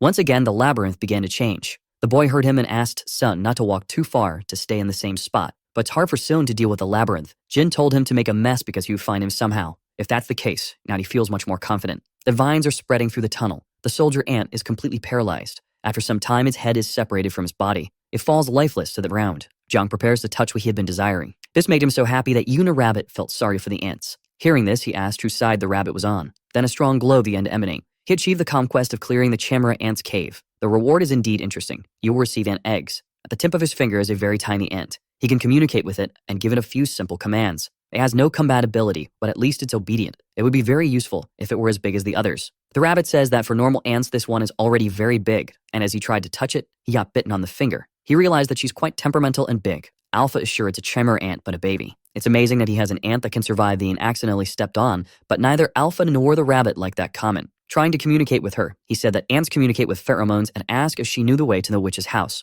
But the rabbit says that it's just an ant that was just born. Zhang exits the portal and the rabbit wants to know if he made it, to which he receives a yes in response. He had taken the ant to the temple. His doubt now is what to feed the ant, and he thinks about giving her everything. But the temple is full of grains, and this is definitely a viable food for her. The little ant is amazed by the amount of food. Another group of players is also exploring the second dungeon, and they're complaining about the extreme cold. There's not much to do except keep walking. The girl says that this is the witch's house, but the guy still hasn't spotted it. Then he comes across what's in front of him. What they saw are Jung's towers, and they mistook them for the witch's house. Maybe it's not, since there's no reaction from the keystone. In his opinion, that place looks much better than the witch's house. The girl wants to know how he can say that, but the old man had seen it before. A sign informs them that there are bathrooms there, and they can use the place to rest. This is an unexpected notice to see in the middle of a dungeon. Jean's reputation was becoming increasingly admirable without him knowing it. Some wants to know where the others are because he's already on the second floor. Jin said he shouldn't have gone as he was going to find him first. Even in the labyrinth, he's worried about Zhang and wants to know what he's doing and thinks he should return to the village. But he has a little problem. He's probably in front of the boss's room now. Inside the room is a hooded figure waiting for him. In one of his hands is a huge scythe. In the other, dark energy that seems to have come from hell itself. The one in the room is the king of death, the guardian of the place where the witch disappeared, and he is also immortal. He told them to come in quickly because he has a life to curse them. Zhang asked if the rabbit heard that too, and he said yes, it was a call to enter. Sung is desperate and doesn't want his friend to go in there alone. Jin shares the same sentiment and asks him not to go in. He thinks they believe he would go in alone because he's crazy. Even the rabbit asks why he isn't preparing to leave, but Zhang said he's still getting ready. He thought there would be a witch there, but the name of her house is obscured, and it's like a laboratory. But there's no monster in there, the rabbit says, because the figure behind the door is surely very dangerous. The old man had said that the boss of the second dungeon is the king of death, and it's impossible to get rid of him. However, there's something that can be done about it. He has a life vessel, but Zhang didn't understand anything about that. Richie, which is the monster's name, has a bowl that contains life energy, and he keeps it in a place only he knows. Destroying that, it's possible to defeat Richie. The rabbit realized he would have to find that object. Knowing his task, he's not happy at all. Meanwhile, Zhang collects several objects from the place that seemed quite interesting and asked what the rabbit was saying. He said it was nothing and would help him with the objects, preferring to empty his mind. Looking at the books, Alpha suggested he read them as some witches have valuable magical books. Looking at one of them, he became very intrigued. The book was blank and Alpha said that was bad. If the temple's owner had been a wizard, it would have been different. He just didn't understand why Alpha made him feel bad about the situation. But the rabbit said that's where players pass through, and it doesn't make sense for a dungeon assistant to leave behind such dangerous knowledge intact. Besides, he didn't mean to feel bad since many of his abilities are magical. He said he would give him something else and told him to stop joking around. Jami asked how much paper the rabbit uses in his life. Even if they're blank pages, they have to use them. And since they were there, he wanted to collect everything useful, as it's hard to find wood in good condition. After a while, he collected quite a bit, and Richie said he couldn't wait to have a chance. The rabbit noticed something curious in the room. A single tile on the floor was higher than the others, which was very suspicious. They went to examine the tile and saw that it was loose, and in the space it concealed there was a mysterious chest. Contemplating the inside of the chest, he is intrigued by it. It's full of daggers and knives, and the rabbit thought Richie's life energy would be there. One of them ended up catching John's attention. One of the knives there is different from the others. The butcher's knife with level 3 slaughter and level 1 vampire. It's identical to the one the old man used to cut the griffin's carcass. That's why he wouldn't give it away easily, and the rabbit asks if he would have given it to him. From inside the room, Richie asks who's violating his treasure. Some realized that the walls weren't moving anymore, but everything started to tremble. Jin also noticed this and assumes that the labyrinth must be coming to an end. Additionally, it's getting colder and colder. Sun has an idea of what that could mean. The battle with the boss may have already begun. Around him, there is a cold mist. John wants to know if he was there the whole time, and if that kitchen knife is really that precious. A dreadful aura is released from him. The rabbit screams in desperation, telling him to be careful. An attack had already been launched in their direction. John needs to dodge or he will be hit. He quickly opens his inventory. Thus, he managed to place a cube of earth between him and the attack. Although he protected himself, the cube was pierced by the blow. It was as if it were magic. The cube was cut and frozen at the same time. Richie demands that his treasure be returned and that John throw it back into the room. The rabbit begs his boss to obey the monster, but he really wants that knife. Behind him, a frozen stain appears with some sort of tentacles. To his despair is Richie, who was materializing in that place, promising to bring death to all those who covet his treasure. Once again, they are attacked, and they narrowly escape the site's edge. He is the king of immortality, and all intruders must die. Looking at him up close, Jung is frustrated. Richie is smaller than he expected. He doesn't even seem that dangerous. The enraged monster attacks them once again. The rabbit says his boss isn't loyal enough to stay and fight, but he replies that in this situation, there's no way to fight back. All they can do now is run. Richie demands once again for his treasure to be returned. Jung knows that the monster's long-range attack is fatal, but he wants to know how he attacks in closer combat. To find out, he places several cubes between him and the monster. He's confidently waiting to see what will happen. It didn't work. He sliced through them as if they were made of butter. Jung asks if the rabbit can do what he orders, and intrigued, the rabbit asks what his boss would have him do. They briefly talk while running. The rabbit listened carefully. After hearing everything, he wanted to know if it was really possible. Jung says the rabbit definitely doesn't know him well enough yet. Now the rabbit just needs to do as he was told. Despite everything, he is more confident now. His idea is indeed quite clever. Assuming he's right, the rabbit begins to put the plan into action. As they change direction, Richie looks at the rabbit. Jung saw that the monster got distracted and started provoking him again. Then he demanded that his treasure be returned, while the rabbit headed for the portal. Jung had given 2 instructions to the rabbit. The first was for him to pass through the portal and place one of the golems in front of it. He needs to do this while Jung still has the stamina to flee from the monster, which is unpredictable. There's ice scattered across the floor and he ended up stepping on a frozen part. Richie is a crafty monster that wasn't there without reason. Jung slipped hard and even got hurt in the fall. As soon as he recovered, he was faced with something obvious. Richie was already on top of him, ready to end the fight. But the rabbit arrived, saving his master, asking him not to be scared. He had been even faster than expected. He had already done everything he was asked to do. This will now be the best match ever. He skillfully jumped off the ostrich and started provoking the monster, calling him a sewer face. Now things won't go his way anymore. The rabbit's taunt seemed to have an effect. Pieces of his cape fly through the air. John looks at that, a little curious. The rabbit did as planned, and now they see Richie's true identity. The witch's experiment still intact. He is the king of all snow gremlins. Once again, he demands that they return his treasure immediately. John can only find his little face extremely cute, but Richie is determined to finish off these intruders. The rabbit screams in fear that he's coming. Riding the ostrich, John flees, pulling the rabbit by the ears. The rabbit wants to know if they're really going to run, but it's a strategic retreat. Heading to the portal, they will call more of their competent subordinates. As he circles around it, he puts the monster near the portal entrance. John gives the order for him to be crushed. Richie is exactly in front of the portal. A giant hand comes through, hitting the monster. The gorilla's strength is immense. The monster is thrown into the air but begins to recover. Despite being a heavy blow, he's still fine. That way, the golem didn't even need to be here to attack. Furious, Richie said he would kill them and bring complete death to them. A cold mist begins to emanate from him. John protects himself from that cold wave. Faced with this, he decided to set up another portal. That made the monster curious about what would happen. But without waiting to see, he advanced for another attack. John is surprised by his agility, a sight that was already being wielded with mastery. A slash is aimed at the invaders. But John managed to use more of his cute for protection. Richie now knows that the portal can be used to hurt him, so he reacted quickly. He tells the rabbit he needs to get down now to buy time, so they can set up another portal. The rabbit wants to know where to place the next one, but John asked him to trust his intuition and be as clever as possible with this task. He's confident the rabbit can do it, which left the rabbit flattered by his boss. It was time to act, and to be quick. Richie says he's going to finish him off now. If he's the king of the dead, it's possible that he's also undead. Recalling his experience so far, he can coat his weapon with purification because if it's like that. Richie advances to strike with his scythe. For John, what mattered was the attempt. For the first time, he counterattacked, forcing Richie to dodge. He remains confident in his strategy and attacked him once again, landing the hit perfectly. The monster didn't like that at all, and there's now a mark on its head from the blow it received. Using purification, he prepares a brick in his hand. Throwing it like a projectile, he hit Richie once again. This way, he continued his attack. His confidence working, but didn't notice the ice on his back. It's the little squirrel who warns him about it. He barely manages to dodge and recognize Richie's attack pattern. Now he's moving through the ice. But he manages to use his staff as a defensive tool. With his hand extended, he tried to touch the monster. That way, he could use his purification ability. Once activated, a large vortex formed between them. Because of Richie's robes, Jung couldn't precisely tell where his body ended. He observed him closely, intrigued. Jung asked what he was looking at and provoked him to attack again. Richie showed no reaction to this, but then attacked again, almost deliberately missing. Jung saw that his staff was now destroyed. Faced with this, Richie smiled because his strategy had worked. Jung said he should be smiling because after all of this, All he wanted was to buy a little more time. The rabbit had already made the preparations.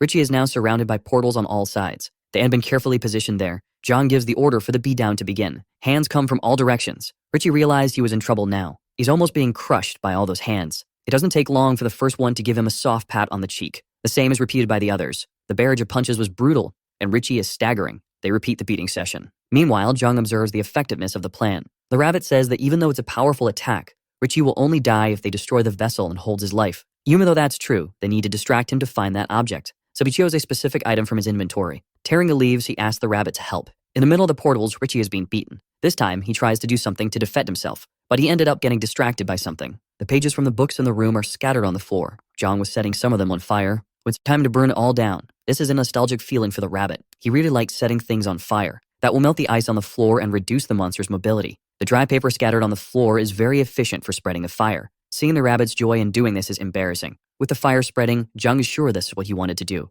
He just didn't expect that a bit of paper would cause all that. The rabbit used the oil trap to increase the flames, a complete pyromaniac. Richie is furious with what they've just done, so he summoned his cursed spirits. From his cloak, several of them began to appear. The ethereal creatures are now there. John was frightened when he saw what he believes are ghosts. Alpha says that physical attacks won't work on them, and he should be cautious. If it's not magic, it won't work, but when he threw a book at one of them, he managed to hit it, much to Alpha's surprise. John used his aiming ability for that. Hitting the coast was too easy. The rabbit just watched how lucky his boss was. The flames continue to burn in the room. Richie orders his ghosts to do something about the fire. Seeing that the rabbit finds it amusing that he's giving orders in a panic, because it's ridiculous. While they're in a panic, John wants to take the opportunity to flee. But Richie doesn't want to make things easy for them. The rabbit says that if he gets caught, there'll be a slow death, and John reminds him that it was the rabbit who brought the oil. But proudly, the rabbit says he just did what his boss ordered. He's sure Sung is capable of defeating this monster and asking if he would be able to beat it. However, he has no idea how they could defeat an immortal. Jung says he's being chased by the boss and is on the 3rd floor of the labyrinth. Richie is chasing them, completely furious.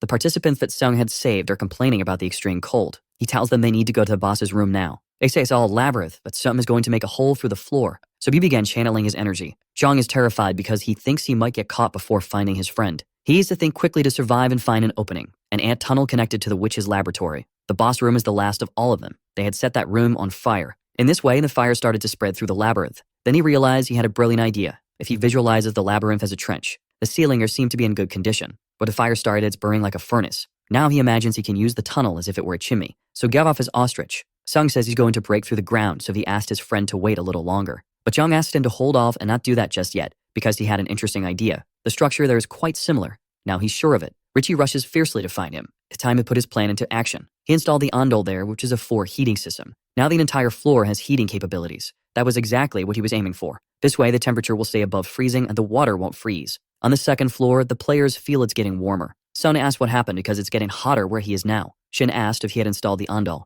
With that, the gremlins can't do anything at all. His plan was a success, and he wants to go up to the 2nd floor. Seeing that there was already smoke there, he thought the heat had increased a lot. He used purification on his face, creating a mask to protect himself from the combustion gas. The rabbit and the little squirrel also want masks. Creating a bubble for all of them, they continue on their way. Richie is definitely furious with them. The ruins don't have a climate that helps him now. It was time to defeat the boss. He threw a solar stone in his direction. The ore is almost hitting his head. This caused a strong explosion. Richie got a little singe because of it. John wants to know what his immortality can handle the heat. Even so, walking through the labyrinth is not easy. He needs to climb and figure out a way. The rabbit doesn't know what's happening now. John is trying to break the tunnel ceiling, so he started using his ability to break through the stone. It didn't take long for him to make a hole in the ceiling. Through it, everyone managed to pass safely. Richie doesn't want to let them keep running, so he follows them to fulfill his threats. Above, John was already waiting for the monster. He was going to give him some dirt cubes. A pile of them fell, burying Richie. There's no way he could have avoided that. Upstairs, the old man has just met John. They don't know why they're there, but they ended up meeting on this floor. However, things are still not resolved, and there's something peculiar there. The old man is holding hands with a woman. John asked who she was and called him a traitor. While he's fighting for his life, the old man is flirting, but he ended up saving her, and that's how it happened. The rabbit says it's a trap, much to the old man's surprise. She's not human, and if he doesn't want to die, he better get away from her quickly. Jung doesn't know how to break the news dam. That woman doesn't even have feet. She must be a ghost. Realizing this, they are left speechless. The woman reveals her true appearance as she tries to attack. The old man became enraged by this. Devastated, he prepares to strike the deceiver. His strike is completely devastating. The monster says she could have killed him, and succumbs to her wounds, disappearing. Meanwhile, he lemons what just happened. The rabbit says that thanks to the old man's first love, he found a good clue, and the old man tries to say it wasn't his first love. There's a trap that drains energy like she was doing to him, so there's a good chance the life vessel could be nearby. John realizes he needs to gather everyone that the old man believes the labyrinth will move again. But for that, John has a plan. Fimu whisper, he said he's on the second floor and had found the old man. Sung wants to know exactly where he is. Jin is happy he found the missing person but also wants to know how they'll meet up. Taking a mandrake, he asks them to follow the sound. The old man doesn't know what that plant is and the rabbit says it's a mandrake. It's used as an ingredient by witches, but if it's stepped on, it starts screaming nonstop. Placing it on the ground, he asked the old man to do the honors. He closed his eyes, disappointed, feeling sorry for the cute little plant. He covered his ears, prepared to stomp on it. An ear-piercing scream was let out. Some heard the sound signal. Meanwhile, amidst the rubble, Richie was free and promised to kill that guy. But soon, he also noticed the sound. Once again, he summoned his ghosts. He can't wait to see how the invader will deal with this, because he's definitely going to kill him. He's going to destroy anyone who stands in his way. So you began producing a blizzard. One of the players heard that sound. Talking among themselves, they wonder what it could have been, saying they've never heard anything like it. It might be the boss screaming, and if that's the case, they decide to head toward the source of the noise. When the strong take the lead, there are always those who follow. Because of the noise, all the players headed toward it. The mandrake keeps you screaming nonstop. The old man wants to know how long he has to keep stepping on it.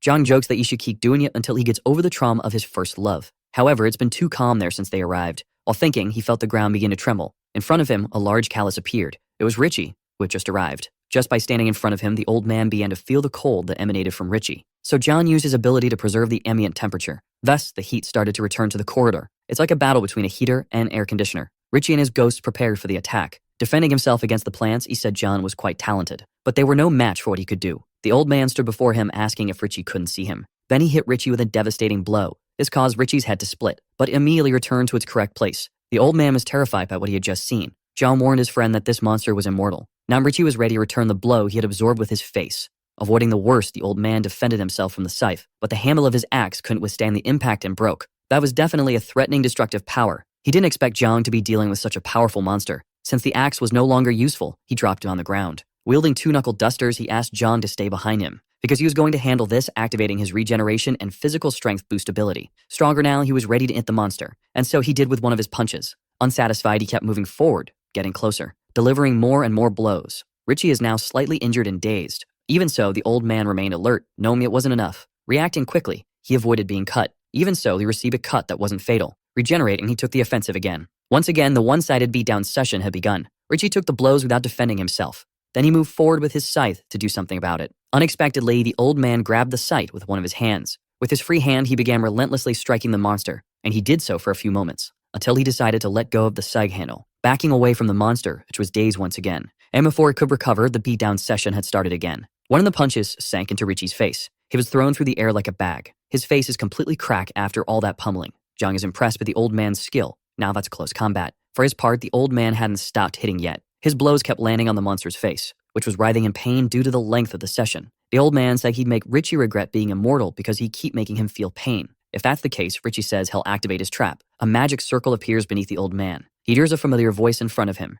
The woman he supposedly saved earlier had appeared there. She said she was worried about him because he had disappeared, and now she wouldn't let go of his hands, which were wrapped in chains. Her beauty made him dumbfounded, and he agreed without objections. Jong had expected this, and the rabbit yelled in frustration that the old man was a complete idiot. Now it's up to Jong to fix the situation. Accidentally, the old man stepped on the mandrake again, making it scream wildly once more. This made him realize that the woman was actually a monster, so he did his best to get rid of the ghost to the surprise of the onlookers. But the rabbit noticed a clue. Every time Richie recovers his stamina, he can see the energy flow. Now they need to figure out where it originates from. He definitely takes Richie's weakness and the altar where his life energy is stored. For having broken the old man's heart, he takes out his frustration on Richie's face. Meanwhile, the other two follow the flow of energy seen by the rabbit. But Richie knows what's happening, so he uses what strength he has left to get rid of the old man. Zhang looks back, curious about what he felt. Richie was chasing them, determined not to let them escape. He said it wouldn't ruin anything else there. Before he could finish speaking, Sung caught him. This time, he's definitely in serious trouble. Zhang was thrilled with his friend's heroic appearance. He had suffered a lot from running into dead ends.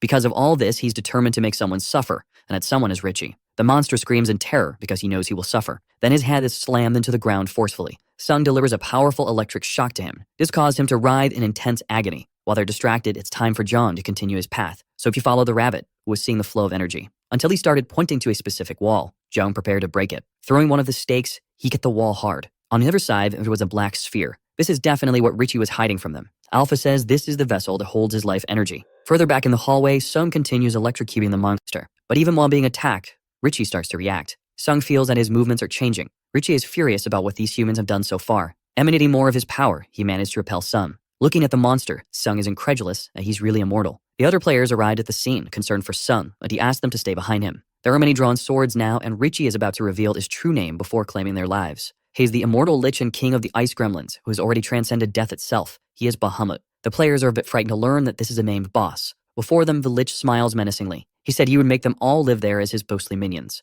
There will be nothing but death for them for having damaged his body. Zhang arrives behind him, asking if he's still alive. The Lich turns, saying yes, but soon notices something peculiar. This made him immediately terrified. Then he began thrashing and writhing in agony. The ghosts that were trapped in his body were released. The old man looked at that, very impressed. The ghosts kept leaving his body, until all that was left of him fell to the ground. And all that remains is an empty and broken shell. Then it began turning to dust as it had no more life or power. The players, who didn't know what was happening, couldn't understand why he had died so suddenly. Sung says that his friend Zhang did it again, and the players realized it was the same person who had made the hot springs. Introducing himself, Zhang said he was the one who did it. With what little strength he had left, Richie said he was upset and also sad. To fulfill his master's wish, he accepted the curse, but all of it was in vain with the destruction of the soul vessel. Zhang said he hadn't broken it. He simply sacrificed the whole thing. He thinks Zhang wants to make him suffer until he disappears. The dungeon had been cleared, and all survivors were fully healed. They celebrate while no one heard what the Lich had said. With the challenge completed, everyone is happy. The old man feels the healing and recovery fled his body. Sung is content too, since everything ended well. Zhang did an excellent job, and they ask where he had found the vessel containing Richie's life. The rabbit enters the scene and says it was him. A bluish light begins to emerge. They don't know what it is and wonder if it could be another boss. The light blinds Zhang's eyes. Finally, he realizes what had happened. With magic, he entered there, and with magic, had left. The rabbit said that at least they had their own way out of that place. If not for the fire, they would have had to climb through the small and winding paths of the ant tunnels. Alpha says the apocalypse driving will be wicked and cheap, which doesn't cheer Zhang up. Before the dungeon resets, they need to get out, so the rabbit asks what he's doing. Looking at the Lich, Zhang says he's still alive. The Lich responded that he would die soon. He had a low mana before, but now he has none left. If that's the case, Zhang is going to take that weapon. The scythe has level 1 fencing skill, and the edge of its blade is sharpened to level 3. It will be an excellent tool for harvesting rice. The rabbit says it can even cut the soul of the rice. It's just a shame that it's small. When the Lich holds it, it looks big, but in Zhang's hands, it's tiny. Even so, its blade is very good and sharp, and you will find a purpose for it. The Lich says he's bold to steal all his treasures. He said he would curse him, so Zhang uses his purification skill. He apologized to him for that. Then he asked the rabbit if it was possible to control him like he does with the golems.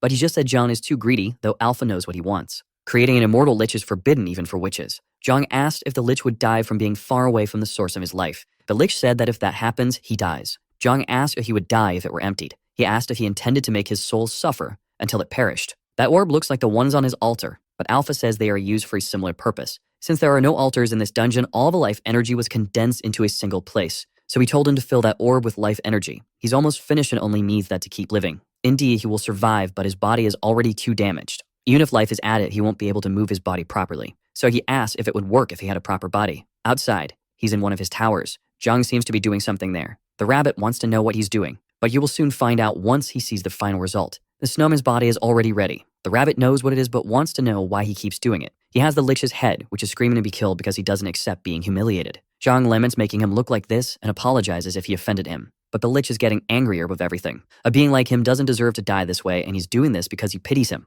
The Lich didn't expect to hear that. He tried to look away, incredulous. Zhang asked if the Gremlin King can still manipulate the snow. If it's snow, of course he can use it. With his new body, he offers all his loyalty to his new master. Since that's the case, they should try to get along from now on. The Lich says he's eternally grateful and offers his loyalty for as long as he lives. Faced with the Lich's enthusiasm, Zhang was very happy. It made him smile proudly. Now they are at the top of the tower, and the rabbit says that not long ago, the Lich was talking about cursing them all. The past is behind them, and he hopes they get along now. He called the rabbit Little Elder, which made him upset. Not to mention that he didn't like being called an elder. Since they have the same master, he knows there's a hierarchy, and judging by the rabbit's clothes, he must be the master's butler, which made the rabbit even more annoyed. Because he's his slave, that's what Zhang said, and the rabbit repeated it, but quickly corrected himself. Then the rabbit looked at him angrily. Now the two are arguing about whether or not he's a slave. One of the perks is that he can't take damage from the Lich, which puts his mind at ease about possible betrayals. But Alpha says those effects are even better. The Lich's damage is mostly area-based since he's immortal and doesn't need to be durable. Now that magic can't affect him. In combat, this can translate to a strong attack and excellent defense.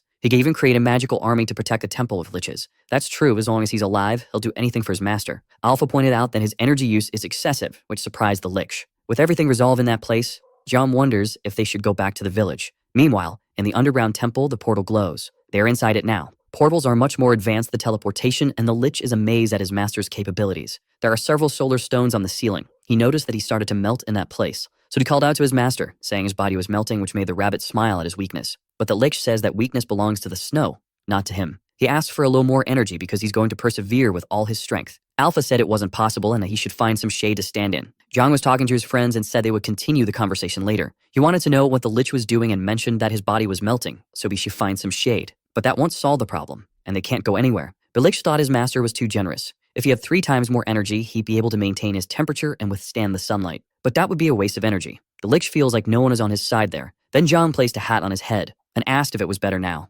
Looking at his master, he asked what that was. It was something Jiang had made and it fit perfectly, enough for him to walk around there. It's unbelievable to have an item made by his master's hands and he feels honored. Jiang senses that the Lich is definitely not immune to compliments.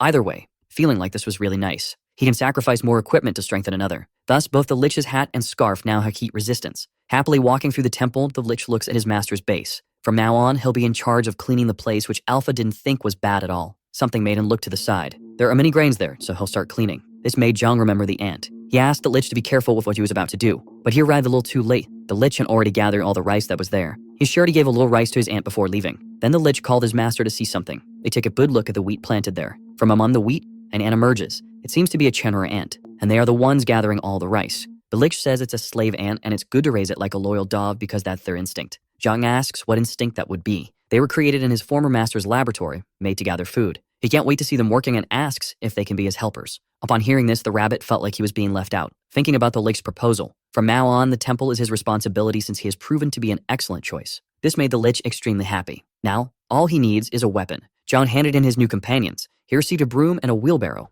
and once again said he would always follow him. Alpha says he adjusted faster than he imagined. Jiang knows he will work hard there. Since it's his first day, Jiang asked him not to overdo it. Faced with this, the rabbit's jealousy only grows. While working, the Lich looks at the rabbit. The rabbit says there's water on the floor and that he shouldn't drop snow while walking. In response to his complaints, the Lich said he would dry the water. Even so, he shouldn't complain because he could just fly. The rabbit says he doesn't like his tone or his excessive formality. If that's the case, the Lich will try to fix it. But he said it's hard to change the way he speaks all of a sudden, to which the rabbit complains because it's even weirder now. Leaving the conversation, the Lich said he'd get better and not to worry about it. He didn't expect him to have this personality, and for a servant, he's getting too annoying. Not to mention there's something even more irritating now. Jiang asked Bahamut to come to him. Bahamut arrived in the blink of an eye, asking what his master wished. Jiang extended a cup to him. Then the Lich made some ice for him. Jiang drank his now cold drink. Indeed, cold cider hits the spot perfectly. The rabbit is getting more annoyed by the affection the Lich is receiving. After making the ice, the Lich said he'd go back to work, but Jiang had something to give him. That made the Lich surprised.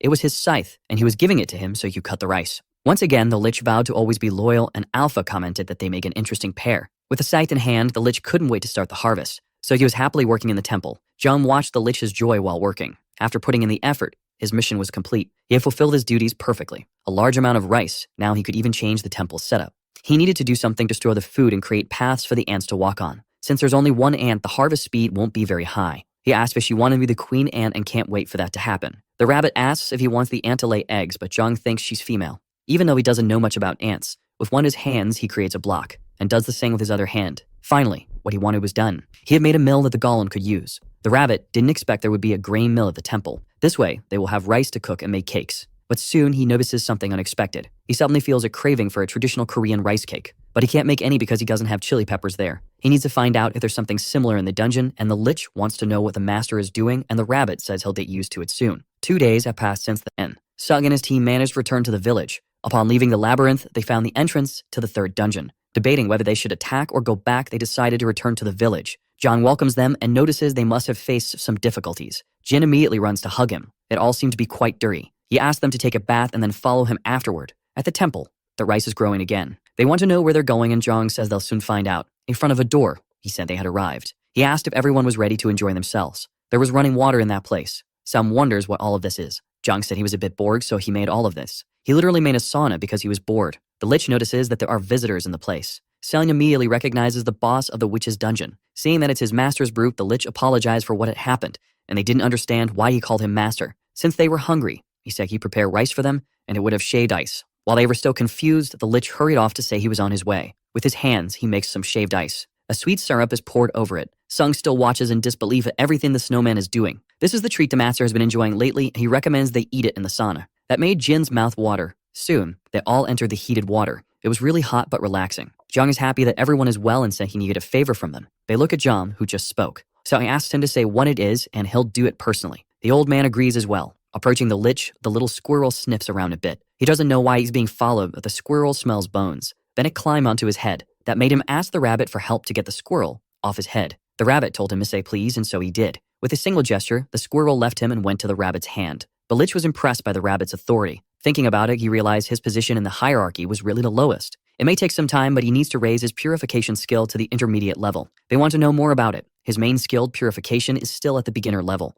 Unlike the others, it can be improved, but it hasn't leveled up much yet. The rabbit says it's very useful against the undead, and that if it's improved, it will be even more useful. He saw that when fighting the lich and the skeletons, but the range is limited and it only applies to the weapons he wields. Maybe if he increases its level, the range will change too. The rabbit says that if that's the case, he needs to face enemies using only that skill. But Zhang says he doesn't need to hunt enemies. Hearing this, the rabbit was confused. Then Zhang pointed to his 3 friends. Now they're all in the field, where the sand is cursed. He needs them to deal with the skeletons while he purifies the land. That will be easy. They just want to know for how long, and they'll do it until the skill levels up. It looks like it's going to be quite a task. A few days after they started, with everyone's hard work, John had an incredible result. His purification skill was now at the intermediate level. The ground begins to shake and a figure levitates above it. The creature in the air resembles a lion. He looks down curious. He doesn't know what those structures are since he wasn't the one who built them, and he wonders if it's a skill that can do that. Now he observes the labyrinth. Inside the boss room, he notices a few more things. There's only the body of the lich that was there, leaving him furious. It wasn't moving, so he needed to check the orb that held its life. The true soul is no longer there. He lost his appointed boss. Without the soul inside, the lich is just a broken puppet. He's intrigued if someone made the lich use all of his power or if it was his soul destruction skill. Either way, he just needs to replace the dungeon boss. This time, it will be a completely different dungeon, and that might end up being fun too. The next day, Zhang looks up. He wants to know where the lich is and why there are so many ghosts there. He intended to go to the dungeon one more time before the reset, but now he wants to know what's going on. The rabbit says the dungeon had been altered. He had the boss replaced, and Zhang wants to know if that's possible, since the rabbit never did that. All senior managers have the autonomy to change traps, monsters, and the entire dungeon. Even so, Zhang is only focused on beating it now. Either way, the strategy to beat that dungeon is completely different now. Zhang wants to know how it can change so much like that. The rabbit says it's pure chaos and nothing more than that. They need to capture all the ghosts in the domain while they are on the offensive. Catching them all is going to be very tedious. And it will be even more tedious because the labyrinth changes its layout and the ghosts can pass through walls, so they are at a huge disadvantage. Even so, Zhang thinks it will be easier than dealing with the lich. In fact, things might be even better this way. The rabbit wants to know what could be better in this situation. Begudi should use this opportunity to try something. His new purification skill, which is at an intermediate level. Now he can use his purification ability from a distance, without needing contact. Surprised, the rabbit asks if he's going to hit the ghosts. Confident, Zhang says that's exactly how he'll do it. Together with his aiming skill, there's no way to miss. The purification projectile is ready. He channels a sphere at the tip of his fingers. He's prepared to shoot like it's a pistol. This way, he can hit several of them quickly. Faced with this, the rabbit is incredulous, not just by the speed, but also by his master's precision. Zhang continues without any difficulty. The rabbit tries to talk to him, but Zhang says he's busy right now. Surprisingly, the rabbit is cheering for him, motivating him, which is so unexpected that Zhang even finds it strange. Moving on, he wants to see how many ghosts his boss can take down like that. Ghosts are a peculiar type of monster, difficult to deal with. Their attack is simple. With each contact, they drain 1% of the target's strength and temperature. If several of them attack at the same time, it's practically fatal. Being able to pass through objects, fly, and being immune to physical attacks makes them formidable. Even so, for Zhang, dealing with them wasn't challenging at all. Looking at the rabbit, he asked if he was counting how many he had destroyed. Despite everything, he was 57 so far and everything's going smoothly. Placing a mandrake on the ground, he asked the rabbit to step on it in case the ghosts got too close. He was finishing off the ghosts there. But as soon as the mandrake started to scream, they backed away. Now it's just a matter of waiting for them to come back so he can finish them off at a safe distance. The rabbit wasn't supposed to be incredulous. The strategy is good. He asked again how many it was, and the rabbit said it was 83. Since he was getting hungry, he'd stop at 100 and head home. But he wants to know if the rabbit knows of any achievement for defeating ghosts. Meanwhile, his purification ability leveled up to intermediate level 2. The ghosts were the perfect victims to evolve his ability. After hitting the 100 mark, there was no achievement. Maybe Sin got earlier. Now he wants to eat right there and continue. Who knows, his achievement might come soon. So he asked the rabbit to step on the mandrake once again, and it let out its deafening scream again. As things are going well, he wants to progress patiently. Then he noticed something on the ground. At first, he didn't know what that white powder on the ground was. The rabbit says it's the remains of the ghosts. Zhang realized those were their ashes. Interesting that they leave them behind, and even more interesting is the fact he hasn't missed a single shot. Faced with this new item, Zhang thinks for a moment. He doesn't know what it's for, and the rabbit says it might be used in some kind of ceremony. For sure, if it's left by a monster, there must be some use for it. After hearing this, the rabbit inspects the ashes more closely. After sniffing them, he ends up sneezing, and Zhang thinks maybe it's dangerous to inhale. The rabbit says it's just dust, which made Zhang ask Alpha if ghost powder has any use. It can be used as a magical ingredient, but it's useless to him because he's not a mage. After hearing that, he started analyzing the ghost powder himself. With a handful in his hands, he tried to use his ability to shake the earth. The ashes took the shape of a Q, and he thought it was a new item, but the rabbit said it's just dust. Ignoring the rabbit, he continued collecting more ghost powder. Maybe someday it will be useful to him. After eating, he went back to destroying more ghosts. With that, he ended up using all the mandrakes he had. The rabbit apologizes for having used them all, and Jung says he almost stepped on all of them too. He knows he did that because he was enjoying it. He had collected them from the griffin's nest, and now he thinks about going back there to get more and plant some at the temple. In fact, it's possible the griffin has reset by now. The rabbit asks if he's thinking about capturing the griffin and becoming a tamer. The traps might help with that, and he hopes it's easier to deal with the griffin and the ghosts, but the rabbit says he's thinking wrong. So they head to the Mountains of Death. Jung defeated the griffin once again and still didn't get any achievement. The rabbit says achievements don't repeat, otherwise they'd lose their meaning as a reward. Jung says the dungeon is stingy, but the rabbit insists he's being greedy. That's why he's getting fat now. After hitting the rabbit, he asked Alpha if he could offer his excess fat as a sacrifice, and Alpha said he could. The rabbit said that if he wanted to lose it, he could let the ghosts attack him. So Jung decided to go back there to do it, but the rabbit told him to reflect because that's not how it works, and if he wants to lose weight, he asked to move his body. After hitting the rabbit again, he said he almost got tricked. Then he began to think about life energy. So he opened his inventory to check some items. He wants to know what happens to ghost powder if infused with life energy. Alpha tells him not to try because they still need many sacrifices to revive Artia. Even so, he wants to see what will happen. After putting life energy into Bahamut, he became an ally, and he wants to see what could happen with this. Alpha says it's an extravagant waste, and the rabbit calls him an idiot. John believes you can make the ghosts his allies. The Lich is no longer the boss, and it would be great to have an army of ghosts. But the rabbit asked him to stop deluding himself, and Alpha said that this was only possible with the Lich because he had a life vessel. Zhang is outraged, and as the temple master, he ordered it to be done as he wishes. Alpha says they can try, but it's better to do it in a safe place. So they went back to the village where they can do it. If anything goes wrong, they can ask the villagers for help.